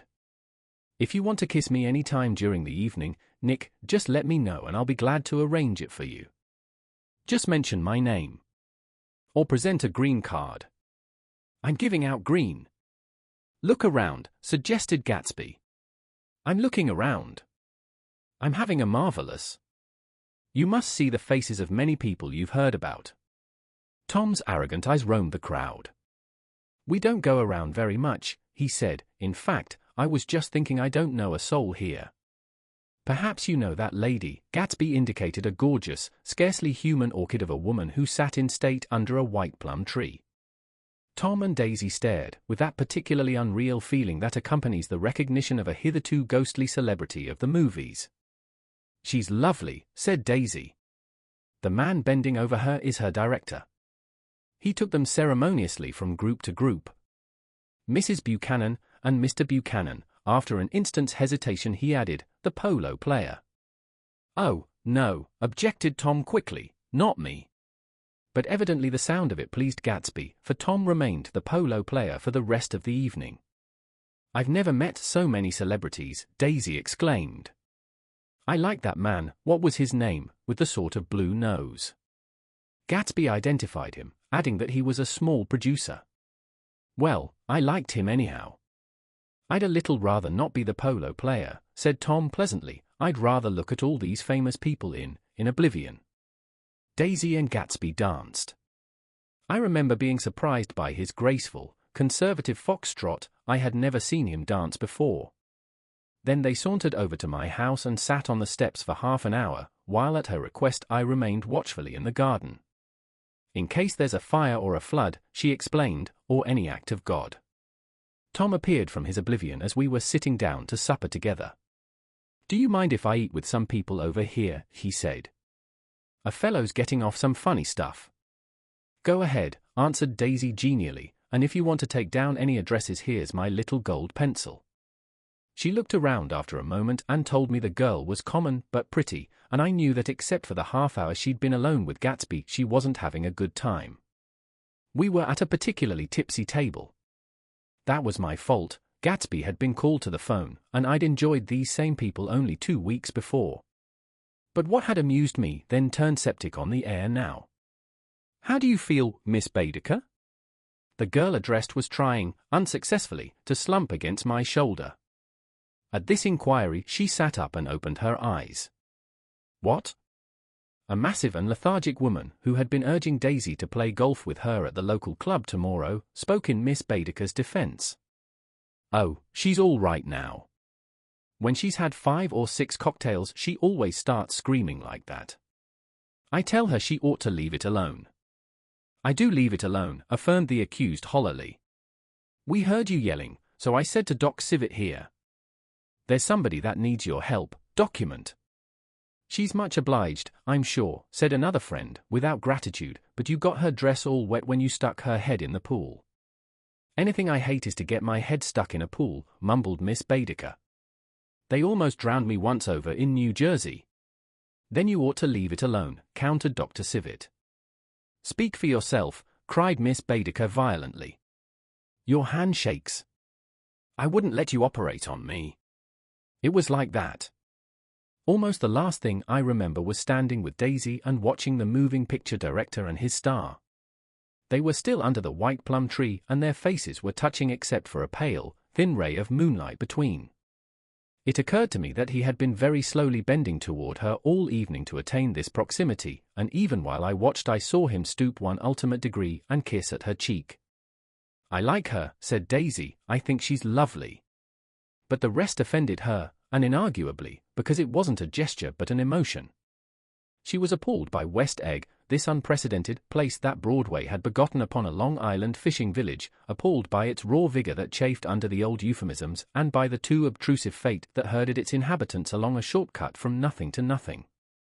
She saw something awful in the very simplicity she failed to understand. I sat on the front steps with them while they waited for their car. It was dark here in front, only the bright door sent 10 square feet of light volleying out into the soft black morning. Sometimes a shadow moved against a dressing-room blind above, gave way to another shadow, an indefinite procession of shadows, that rouged and powdered in an invisible glass. "Who is this Gatsby anyhow?" demanded Tom suddenly. "Some big bootlegger?" "Where'd you hear that?" I inquired. "I didn't hear it. I imagined it. A lot of these newly rich people are just big bootleggers, you know." "Not Gatsby," I said shortly. He was silent for a moment. The pebbles of the drive crunched under his feet. Well, he certainly must have strained himself to get this menagerie together. A breeze stirred the grey haze of Daisy's fur collar.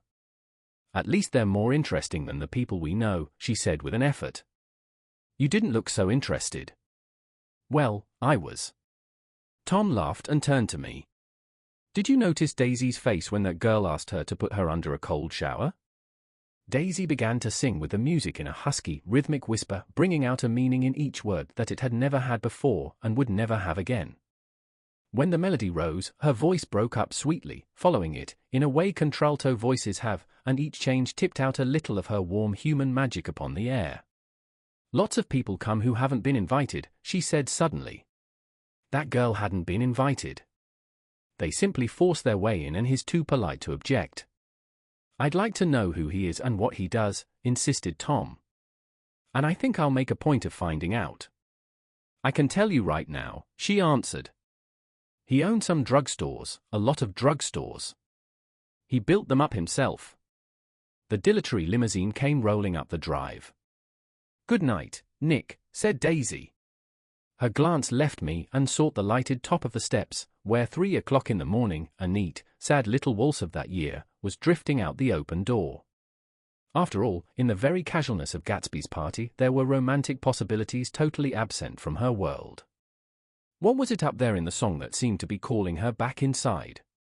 What would happen now in the dim, incalculable hours? Perhaps some unbelievable guest would arrive, a person infinitely rare and to be marveled at, some authentically radiant young girl who with one fresh glance at Gatsby, one moment of magical encounter, would blot out those 5 years of unwavering devotion. I stayed late that night. Gatsby asked me to wait until he was free, and I lingered in the garden until the inevitable swimming party had run up, chilled and exalted, from the black beach until the lights were extinguished in the guest rooms overhead.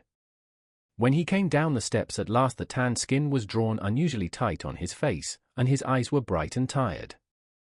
She didn't like it, he said immediately. Of course she did. She didn't like it, he insisted. She didn't have a good time. He was silent, and I guessed at his unutterable depression. I feel far away from her, he said. It's hard to make her understand. You mean about the dance? The dance? He dismissed all the dances he had given with a snap of his fingers. Old sport, the dance is unimportant. He wanted nothing less of Daisy than that she should go to Tom and say, I never loved you. After she had obliterated for years with that sentence, they could decide upon the more practical measures to be taken.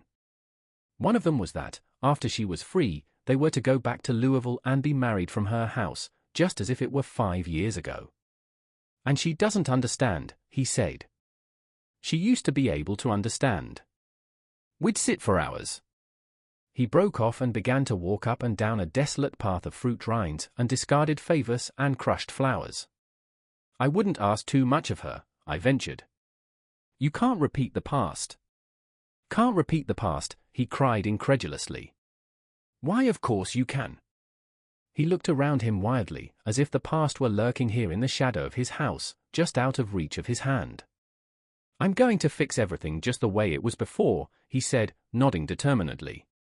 She'll see. He talked a lot about the past, and I gathered that he wanted to recover something, some idea of himself perhaps, that had gone into loving Daisy. His life had been confused and disordered since then, but if he could once return to a certain starting place and go over it all slowly, he could find out what that thing was.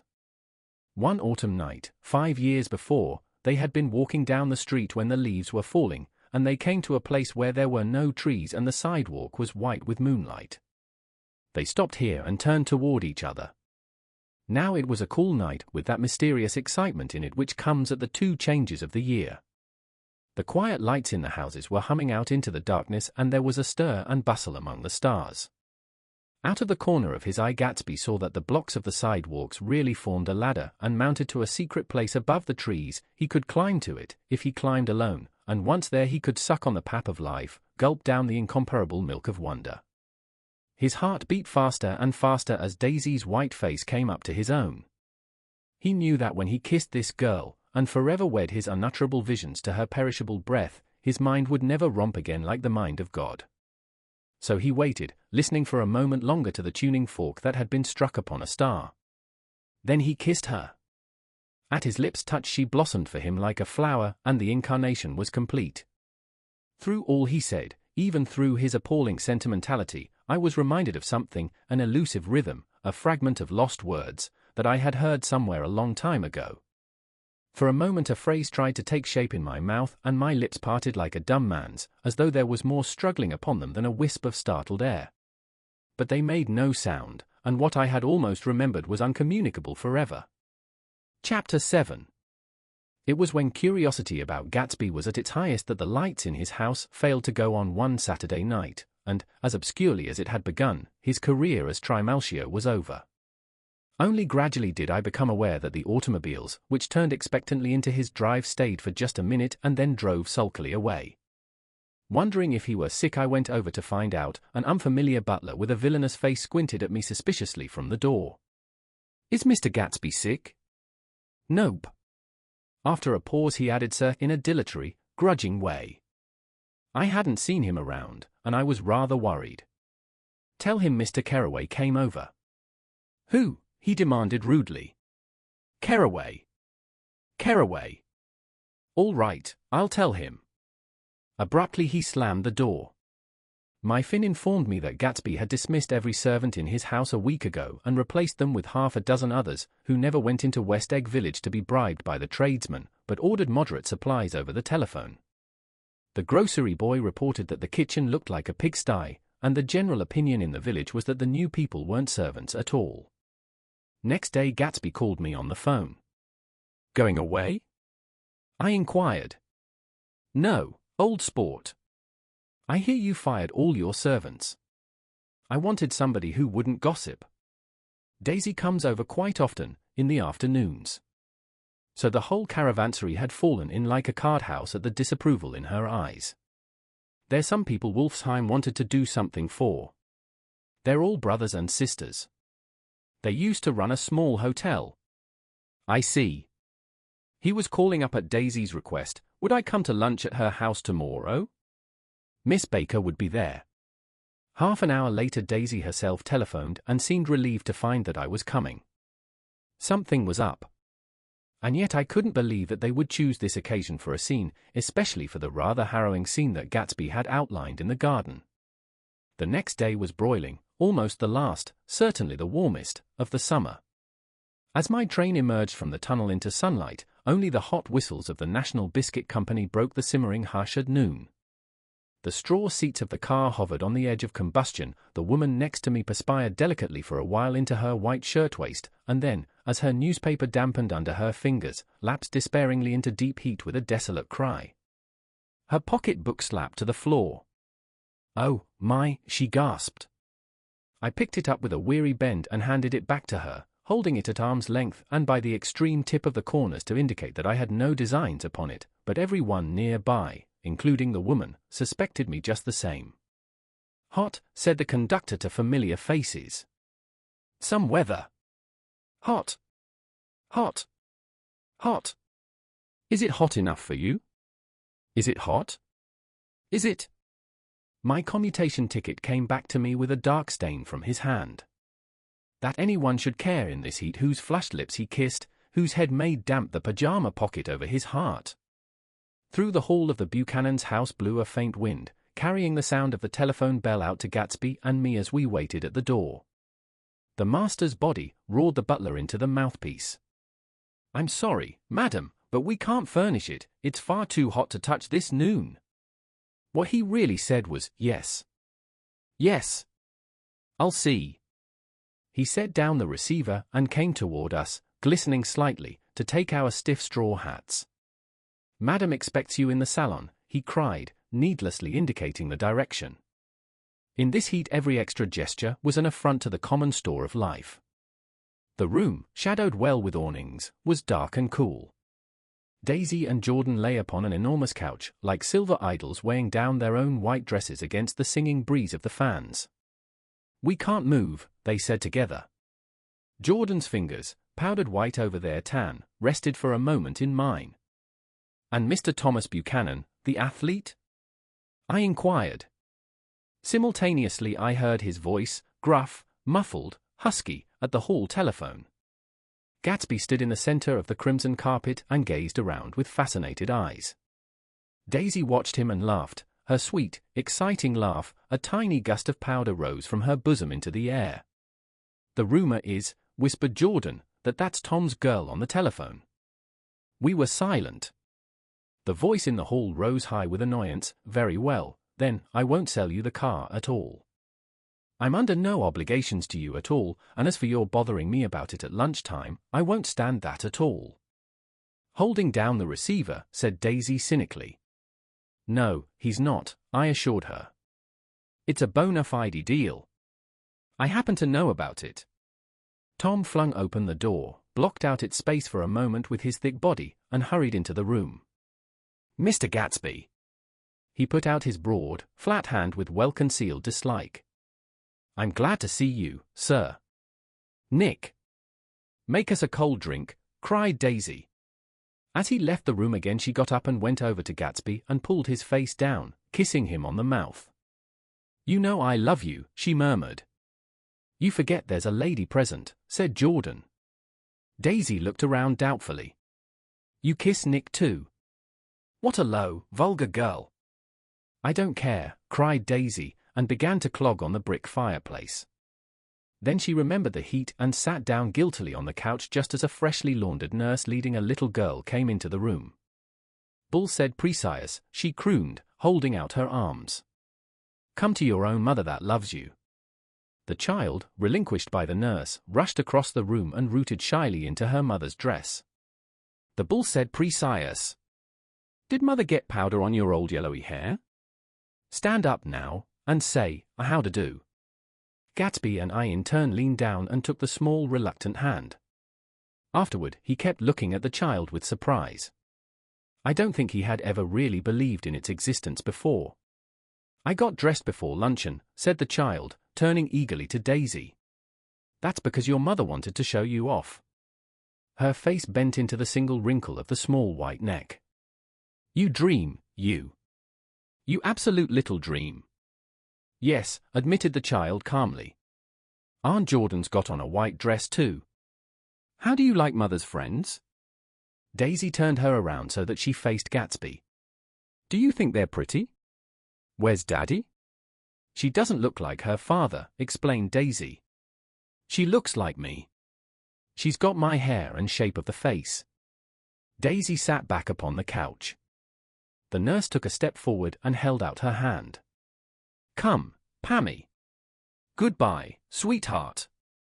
With a reluctant backward glance, the well-disciplined child held to her nurse's hand and was pulled out the door, just as Tom came back, preceding 4 gin rickeys that clicked full of ice. Gatsby took up his drink. They certainly look cool, he said, with visible tension. We drank in long, greedy swallows. I read somewhere that the sun's getting hotter every year, said Tom genially. It seems that pretty soon the Earth's going to fall into the sun, or waft a minute, it's just the opposite, the sun's getting colder every year. Come outside, he suggested to Gatsby, I'd like you to have a look at the place. I went with them out to the veranda. On the green sound, stagnant in the heat, one small sail crawled slowly toward the fresher sea. Gatsby's eyes followed it momentarily, he raised his hand and pointed across the bay. I'm right across from you. So you are. Our eyes lifted over the rose beds and the hot lawn and the weedy refuse of the dog days along shore. Slowly the white wings of the boat moved against the blue cool limit of the sky. Ahead lay the scalloped ocean and the abounding blessed isles. There's sport for you, said Tom, nodding. I'd like to be out there with him for about an hour. We had luncheon in the dining room, darkened too against the heat, and drank down nervous gaiety with the cold ale. What'll we do with ourselves this afternoon, cried Daisy, and the day after that, and the next 30 years? Don't be morbid, Jordan said. Life starts all over again when it gets crisp in the fall. But it's so hot, insisted Daisy, on the verge of tears, and everything's so confused. Let's all go to town. Her voice struggled on through the heat, beating against it, molding its senselessness into forms. I've heard of making a garage out of a stable, Tom was saying to Gatsby, but I'm the first man who ever made a stable out of a garage. Who wants to go to town? Demanded Daisy insistently. Gatsby's eyes floated toward her. Ah, she cried, you look so cool. Their eyes met, and they stared together at each other, alone in space. With an effort she glanced down at the table. You always look so cool, she repeated. She had told him that she loved him, and Tom Buchanan saw. He was astounded. His mouth opened a little, and he looked at Gatsby and then back at Daisy as if he had just recognized her as someone he knew a long time ago. You resemble the advertisement of the man, she went on innocently. You know the advertisement of the man. All right, broke in Tom quickly, I'm perfectly willing to go to town. Come on, we're all going to town. He got up, his eyes still flashing between Gatsby and his wife. No one moved. Come on. His temper cracked a little. What's the matter, anyhow? If we're going to town, let's start. His hand, trembling with his effort at self-control, bore to his lips the last of his glass of ale. Daisy's voice got us to our feet and out onto the blazing gravel drive. Are we just going to go? She objected. Like this? Aren't we going to let anyone smoke a cigarette first? Everybody smoked all through lunch. Oh, let's have fun, she begged him. It's too hot to fuss. He didn't answer. Have it your own way, she said. Come on, Jordan. They went upstairs to get ready while we 3 men stood there shuffling the hot pebbles with our feet. A silver curve of the moon hovered already in the western sky. Gatsby started to speak, changed his mind, but not before Tom wheeled and faced him expectantly. Have you got your stables here? Asked Gatsby with an effort. About 1/4 of a mile down the road. Oh. A pause. "I don't see the idea of going to town," broke out Tom savagely. "Women get these notions in their heads." "Shall we take anything to drink?" called Daisy from an upper window. "I'll get some whiskey," answered Tom. He went inside. Gatsby turned to me rigidly. "I can't say anything in his house, old sport." "She's got an indiscreet voice," I remarked. "It's full of—" I hesitated. "Her voice is full of money," he said suddenly. That was it. I'd never understood before. It was full of money, that was the inexhaustible charm that rose and fell in it, the jingle of it, the cymbal song of it. High in a white palace, the king's daughter, the golden girl. Tom came out of the house wrapping a quart bottle in a towel, followed by Daisy and Jordan wearing small tight hats of metallic cloth and carrying light capes over their arms. "Shall we all go in my car?" suggested Gatsby. He felt the hot, green leather of the seat. "I ought to have left it in the shade." "Is it standard shift?" demanded Tom. "Yes." "Well, you take my coupe and let me drive your car to town." The suggestion was distasteful to Gatsby. "I don't think there's much gas," he objected. "Plenty of gas," said Tom boisterously. He looked at the gauge. "And if it runs out, I can stop at a drugstore." "You can buy anything at a drugstore nowadays." A pause followed this apparently pointless remark. Daisy looked at Tom frowning, and an indefinable expression, at once definitely unfamiliar and vaguely recognizable, as if I had only heard it described in words, passed over Gatsby's face.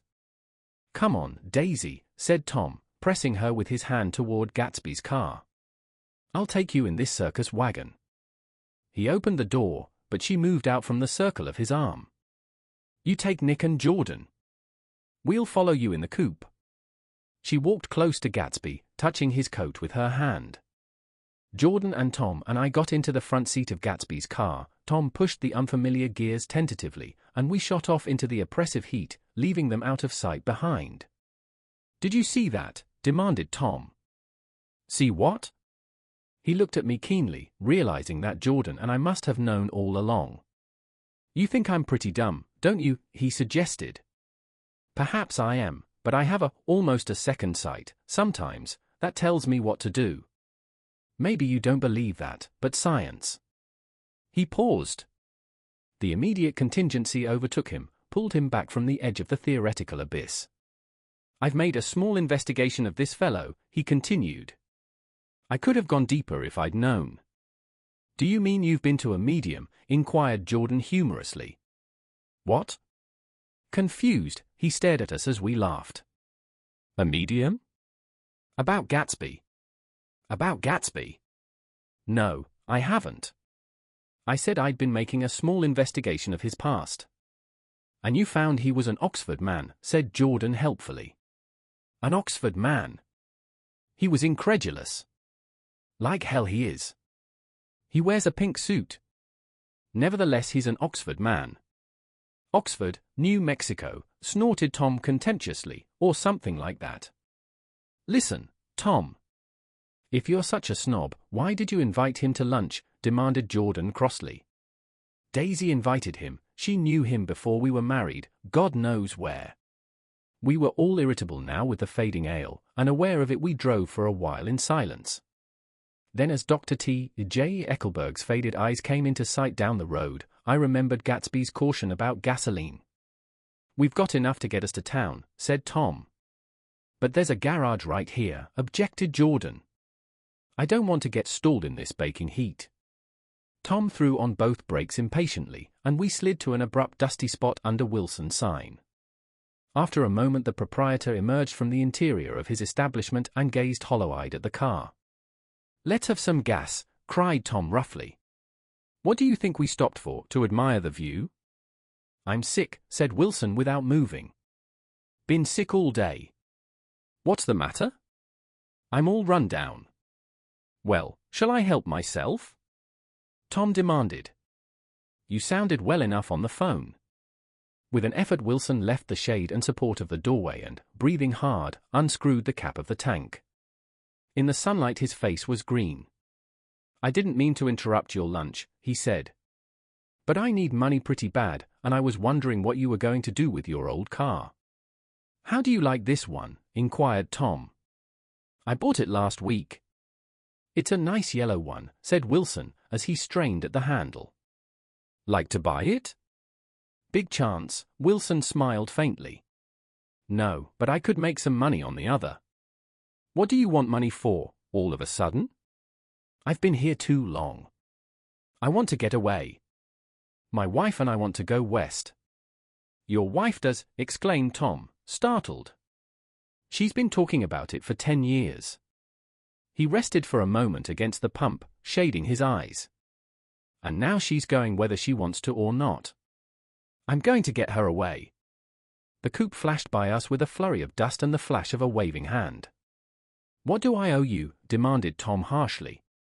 "I just got wised up to something funny the last 2 days," remarked Wilson. "That's why I want to get away. That's why I've been bothering you about the car." "What do I owe you?" $20. The relentless beating heat was beginning to confuse me, and I had a bad moment there before I realized that so far his suspicions hadn't alighted on Tom. He had discovered that Myrtle had some sort of life apart from him in another world, and the shock had made him physically sick. I stared at him and then at Tom, who had made a parallel discovery less than an hour before, and it occurred to me that there was no difference between men, in intelligence or race, so profound as the difference between the sick and the well. Wilson was so sick that he looked guilty, unforgivably guilty, as if he just got some poor girl with child. "I'll let you have that car," said Tom. "I'll send it over tomorrow afternoon." That locality was always vaguely disquieting, even in the broad glare of afternoon, and now I turned my head as though I had been warned of something behind. Over the ash heaps the giant eyes of Dr. T. J. Eckelberg kept their vigil, but I perceived, after a moment, that the other eyes were regarding us less than 20 feet away. In one of the windows over the garage the curtains had been moved aside a little, and Myrtle Wilson was peering down at the car. So engrossed was she that she had no consciousness of being observed, and one emotion after another crept into her face like objects into a slowly developing picture. Her expression was curiously familiar. It was an expression I had often seen on women's faces, but on Myrtle Wilson's face it seemed purposeless and inexplicable until I realized that her eyes, wide with jealous terror, were fixed not on Tom, but on Jordan Baker, whom she took to be his wife. There is no confusion like the confusion of a simple mind, and as we drove away Tom was feeling the hot whips of panic. His wife and his mistress, until an hour ago secure and inviolate, were slipping precipitately from his control. Instinct made him step on the accelerator with the double purpose of overtaking Daisy and leaving Wilson behind, and we sped along toward Astoria at 50 miles an hour, until, among the spidery girders of the elevated, we came in sight of the easygoing blue coupe. "Those big movies around 50th Street are cool," suggested Jordan. "I love New York on summer afternoons when everyone's away. There's something very sensuous about it, overripe, as if all sorts of funny fruits were going to fall into your hands." The word sensuous had the effect of further disquieting Tom, but before he could invent a protest the coupe came to a stop, and Daisy signaled us to draw up alongside. "Where are we going?" she cried. "How about the movies?" "It's so hot," she complained. "You go. We'll ride around and meet you after." With an effort her wit rose faintly. "We'll meet you on some corner. I'll be the man smoking 2 cigarettes. "We can't argue about it here," Tom said impatiently, as a truck gave out a cursing whistle behind us. "You follow me to the south side of Central Park in front of the plaza." Several times he turned his head and looked back for their car, and if the traffic delayed them he slowed up until they came into sight. I think he was afraid they would dart down a side street and out of his life forever. But they didn't. And we all took the less explicable step of engaging the parlor of a suite in the Plaza Hotel. The prolonged and tumultuous argument that ended by herding us into that room eludes me, though I have a sharp physical memory that, in the course of it, my underwear kept climbing like a damp snake around my legs and intermittent beads of sweat raced cool across my back. The notion originated with Daisy's suggestion that we hire 5 bathrooms and take cold baths, and then assumed more tangible form as a place to have a mint julep. Each of us said over and over that it was a crazy idea. We all talked at once to a baffled clerk and thought, or pretended to think, that we were being very funny. The room was large and stifling, and, though it was already 4 o'clock, opening the windows admitted only a gust of hot shrubbery from the park. Daisy went to the mirror and stood with her back to us, fixing her hair. "It's a swell suite," whispered Jordan respectfully, and everyone laughed. "Open another window," commanded Daisy, without turning around. "There aren't any more." "Well, we'd better telephone for an axe." "The thing to do is to forget about the heat," said Tom impatiently. "You make it 10 times worse by crabbing about it." He unrolled the bottle of whiskey from the towel and put it on the table. "Why not let her alone, old sport?" remarked Gatsby. "You're the one that wanted to come to town." There was a moment of silence. The telephone book slipped from its nail and splashed to the floor, whereupon Jordan whispered, "Excuse me," but this time no one laughed. "I'll pick it up," I offered. "I've got it." Gatsby examined the parted string, muttered in an interested way, and tossed the book on a chair. "That's a great expression of yours, isn't it?" said Tom sharply. "What is?" "All this old sport business. Where do you pick that up?" "Now see here, Tom," said Daisy, turning around from the mirror, "if you're going to make personal remarks, I won't stay here a minute. Call up and order some ice for the mint julep." As Tom took up the receiver, the compressed heat exploded into sound and we were listening to the portentous chords of Mendelssohn's Wedding March from the ballroom below. "Imagine marrying anybody in this heat," cried Jordan dismally. "Still, I was married in the middle of June," Daisy remembered. "Louisville in June." Somebody fainted. "Who was it fainted, Tom?" "Biloxi," he answered shortly. "A man named Biloxi. Blocks Biloxi, and he made boxes, that's a fact, and he was from Biloxi, Mississippi. They carried him into my house," appended Jordan, "because we lived just 2 doors from the church. And he stayed 3 weeks, until Daddy told him he had to get out. The day after he left, Daddy died." After a moment she added, as if she might have sounded irreverent, "There wasn't any connection." "I used to know a Bill Biloxi from Memphis," I remarked. "That was his cousin. I knew his whole family history before he left. He gave me an aluminum putter that I use today." The music had died down as the ceremony began, and now a long cheer floated in at the window, followed by intermittent cries of "yeah, EA, EA," and finally by a burst of jazz as the dancing began. "We're getting old," said Daisy. "If we were young we'd rise and dance. Remember?" "Biloxi," Jordan warned her. "Where do you know him, Tom?" "Biloxi?" He concentrated with an effort. "I didn't know him. He was a friend of Daisy's." "He was not," she denied. "I'd never seen him before. He came down in the private car." "Well, he said he knew you. He said he was raised in Louisville. Asa Bird brought him around at the last minute and asked if we had room for him." Jordan smiled. "He was probably bumming his way home. He told me he was president of your class at Yale." Tom and I looked at each other blankly. "Biloxi?" "First place, we didn't have any president." Gatsby's foot beat a short, restless tattoo and Tom eyed him suddenly. "By the way, Mr. Gatsby, I understand you're an Oxford man." "Not exactly." "Oh, yes, I understand you went to Oxford." "Yes, I went there." A pause. Then Tom's voice incredulous and insulting. "You must have gone there about the time Biloxi went to New Haven." Another pause. A waiter knocked and came in with crushed mint and ice, but the silence was unbroken by his "thank you" and the soft closing of the door. This tremendous detail was to be cleared up at last. "I told you I went there," said Gatsby. "I heard you, but I'd like to know when." "It was in 1919.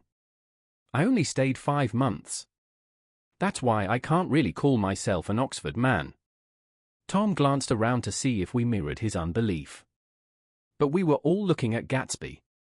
"It was an opportunity they gave to some of the officers after the armistice," he continued. "We could go to any of the universities in England or France. I wanted to get up and slap him on the back.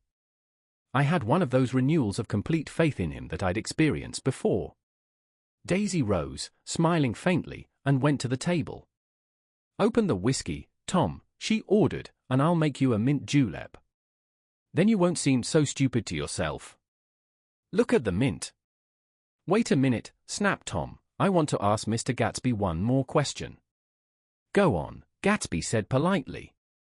What kind of a row are you trying to cause in my house anyhow? They were out in the open at last and Gatsby was content. He isn't causing a row. Daisy looked desperately from one to the other. You're causing a row. Please have a little self-control. Self-control, repeated Tom incredulously. I suppose the latest thing is to sit back and let Mr. Nobody from Nowhere make love to your wife. Well, if that's the idea, you can count me out.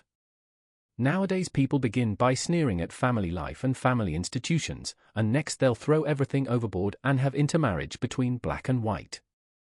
Flushed with his impassioned gibberish, he saw himself standing alone on the last barrier of civilization. We're all white here, murmured Jordan.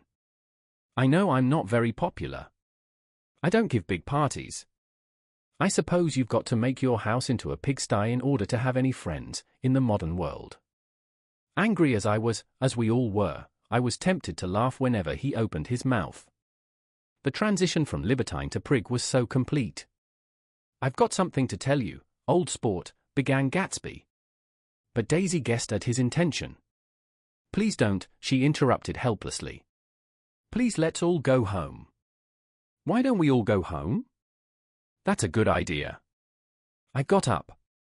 Come on, Tom. Nobody wants a drink. I want to know what Mr. Gatsby has to tell me. Your wife doesn't love you, said Gatsby. She's never loved you. She loves me. You must be crazy, exclaimed Tom automatically. Gatsby sprang to his feet, vivid with excitement. She never loved you, do you hear? He cried. She only married you because I was poor and she was tired of waiting for me. It was a terrible mistake, but in her heart she never loved anyone except me. At this point Jordan and I tried to go, but Tom and Gatsby insisted with competitive firmness that we remain, as though neither of them had anything to conceal and it would be a privilege to partake vicariously of their emotions. Sit down, Daisy, Tom's voice groped unsuccessfully for the paternal note. What's been going on? I want to hear all about it. I told you what's been going on, said Gatsby. Going on for 5 years, and you didn't know. Tom turned to Daisy sharply. You've been seeing this fellow for 5 years? Not seeing, said Gatsby. No, we couldn't meet. But both of us loved each other all that time, old sport, and you didn't know. Oh, that's all. Tom tapped his thick fingers together like a clergyman and leaned back in his chair. You're crazy, he exploded. I can't speak about what happened 5 years ago because I didn't know Daisy then, and I'll be damned if I see how you got within a mile of her unless you brought the groceries to the back door. But all the rest of that's a goddamned lie. Daisy loved me when she married me, and she loves me now.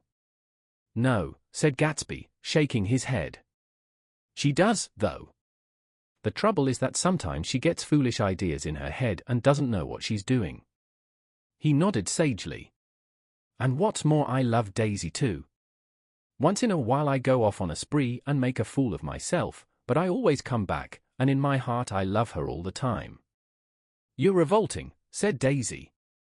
She turned to me, and her voice, dropping an octave lower, filled the room with thrilling scorn. Do you know why we left Chicago? I'm surprised that they didn't treat you to the story of that little spree. Gatsby walked over and stood beside her. Daisy, that's all over now, he said earnestly. It doesn't matter anymore. Just tell him the truth, that you never loved him, and it's all wiped out forever. She looked at him blindly. Why, how could I love him, possibly? You never loved him. She hesitated. Her eyes fell on Jordan and me with a sort of appeal, as though she realized at last what she was doing, and as though she had never, all along, intended doing anything at all. But it was done now. It was too late. I never loved him, she said, with perceptible reluctance. Not at Carpiolani, demanded Tom suddenly. No. From the ballroom beneath, muffled and suffocating chords were drifting up on hot waves of air. Not that day I carried you down from the punch bowl to keep your shoes dry? There was a husky tenderness in his tone. Daisy? Please don't. Her voice was cold, but the rancour was gone from it. She looked at Gatsby. There, Jay, she said, but her hand as she tried to light a cigarette was trembling. Suddenly she threw the cigarette and the burning match on the carpet. Oh, you want too much, she cried to Gatsby. I love you now, isn't that enough? I can't help what's past. She began to sob helplessly. I did love him once, but I loved you too. Gatsby's eyes opened and closed. You loved me too, he repeated. Even that's a lie, said Tom savagely. She didn't know you were alive. Why, there are things between Daisy and me that you'll never know, things that neither of us can ever forget. The word seemed to bite physically into Gatsby. I want to speak to Daisy alone, he insisted. She's all excited now. Even alone I can't say I never loved Tom, she admitted in a pitiful voice. It wouldn't be true. Of course it wouldn't, agreed Tom. She turned to her husband. As if it mattered to you, she said. Of course it matters. I'm going to take better care of you from now on. You don't understand, said Gatsby, with a touch of panic. You're not going to take care of her anymore. I'm not? Tom opened his eyes wide and laughed. He could afford to control himself now. Why's that? Daisy's leaving you. Nonsense. I am, though, she said with a visible effort. She's not leaving me. Tom's words suddenly leaned down over Gatsby. Certainly not for a common swindler who'd have to steal the ring he put on her finger. I won't stand this, cried Daisy. Oh, please let's get out. Who are you, anyhow, broke out Tom. You're one of that bunch that hangs around with Maya Wolfsheim, that much I happen to know. I've made a little investigation into your affairs, and I'll carry it further tomorrow. You can suit yourself about that, old sport, said Gatsby steadily. I found out what your drugstores were. He turned to us and spoke rapidly. He and this Wolfsheim bought up a lot of side street drugstores here and in Chicago and sold grain alcohol over the counter. That's one of his little stunts. I picked him for a bootlegger the first time I saw him, and I wasn't far wrong. What about it? Said Gatsby politely. I guess your friend Walter Chase wasn't too proud to come in on it. And you left him in the lurch, didn't you? You let him go to jail for a month over in New Jersey. God! You ought to hear Walter on the subject of you. He came to us dead broke. He was very glad to pick up some money, old sport. Don't you call me a old sport, cried Tom. Gatsby said nothing. Walter could have you up on the betting laws too, but Wolfsheim scared him into shutting his mouth. That unfamiliar yet recognizable look was back again in Gatsby's face.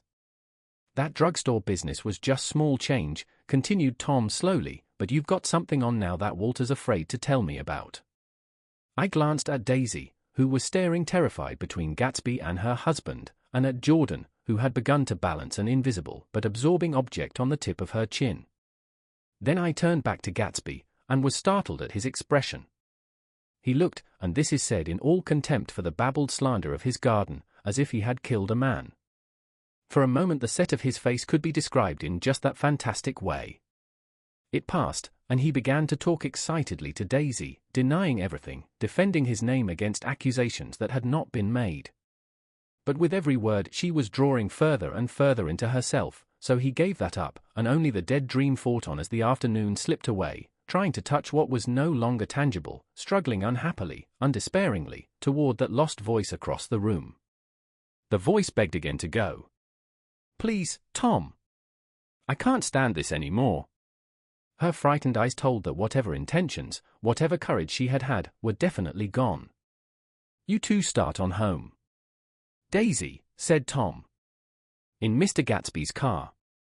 She looked at Tom, alarmed now, but he insisted with magnanimous scorn. Go on. He won't annoy you. I think he realizes that his presumptuous little flirtation is over. They were gone, without a word, snapped out, made accidental, isolated, like ghosts, even from our pity. After a moment Tom got up and began wrapping the unopened bottle of whiskey in the towel. Want any of this stuff? Jordan? Nick? I didn't answer. Nick? He asked again. What? Want any? No. I just remembered that today's my birthday. I was 30. Before me stretched the portentous, menacing road of a new decade. It was 7 o'clock when we got into the coupe with him and started for Long Island. Tom talked incessantly, exulting and laughing, but his voice was as remote from Jordan and me as the foreign clamor on the sidewalk or the tumult of the elevated overhead. Human sympathy has its limits, and we were content to let all their tragic arguments fade with the city lights behind. 30, the promise of a decade of loneliness, a thinning list of single men to know, a thinning briefcase of enthusiasm, thinning hair.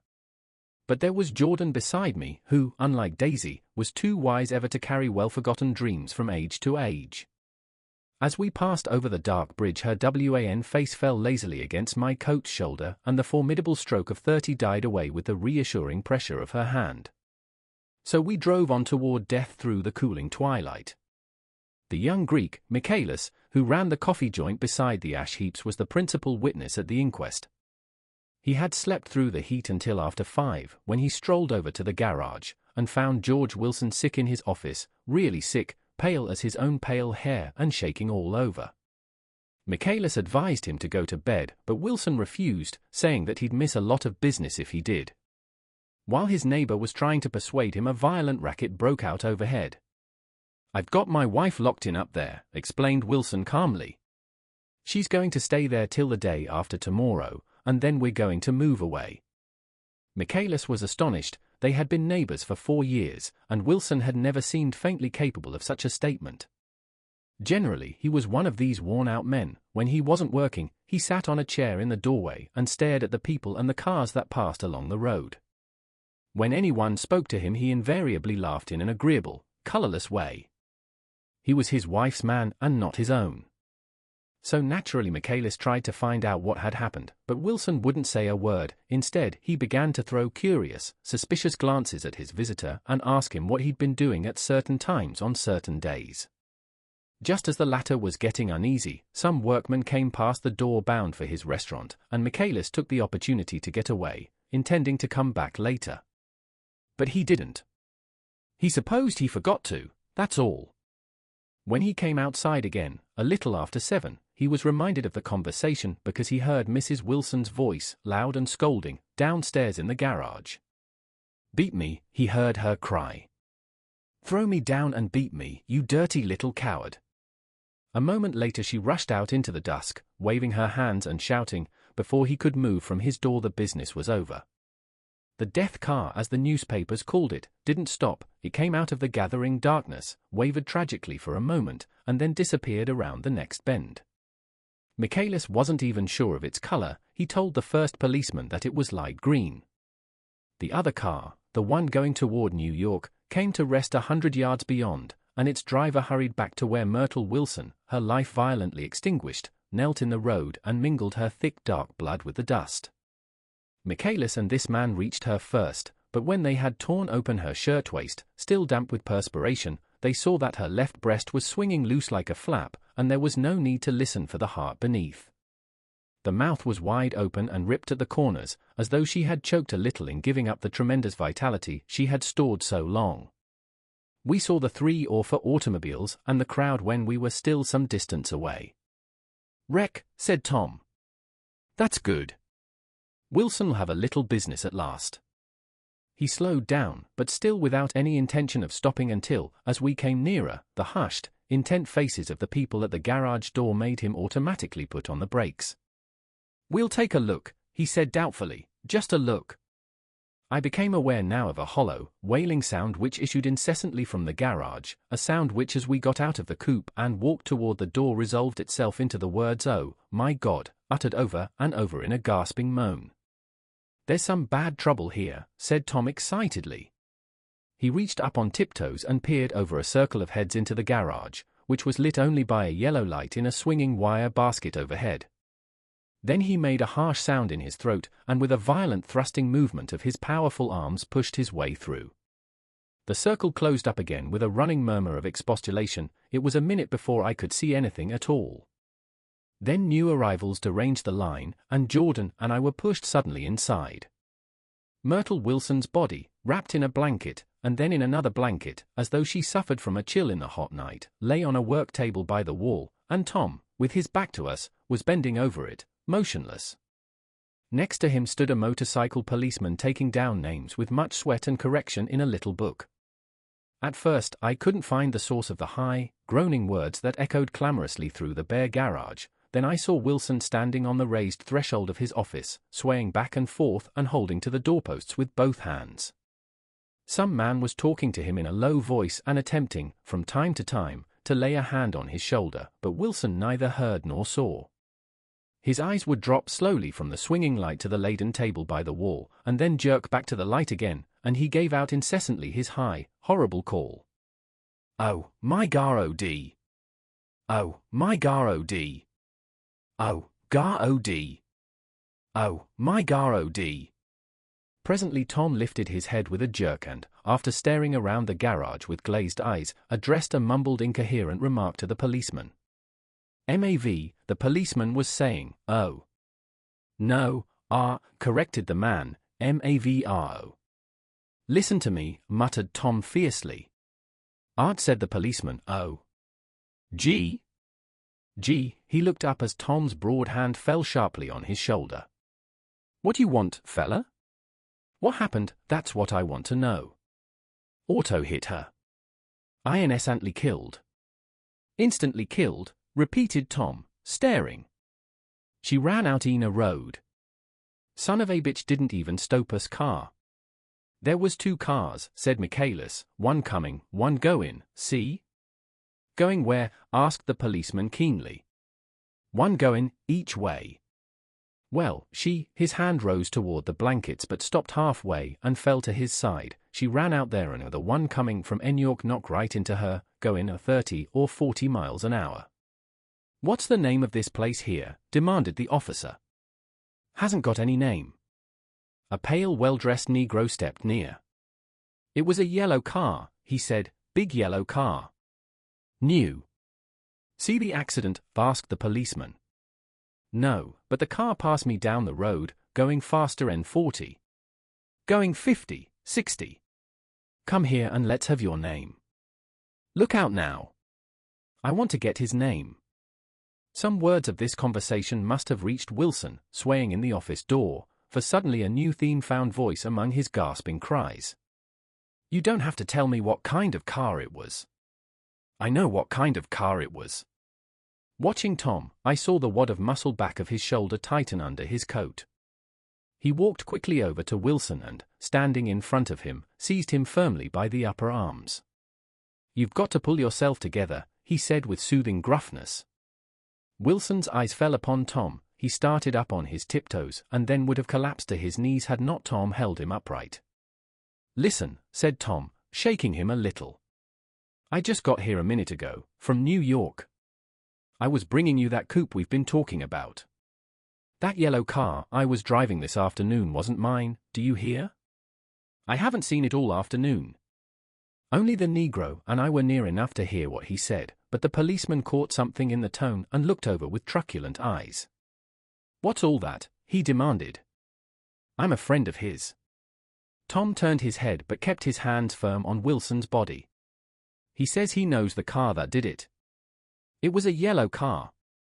Some dim impulse moved the policeman to look suspiciously at Tom. "And what color's your car?" "It's a blue car, a coupe.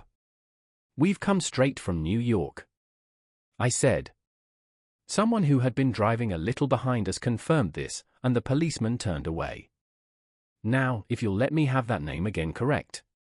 Picking up Wilson like a doll, Tom carried him into the office, set him down in a chair, and came back. "If somebody'll come here and sit with him," he snapped authoritatively. He watched while the 2 men standing closest glanced at each other and went unwillingly into the room. Then Tom shut the door on them and came down the single step, his eyes avoiding the table. As he passed close to me he whispered, "Let's get out." Self-consciously, with his authoritative arms breaking the way, we pushed through the still-gathering crowd, passing a hurried doctor, case in hand, who had been sent for in Wild Hope half an hour ago. Tom drove slowly until we were beyond the bend, then his foot came down hard, and the coupe raced along through the night. In a little while I heard a low husky sob and saw that the tears were overflowing down his face. "The goddamn coward," he whimpered. He didn't even stop his car. The Buchanan's house floated suddenly toward us through the dark rustling trees. Tom stopped beside the porch and looked up at the second floor, where 2 windows bloomed with light among the vines. "Daisy's home," he said. As we got out of the car he glanced at me and frowned slightly. "I ought to have dropped you in West Egg, Nick. There's nothing we can do tonight." A change had come over him, and he spoke gravely, and with decision. As we walked across the moonlight gravel to the porch he disposed of the situation in a few brisk phrases. "I'll telephone for a taxi to take you home, and while you're waiting you and Jordan better go in the kitchen and have them get you some supper, if you want any." He opened the door. "Come in." "No, thanks. But I'd be glad if you'd order me the taxi. I'll wait outside." Jordan put her hand on my arm. "Won't you come in, Nick?" "No, thanks. I was feeling a little sick and I wanted to be alone." But Jordan lingered for a moment more. "It's only 9:30, she said. I'd be damned if I'd go in, I'd had enough of all of them for one day, and suddenly that included Jordan too. She must have seen something of this in my expression, for she turned abruptly away and ran up the porch steps into the house. I sat down for a few minutes with my head in my hands, until I heard the phone taken up inside and the butler's voice calling a taxi. Then I walked slowly down the drive away from the house, intending to wait by the gate. I hadn't gone 20 yards when I heard my name and Gatsby stepped from between 2 bushes into the path. I must have felt pretty weird by that time, because I could think of nothing except the luminosity of his pink suit under the moon. "What are you doing?" I inquired. "Just standing here, old sport." Somehow, that seemed a despicable occupation. For all I knew he was going to rob the house in a moment, I wouldn't have been surprised to see sinister faces, the faces of Wolfsheim's people, behind him in the dark shrubbery. "Did you see any trouble on the road?" he asked after a minute. "Yes." He hesitated. "Was she killed?" "Yes." "I thought so, I told Daisy I thought so. It's better that the shock should all come at once. She stood it pretty well." He spoke as if Daisy's reaction was the only thing that mattered. "I got to West Egg by a side road," he went on, "and left the car in my garage. I don't think anybody saw us, but of course I can't be sure." I disliked him so much by this time that I didn't find it necessary to tell him he was wrong. "Who was the woman?" he inquired. "Her name was Wilson. Her husband owns the garage." "How the devil did it happen?" "Well, I tried to swing the wheel," he broke off, and suddenly I guessed at the truth. "Was Daisy driving?" "Yes," he said after a moment, "but of course I'll say I was. You see, when we left New York she was very nervous and she thought it would steady her to drive, and this woman rushed out at us just as we were passing a car coming the other way. It all happened in a minute, but it seemed to me that she wanted to speak to us, thought we were somebody she knew. Well, first Daisy turned away from the woman toward the other car, and then she lost her nerve and turned back. The second my hand reached the wheel I felt the shock. It must have killed her instantly. It ripped her open." "Don't tell me, old sport." He winced. "Anyhow, Daisy stepped on it. I tried to make her stop, but she couldn't, so I pulled on the emergency brake. Then she fell over into my lap and I drove on. She'll be all right tomorrow," he said presently. "I'm just going to wait here and see if he tries to bother her about that unpleasantness this afternoon. She's locked herself into her room, and if he tries any brutality she's going to turn the light out and on again." "He won't touch her," I said. "He's not thinking about her. I don't trust him, old sport." "How long are you going to wait?" "All night, if necessary. Anyhow, till they all go to bed." A new point of view occurred to me. Suppose Tom found out that Daisy had been driving. He might think he saw a connection in it, he might think anything. I looked at the house. There were 2 or 3 bright windows downstairs and the pink glow from Daisy's room on the second floor. "You wait here," I said. "I'll see if there's any sign of a commotion." I walked back along the border of the lawn, traversed the gravel softly, and tiptoed up the veranda steps. The drawing room curtains were open, and I saw that the room was empty. Crossing the porch where we had dined that June night 3 months before, I came to a small rectangle of light which I guessed was the pantry window. The blind was drawn, but I found a rift at the sill. Daisy and Tom were sitting opposite each other at the kitchen table, with a plate of cold fried chicken between them and 2 bottles of ale. He was talking intently across the table at her, and in his earnestness his hand had fallen upon and covered her own. Once in a while she looked up at him and nodded in agreement. They weren't happy, and neither of them had touched the chicken or the ale, and yet they weren't unhappy either.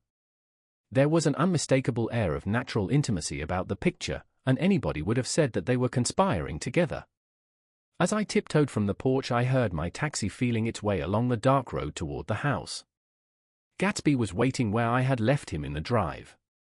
"Is it all quiet up there?" he asked anxiously. "Yes, it's all quiet." I hesitated. "You'd better come home and get some sleep." He shook his head. "I want to wait here till Daisy goes to bed. Good night, old sport."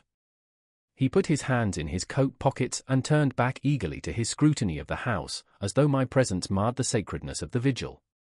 So I walked away and left him standing there in the moonlight, watching over nothing. Chapter 8. I couldn't sleep all night. A foghorn was groaning incessantly on the sound, and I tossed half-sick between grotesque reality and savage, frightening dreams. Toward dawn I heard a taxi go up Gatsby's drive, and immediately I jumped out of bed and began to dress. I felt that I had something to tell him, something to warn him about, and morning would be too late. Crossing his lawn, I saw that his front door was still open and he was leaning against a table in the hall, heavy with dejection or sleep. "Nothing happened," he said wanly. I waited, and about 4 o'clock she came to the window and stood there for a minute and then turned out the light. His house had never seemed so enormous to me as it did that night when we hunted through the great rooms for cigarettes.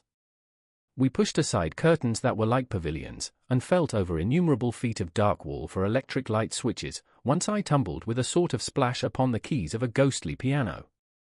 There was an inexplicable amount of dust everywhere, and the rooms were musty, as though they hadn't been aired for many days. I found the humidor on an unfamiliar table, with 2 stale, dry cigarettes inside. Throwing open the French windows of the drawing room, we sat smoking out into the darkness. "You ought to go away," I said. "It's pretty certain they'll trace your car." "Go away now, old sport? Go to Atlantic City for a week, or up to Montreal." He wouldn't consider it. He couldn't possibly leave Daisy until he knew what she was going to do. He was clutching at some last hope, and I couldn't bear to shake him free. It was this night that he told me the strange story of his youth with Dan Cody, told it to me because Jay Gatsby had broken up like glass against Tom's hard malice, and the long secret extravaganza was played out. I think that he would have acknowledged anything now, without reserve, but he wanted to talk about Daisy. She was the first nice girl he had ever known. In various unrevealed capacities he had come in contact with such people, but always with indiscernible barbed wire between. He found her excitingly desirable. He went to her house, at first with other officers from Camp Taylor, then alone. It amazed him, he had never been in such a beautiful house before. But what gave it an air of breathless intensity was that Daisy lived there. It was as casual a thing to her as his tent out at camp was to him.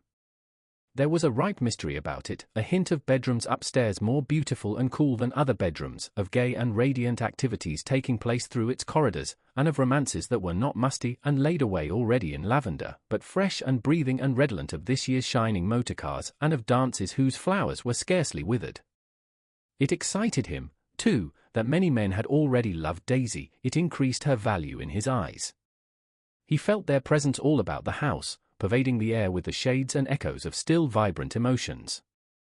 But he knew that he was in Daisy's house by a colossal accident. However glorious might be his future as Jay Gatsby, he was at present a penniless young man without a past, and at any moment the invisible cloak of his uniform might slip from his shoulders. So he made the most of his time. He took what he could get, ravenously and unscrupulously. Eventually, he took Daisy one still October night, took her because he had no real right to touch her hand. He might have despised himself, for he had certainly taken her under false pretenses. I don't mean that he had traded on his phantom millions, but he had deliberately given Daisy a sense of security. He let her believe that he was a person from much the same stratum as herself, that he was fully able to take care of her. As a matter of fact, he had no such facilities, he had no comfortable family standing behind him, and he was liable at the whim of an impersonal government to be blown anywhere about the world. But he didn't despise himself, and it didn't turn out as he had imagined. He had intended, probably, to take what he could and go, but now he found that he had committed himself to the following of a grail. He knew that Daisy was extraordinary, but he didn't realize just how extraordinary a nice girl could be. She vanished into her rich house, into her rich, full life, leaving Gatsby nothing. He felt married to her, that was all. When they met again, 2 days later, it was Gatsby who was breathless, who was, somehow, betrayed. Her porch was bright with the bought luxury of starshine, the wicker of the settee squeaked fashionably as she turned toward him and he kissed her curious and lovely mouth. She had caught a cold, and it made her voice huskier and more charming than ever, and Gatsby was overwhelmingly aware of the youth and mystery that wealth imprisons and preserves, of the freshness of many clothes, and of Daisy, gleaming like silver, safe and proud above the hot struggles of the poor. I can't describe to you how surprised I was to find out I loved her, old sport. I even hoped for a while that she'd throw me over, but she didn't, because she was in love with me too. She thought I knew a lot because I knew different things from her. Well, there I was, way off my ambitions, getting deeper in love every minute, and all of a sudden I didn't care. What was the use of doing great things if I could have a better time telling her what I was going to do? On the last afternoon before he went abroad, he sat with Daisy in his arms for a long, silent time. It was a cold fall day, with fire in the room and her cheeks flushed. Now and then she moved and he changed his arm a little, and once he kissed her dark shining hair. The afternoon had made them tranquil for a while, as if to give them a deep memory for the long parting the next day promised. They had never been closer in their month of love, nor communicated more profoundly one with another, than when she brushed silent lips against his coat's shoulder or when he touched the end of her fingers, gently, as though she were asleep. He did extraordinarily well in the war. He was a captain before he went to the front, and following the Argonne battles, he got his majority and the command of the divisional machine guns. After the armistice he tried frantically to get home, but some complication or misunderstanding sent him to Oxford instead. He was worried now, there was a quality of nervous despair in Daisy's letters. She didn't see why he couldn't come. She was feeling the pressure of the world outside, and she wanted to see him and feel his presence beside her and be reassured that she was doing the right thing after all. For Daisy was young and her artificial world was redolent of orchids and pleasant, cheerful snobbery and orchestras which set the rhythm of the year, summing up the sadness and suggestiveness of life in new tunes. All night the saxophones wailed the hopeless comment of the Beale Street Blues while 100 pairs of golden and silver slippers shuffled the shining dust. At the grey tea hour there were always rooms that throbbed incessantly with this low, sweet fever, while fresh faces drifted here and there like rose petals blown by the sad horns around the floor. Through this twilight universe Daisy began to move again with the season. Suddenly she was again keeping half a dozen dates a day with half a dozen men, and drowsing asleep at dawn with the beads and chiffon of an evening dress tangled among dying orchids on the floor beside her bed. And all the time something within her was crying for a decision. She wanted her life shaped now, immediately, and the decision must be made by some force, of love, of money, of unquestionable practicality, that was close at hand. That force took shape in the middle of spring with the arrival of Tom Buchanan. There was a wholesome bulkiness about his person and his position, and Daisy was flattered. Doubtless there was a certain struggle and a certain relief. The letter reached Gatsby while he was still at Oxford. It was dawn now on Long Island and we went about opening the rest of the windows downstairs, filling the house with grey-turning, gold-turning light. The shadow of a tree fell abruptly across the dew and ghostly birds began to sing among the blue leaves. There was a slow, pleasant movement in the air, scarcely a wind, promising a cool, lovely day. I don't think she ever loved him. Gatsby turned around from a window and looked at me challengingly. You must remember, old sport, she was very excited this afternoon.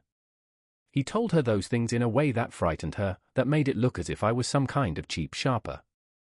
And the result was she hardly knew what she was saying. He sat down gloomily. Of course she might have loved him just for a minute when they were first married, and loved me more even then, do you see? Suddenly he came out with a curious remark. In any case, he said, it was just personal. What could you make of that, except to suspect some intensity in his conception of the affair that couldn't be measured? He came back from France when Tom and Daisy were still on their wedding trip and made a miserable but irresistible journey to Louisville on the last of his army pay. He stayed there a week, walking the streets where their footsteps had clicked together through the November night and revisiting the out-of-the-way places to which they had driven in her white car. Just as Daisy's house had always seemed to him more mysterious and gay than other houses, so his idea of the city itself, even though she was gone from it, was pervaded with a melancholy beauty. He left, feeling that if he had searched harder, he might have found her, that he was leaving her behind. The day coach, he was penniless now, was hot. He went out to the open vestibule and sat down on a folding chair, and the station slid away and the backs of unfamiliar buildings moved by. Then out into the spring fields, where a yellow trolley raced them for a minute with the people in it who might once have seen the pale magic of her face along the casual street. The track curved, and now it was going away from the sun, which, as it sank lower, seemed to spread itself in benediction over the vanishing city where she had drawn her breath. He stretched out his hand desperately as if to snatch only a wisp of air, to save a fragment of the spot that she had made lovely for him. But it was all going by too fast now for his blurred eyes, and he knew that he had lost that part of it, the freshest and the best, forever. It was 9 o'clock when we finished breakfast and went out on the porch. The night had made a sharp difference in the weather and there was an autumn flavor in the air. The gardener, the last one of Gatsby's former servants, came to the foot of the steps. "I'm going to drain the pool today, Mr. Gatsby. Leaves'll start falling pretty soon, and then there's always trouble with the pipes." "Don't do it today," Gatsby answered. He turned to me apologetically. "You know, old sport, I've never used that pool all summer." I looked at my watch and stood up. 12 minutes to my train. I didn't want to go to the city.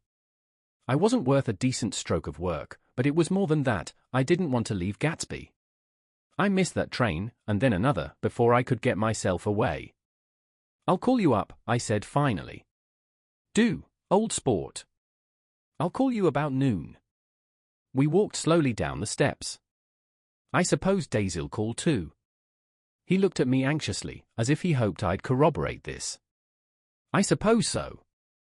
"Well, goodbye." We shook hands and I started away. Just before I reached the hedge I remembered something and turned around. "They're a rotten crowd," I shouted across the lawn. "You're worth the whole damn bunch put together." I've always been glad I said that. It was the only compliment I ever gave him, because I disapproved of him from beginning to end. First he nodded politely, and then his face broke into that radiant and understanding smile, as if we'd been in ecstatic cahoots on that fact all the time. His gorgeous pink rag of a suit made a bright spot of color against the white steps, and I thought of the night when I first came to his ancestral home, 3 months before. The lawn and drive had been crowded with the faces of those who guessed at his corruption, and he had stood on those steps, concealing his incorruptible dream, as he waved them goodbye. I thanked him for his hospitality. We were always thanking him for that, I and the others. "Goodbye," I called. "I enjoyed breakfast, Gatsby. Up in the city." I tried for a while to list the quotations on an interminable amount of stock, then I fell asleep in my swivel chair.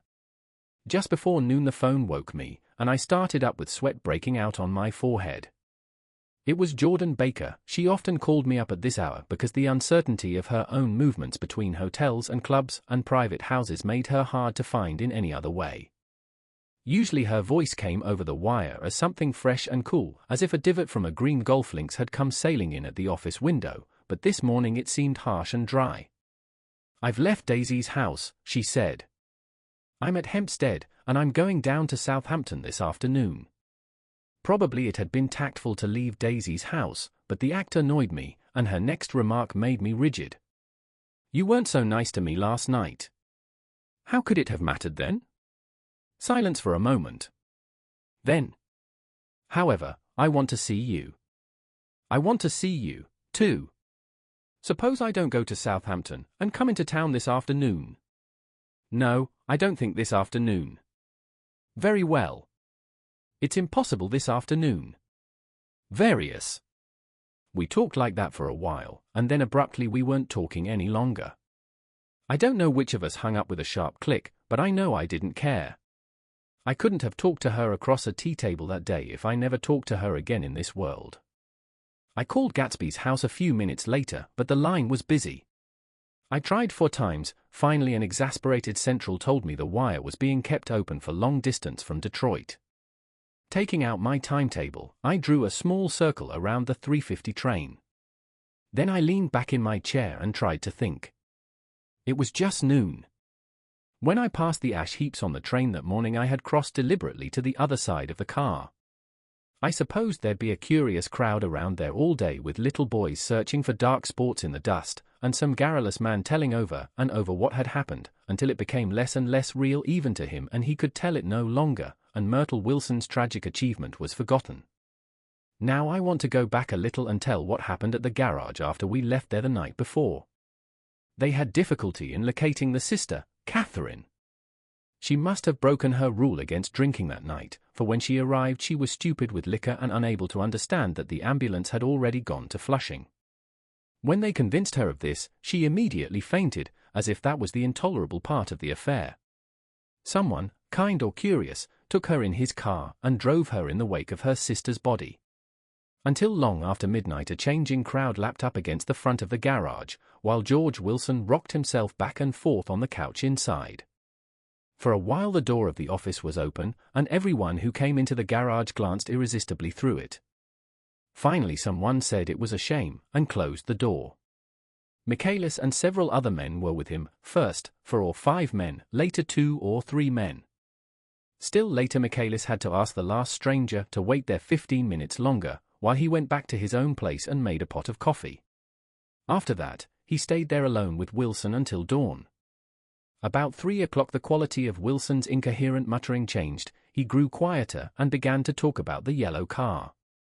He announced that he had a way of finding out whom the yellow car belonged to, and then he blurted out that a couple of months ago his wife had come from the city with her face bruised and her nose swollen.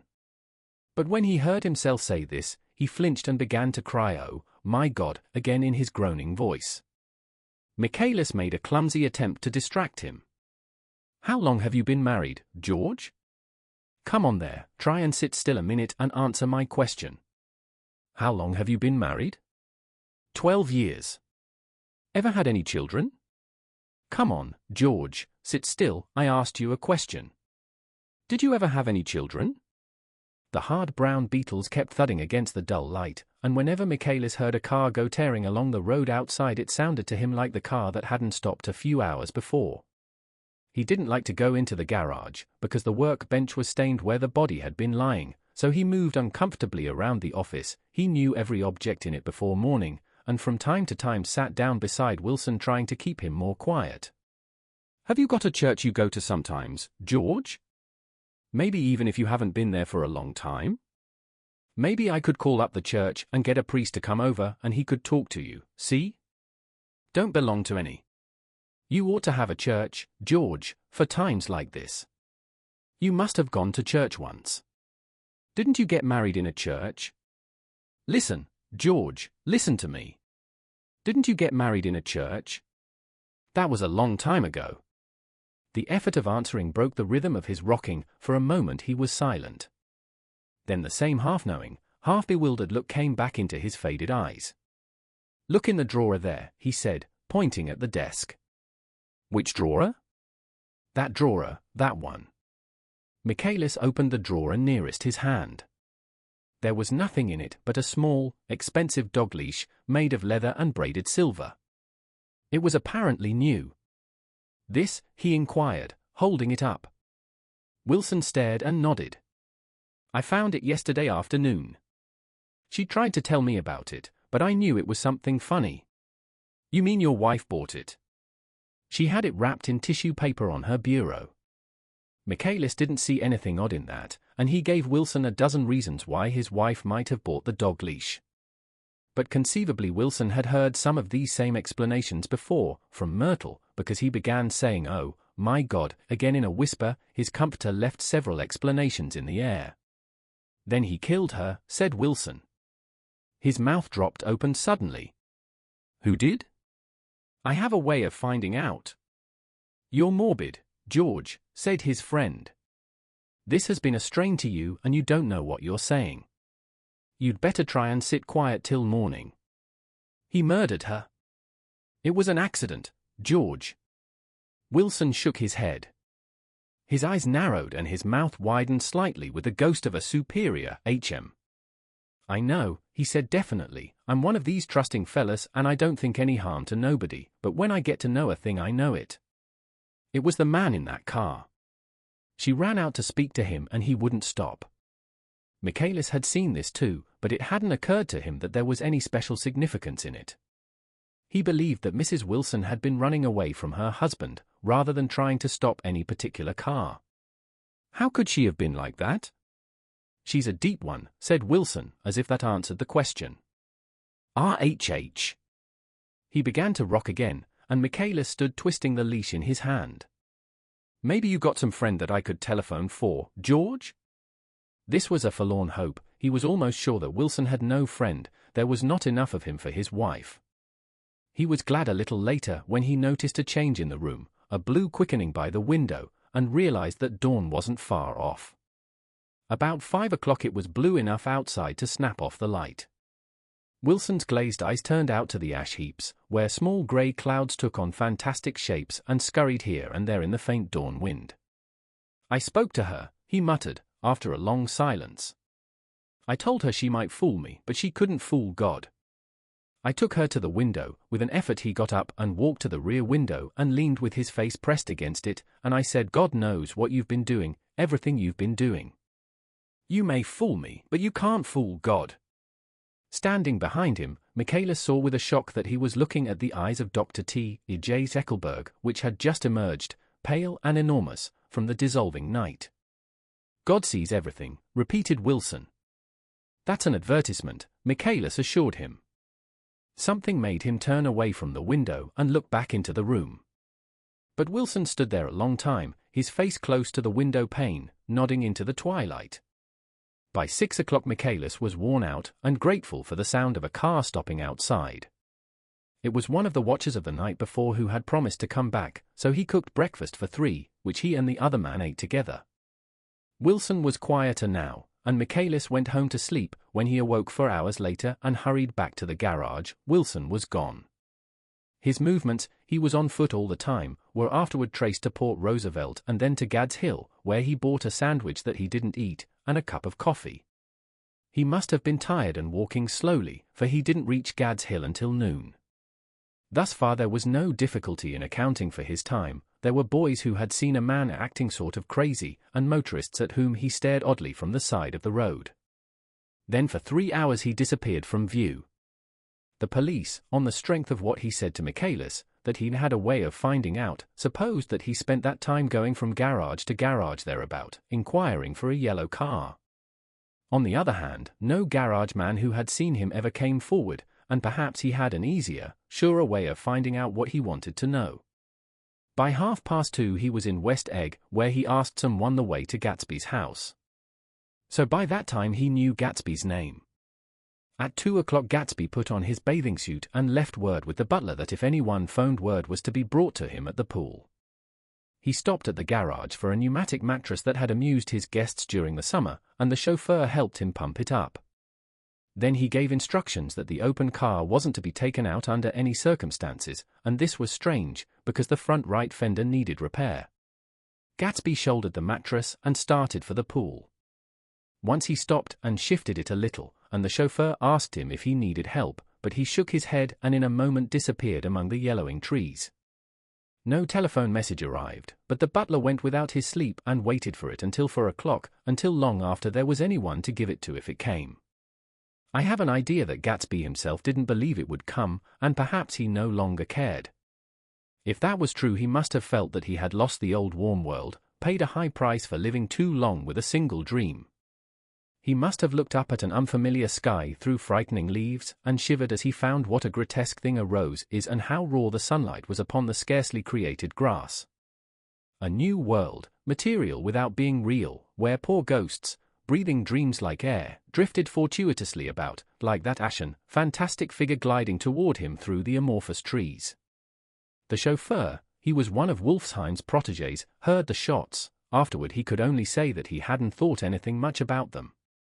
I drove from the station directly to Gatsby's house, and my rushing anxiously up the front steps was the first thing that alarmed anyone. But they knew then, I firmly believe. With scarcely a word said, four of us, the chauffeur, butler, gardener, and I, hurried down to the pool. There was a faint, barely perceptible movement of the water as the fresh flow from one end urged its way toward the drain at the other. With little ripples that were hardly the shadows of waves, the laden mattress moved irregularly down the pool. A small gust of wind that scarcely corrugated the surface was enough to disturb its accidental course with its accidental burden. The touch of a cluster of leaves revolved it slowly, tracing, like the leg of transit, a thin red circle in the water.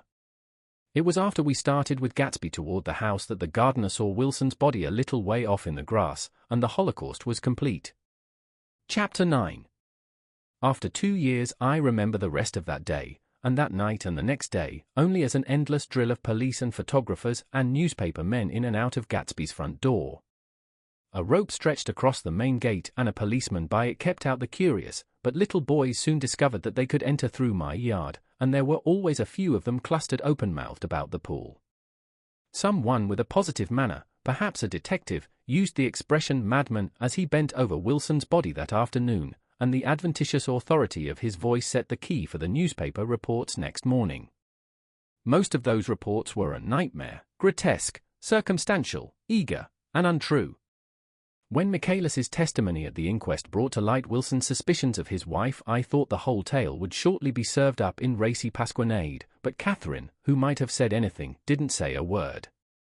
She showed a surprising amount of character about it too, looked at the coroner with determined eyes under that corrected brow of hers, and swore that her sister had never seen Gatsby, that her sister was completely happy with her husband, that her sister had been into no mischief whatever. She convinced herself of it, and cried into her handkerchief, as if the very suggestion was more than she could endure. So Wilson was reduced to a man deranged by grief in order that the case might remain in its simplest form. And it rested there. But all this part of it seemed remote and unessential. I found myself on Gatsby's side, and alone. From the moment I telephoned news of the catastrophe to West Egg Village, every surmise about him, and every practical question, was referred to me. At first I was surprised and confused, then, as he lay in his house and didn't move or breathe or speak, hour upon hour, it grew upon me that I was responsible, because no one else was interested, I mean, with that intense personal interest to which every one has some vague right at the end. I called up Daisy half an hour after we found him, called her instinctively and without hesitation. But she and Tom had gone away early that afternoon, and taken baggage with them. Left no address? No. Say when they'd be back? No. Any idea where they are? How I could reach them? I don't know. Can't say. I wanted to get somebody for him. I wanted to go into the room where he lay and reassure him, I'll get somebody for you, Gatsby. Don't worry. Just trust me and I'll get somebody for you. Meyer Wolfsheim's name wasn't in the phone book. The butler gave me his office address on Broadway, and I called information, but by the time I had the number it was long after 5, and no one answered the phone. Will you ring again? I've rung them 3 times. It's very important. Sorry. I'm afraid no one's there. I went back to the drawing room and thought for an instant that they were chance visitors, all these official people who suddenly filled it. But as they drew back the sheet and looked at Gatsby with unmoved eyes, his protest continued in my brain. Look here, old sport, you've got to get somebody for me. You've got to try hard. I can't go through this alone. Someone started to ask me questions, but I broke away and going upstairs looked hastily through the unlocked parts of his desk. He'd never told me definitely that his parents were dead. But there was nothing, only the picture of Dan Cody, a token of forgotten violence, staring down from the wall. Next morning I sent the butler to New York with a letter to Wolfsheim, which asked for information and urged him to come out on the next train. That request seemed superfluous when I wrote it. I was sure he'd start when he saw the newspapers, just as I was sure there'd be a wire from Daisy before noon, but neither a wire nor Mr. Wolfsheim arrived. No one arrived except more police and photographers and newspaper men. When the butler brought back Wolfsheim's answer, I began to have a feeling of defiance, of scornful solidarity between Gatsby and me against them all.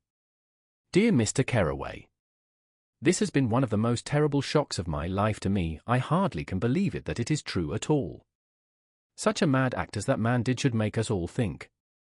I cannot come down now as I am tied up in some very important business and cannot get mixed up in this thing now. If there is anything I can do a little later, let me know in a letter by Edgar. I hardly know where I am when I hear about a thing like this and am completely knocked down and out. Yours truly, Maya Wolfsheim. And then hasty addenda beneath. Let me know about the funeral etc. Do not know his family at all. When the phone rang that afternoon and long distance said Chicago was calling, I thought this would be Daisy at last. But the connection came through as a man's voice, very thin and far away. This is Slagle speaking. Yes? The name was unfamiliar. Hell of a note, isn't it? Get my wire? There haven't been any wires. Young Pork's in trouble, he said rapidly. They picked him up when he handed the bonds over the counter. They got a circular from New York giving them the numbers just 5 minutes before. What do you know about that, hey? You never can tell in these hick towns. Hello. I interrupted breathlessly. Look here, this isn't Mr. Gatsby. Mr. Gatsby's dead.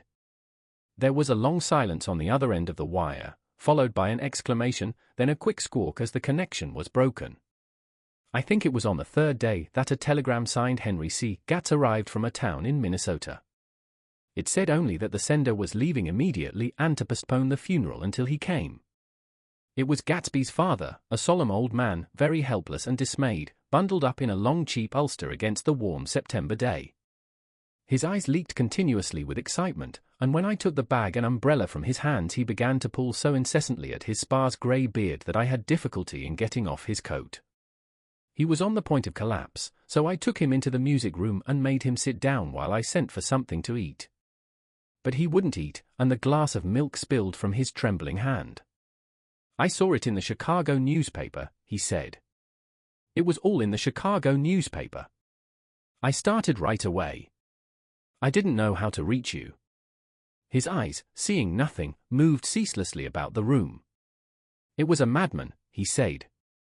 He must have been mad. Wouldn't you like some coffee? I urged him. I don't want anything. I'm all right now, Mr. Carraway. Well, I'm all right now. Where have they got Jimmy? I took him into the drawing room, where his son lay, and left him there. Some little boys had come up on the steps and were looking into the hall. When I told them who had arrived, they went reluctantly away. After a little while Mr. Gats opened the door and came out, his mouth ajar, his face flushed slightly, his eyes leaking isolated and unpunctual tears. He had reached an age where death no longer has the quality of ghastly surprise, and when he looked around him now for the first time and saw the height and splendor of the hall and the great rooms opening out from it into other rooms, his grief began to be mixed with an awed pride.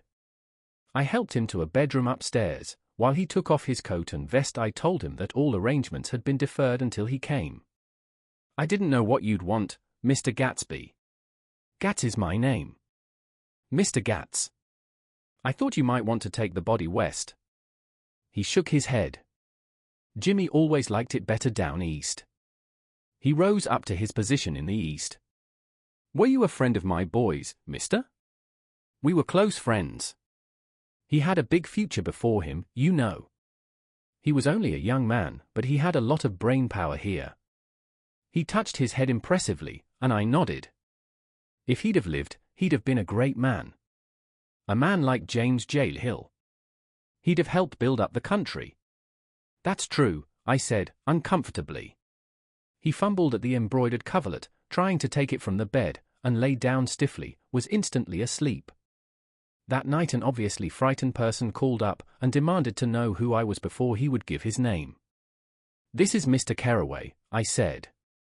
"Oh." He sounded relieved. "This is Klipspringer." I was relieved too, for that seemed to promise another friend at Gatsby's grave.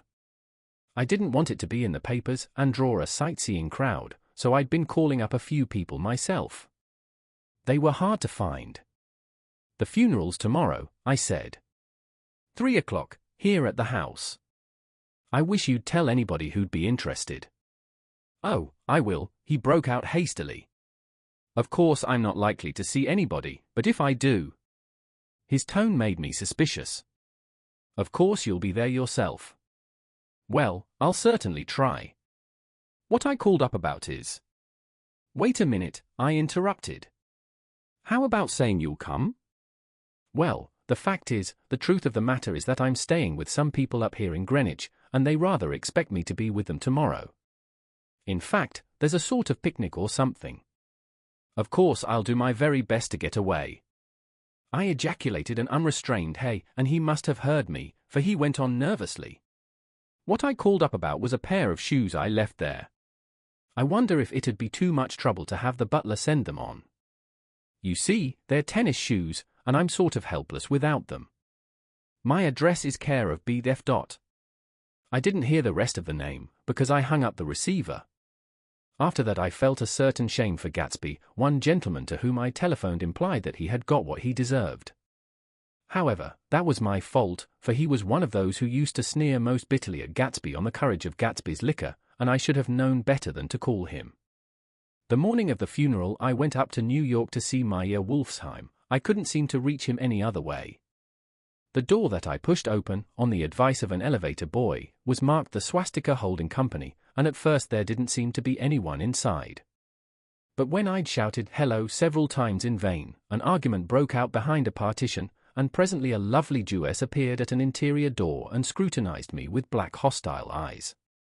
"Nobody's in," she said. "Mr. Wolfsheim's gone to Chicago." The first part of this was obviously untrue, for someone had begun to whistle the rosary, tunelessly, inside. "Please say that Mr. Carraway wants to see him." "I can't get him back from Chicago, can I?" At this moment a voice, unmistakably Wolfsheim's, called Stella, from the other side of the door. "Leave your name on the desk," she said quickly. "I'll give it to him when he gets back. But I know he's there." She took a step toward me and began to slide her hands indignantly up and down her hips. "You young men think you can force your way in here any time," she scolded. "We're getting sick and tired of it. When I say he's in Chicago, he's in Chicago. I mentioned Gatsby." "O.H." She looked at me over again. "Will you what was your name?" She vanished. In a moment Meyer Wolfsheim stood solemnly in the doorway, holding out both hands. He drew me into his office, remarking in a reverent voice that it was a sad time for all of us, and offered me a cigar. "My memory goes back to when first I met him," he said. "A young major just out of the army and covered over with medals he got in the war. He was so hard up he had to keep on wearing his uniform because he couldn't buy some regular clothes. First time I saw him was when he come into Weinbrenner's poolroom at 43rd Street and asked for a job. He hadn't eat anything for a couple of days. 'Come on, have some lunch with me,' I said. He ate more than $4 worth of food in half an hour." "Did you start him in business?" I inquired. "Start him? I made him." "Oh." "I raised him up out of nothing, right out of the gutter. I saw right away he was a fine-appearing, gentlemanly young man, and when he told me he was an Oxford I knew I could use him good. I got him to join up in the American Legion and he used to stand high there. Right off he did some work for a client of mine up to Albany. We were so thick like that in everything, he held up 2 bulbous fingers, always together. I wondered if this partnership had included the World Series transaction in 1919. "Now he's dead," I said after a moment. "You were his closest friend, so I know you'll want to come to his funeral this afternoon." "I'd like to come." "Well, come then." The hair in his nostrils quivered slightly, and as he shook his head his eyes filled with tears. "I can't do it, I can't get mixed up in it," he said. "There's nothing to get mixed up in. It's all over now. When a man gets killed I never like to get mixed up in it anyway. I keep out. When I was a young man it was different. If a friend of mine died, no matter how, I stuck with them to the end. You may think that's sentimental, but I mean it, to the bitter end. I saw that for some reason of his own he was determined not to come, so I stood up." "Are you a college man?" he inquired suddenly. For a moment I thought he was going to suggest a connection, but he only nodded and shook my hand. "Let us learn to show our friendship for a man when he is alive and not after he is dead," he suggested. "After that, my own rule is to let everything alone." When I left his office the sky had turned dark and I got back to West Egg in a drizzle. After changing my clothes I went next door and found Mr. Gatz walking up and down excitedly in the hall. His pride in his son and in his son's possessions was continually increasing, and now he had something to show me. "Jimmy sent me this picture." He took out his wallet with trembling fingers. "Look there." It was a photograph of the house, cracked in the corners and dirty with many hands. He pointed out every detail to me eagerly. "Look there," and then sought admiration from my eyes. He had shown it so often that I think it was more real to him now than the house itself. "Jimmy sent it to me. I think it's a very pretty picture. It shows up well. Very well. Had you seen him lately? He come out to see me 2 years ago and bought me the house I live in now. Of course we was broke up when he run off from home, but I see now there was a reason for it. He knew he had a big future in front of him. And ever since he made a success, he was very generous with me." He seemed reluctant to put away the picture, held it for another minute, lingeringly, before my eyes. Then he returned the wallet and pulled from his pocket a ragged old copy of a book called Hopalong Cassidy. "Look here, this is a book he had when he was a boy. It just shows you." He opened it at the back cover and turned it around for me to see. On the last flyleaf was printed the word schedule and the date September 12, 1906. And underneath, "Rise from bed. 6:00 a.m. Dumbbell exercise and wall scaling. 6.15, 6.30.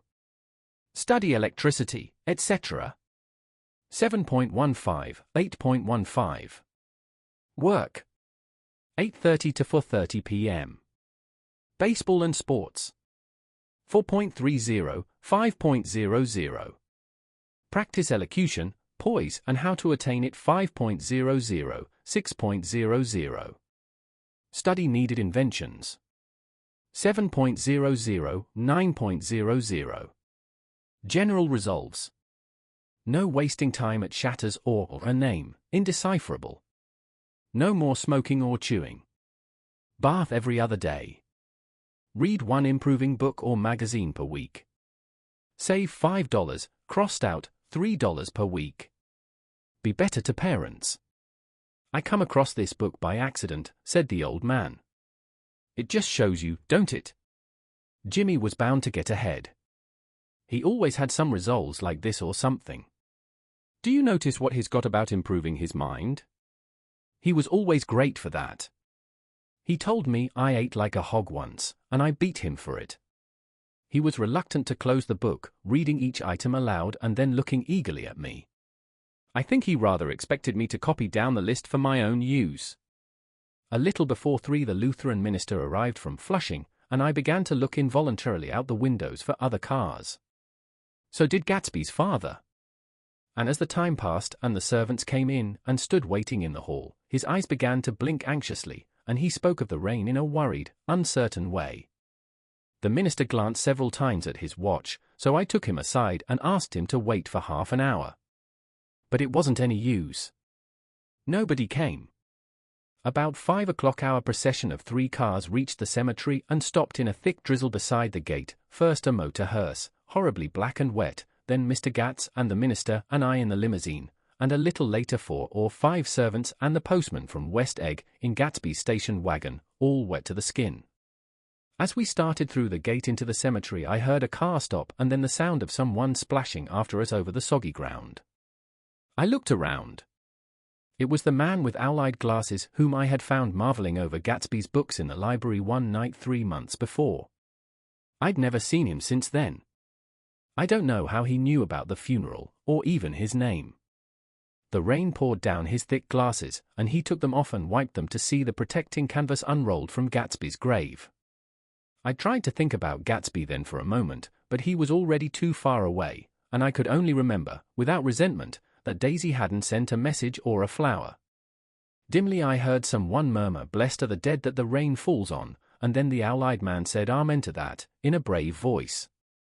We straggled down quickly through the rain to the cars. Owl-Eye spoke to me by the gate. "I couldn't get to the house," he remarked. Neither could anybody else. "Go on," he started. "Why, my God! They used to go there by the hundreds." He took off his glasses and wiped them again, outside and in. "The poor son of a bitch," he said. "One of my most vivid memories is of coming back west from prep school and later from college at Christmas time. Those who went farther than Chicago would gather in the old dim Union Station at 6 o'clock of a December evening, with a few Chicago friends, already caught up into their own holiday gaieties, to bid them a hasty goodbye. I remember the fur coats of the girls returning from Miss This or That's, and the chatter of frozen breath and the hands waving overhead as we caught sight of old acquaintances, and the matchings of invitations. "Are you going to the Ordways? The Hearses? The Schulzes?" and the long green tickets clasped tight in our gloved hands. And last the murky yellow cars of the Chicago, Milwaukee and St. Paul Railroad, looking cheerful as Christmas itself on the tracks beside the gate. When we pulled out into the winter night and the real snow, our snow, began to stretch out beside us and twinkle against the windows, and the dim lights of small Wisconsin stations moved by, a sharp wild breeze came suddenly into the air. We drew in deep breaths of it as we walked back from dinner through the cold vestibules, unutterably aware of our identity with this country for one strange hour, before we melted indistinguishably into it again. That's my Middle West, not the wheat or the prairies or the lost sweet towns, but the thrilling returning trains of my youth, and the street lamps and sleigh bells in the frosty dark and the shadows of holly wreaths thrown by lighted windows on the snow. I am part of that, a little solemn with the feel of those long winters, a little complacent from growing up in the Carraway house in a city where dwellings are still called through decades by a family's name. I see now that this has been a story of the West. After all, Tom and Gatsby, Daisy and Jordan and I, were all Westerners, and perhaps we possessed some deficiency in common which made us subtly unadaptable to Eastern life.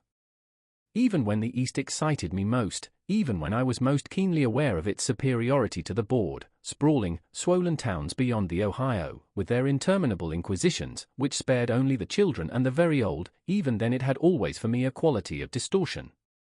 West Egg, especially, still figures in my more fantastic dreams. I see it as a night scene by El Greco, 100 houses, at once conventional and grotesque, crouching under a sullen, overhanging sky and a lustreless moon. In the foreground, solemn men in dress suits are walking along the sidewalk with a stretcher on which lies a drunken woman in a white evening dress. Her hand, which dangles over the side, sparkles cold with jewels. Gravely the men turn in at a house, the wrong house. But no one knows the woman's name, and no one cares. After Gatsby's death the East was haunted for me like that, distorted beyond my eyes' power of correction. So when the blue smoke of brittle leaves was in the air and the wind blew the wet laundry stiff on the line, I decided to come back home. There was one thing to be done before I left, an awkward, unpleasant thing that perhaps had better have been let alone. But I wanted to leave things in order and not just trust that obliging and indifferent sea to sweep my refuse away.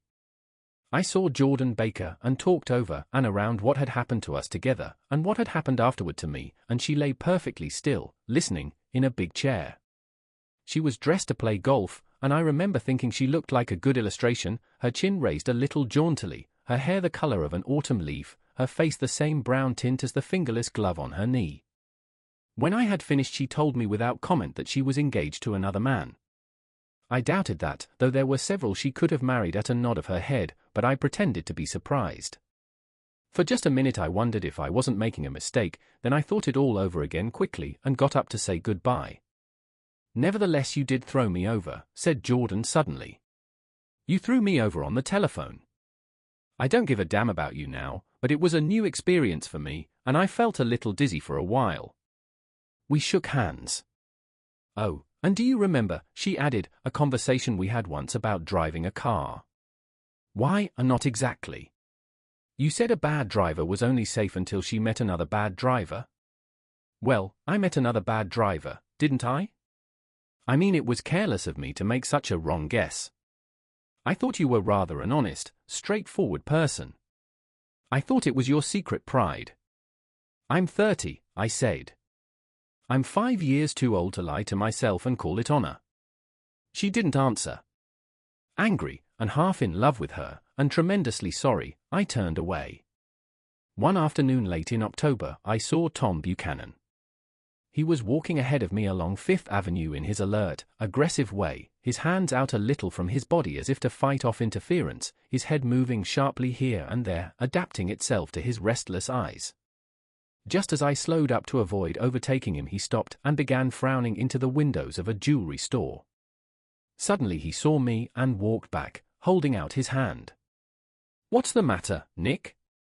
Do you object to shaking hands with me?" "Yes. You know what I think of you." "You're crazy, Nick," he said quickly. "Crazy as hell. I don't know what's the matter with you." "Tom," I inquired, "what did you say to Wilson that afternoon?" He stared at me without a word, and I knew I had guessed right about those missing hours. I started to turn away, but he took a step after me and grabbed my arm. "I told him the truth," he said. "He came to the door while we were getting ready to leave, and when I sent down word that we weren't in, he tried to force his way upstairs. He was crazy enough to kill me if I hadn't told him who owned the car. His hand was on a revolver in his pocket every minute he was in the house," he broke off defiantly. "What if I did tell him? That fellow had it coming to him. He threw dust into your eyes just like he did in Daisy's, but he was a tough one. He ran over Myrtle like you'd run over a dog and never even stopped his car." There was nothing I could say, except the one unutterable fact that it wasn't true. And if you think I didn't have my share of suffering, look here, when I went to give up that flat and saw that damn box of dog biscuits sitting there on the sideboard, I sat down and cried like a baby. By God, it was awful. I couldn't forgive him or like him, but I saw that what he had done was, to him, entirely justified. It was all very careless and confused. They were careless peoples, Tom and Daisy. They smashed up things and creatures and then retreated back into their money or their vast carelessness, or whatever it was that kept them together, and let other people clean up the mess they had made. I shook hands with him. It seemed silly not to, for I felt suddenly as though I were talking to a child. Then he went into the jewelry store to buy a pearl necklace, or perhaps only a pair of cuff buttons, rid of my provincial squeamishness forever. Gatsby's house was still empty when I left. The grass on his lawn had grown as long as mine. One of the taxi drivers in the village never took a fare past the entrance gate without stopping for a minute and pointing inside. Perhaps it was he who drove Daisy and Gatsby over to East Egg the night of the accident, and perhaps he had made a story about it all his own. I didn't want to hear it, and I avoided him when I got off the train. I spent my Saturday nights in New York, because those gleaming, dazzling parties of his were with me so vividly that I could still hear the music and the laughter, faint and incessant, from his garden, and the cars going up and down his drive. One night I did hear a material car there, and saw its light stop at his front steps. But I didn't investigate. Probably it was some final guest who had been away at the ends of the earth and didn't know that the party was over. On the last night, with my trunk packed and my car sold to the grocer, I went over and looked at that huge incoherent failure of a house once more. On the white steps an obscene word, scrawled by some boy with a piece of brick, stood out clearly in the moonlight, and I erased it, drawing my shoe raspingly along the stone.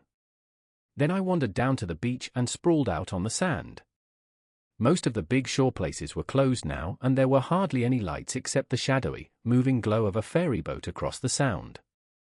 And as the moon rose higher, the inessential houses began to melt away until gradually I became aware of the old island here that flowered once for Dutch sailors' eyes, a fresh, green breast of the new world.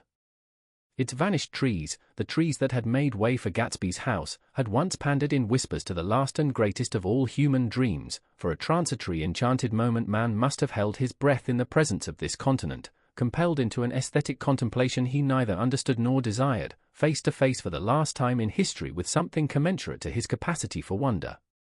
And as I sat there brooding on the old, unknown world, I thought of Gatsby's wonder when he first picked out the green light at the end of Daisy's dock. He had come a long way to this blue lawn, and his dream must have seemed so close that he could hardly fail to grasp it. He did not know that it was already behind him, somewhere back in that vast obscurity beyond the city, where the dark fields of the Republic rolled on under the night. Gatsby believed in the green light, the orgiastic future that year by year recedes before us. It eluded us then, but that's no matter. Tomorrow we will run faster, stretch out our arms farther. And one fine morning. So we beat on, boats against the current, borne back ceaselessly into the past.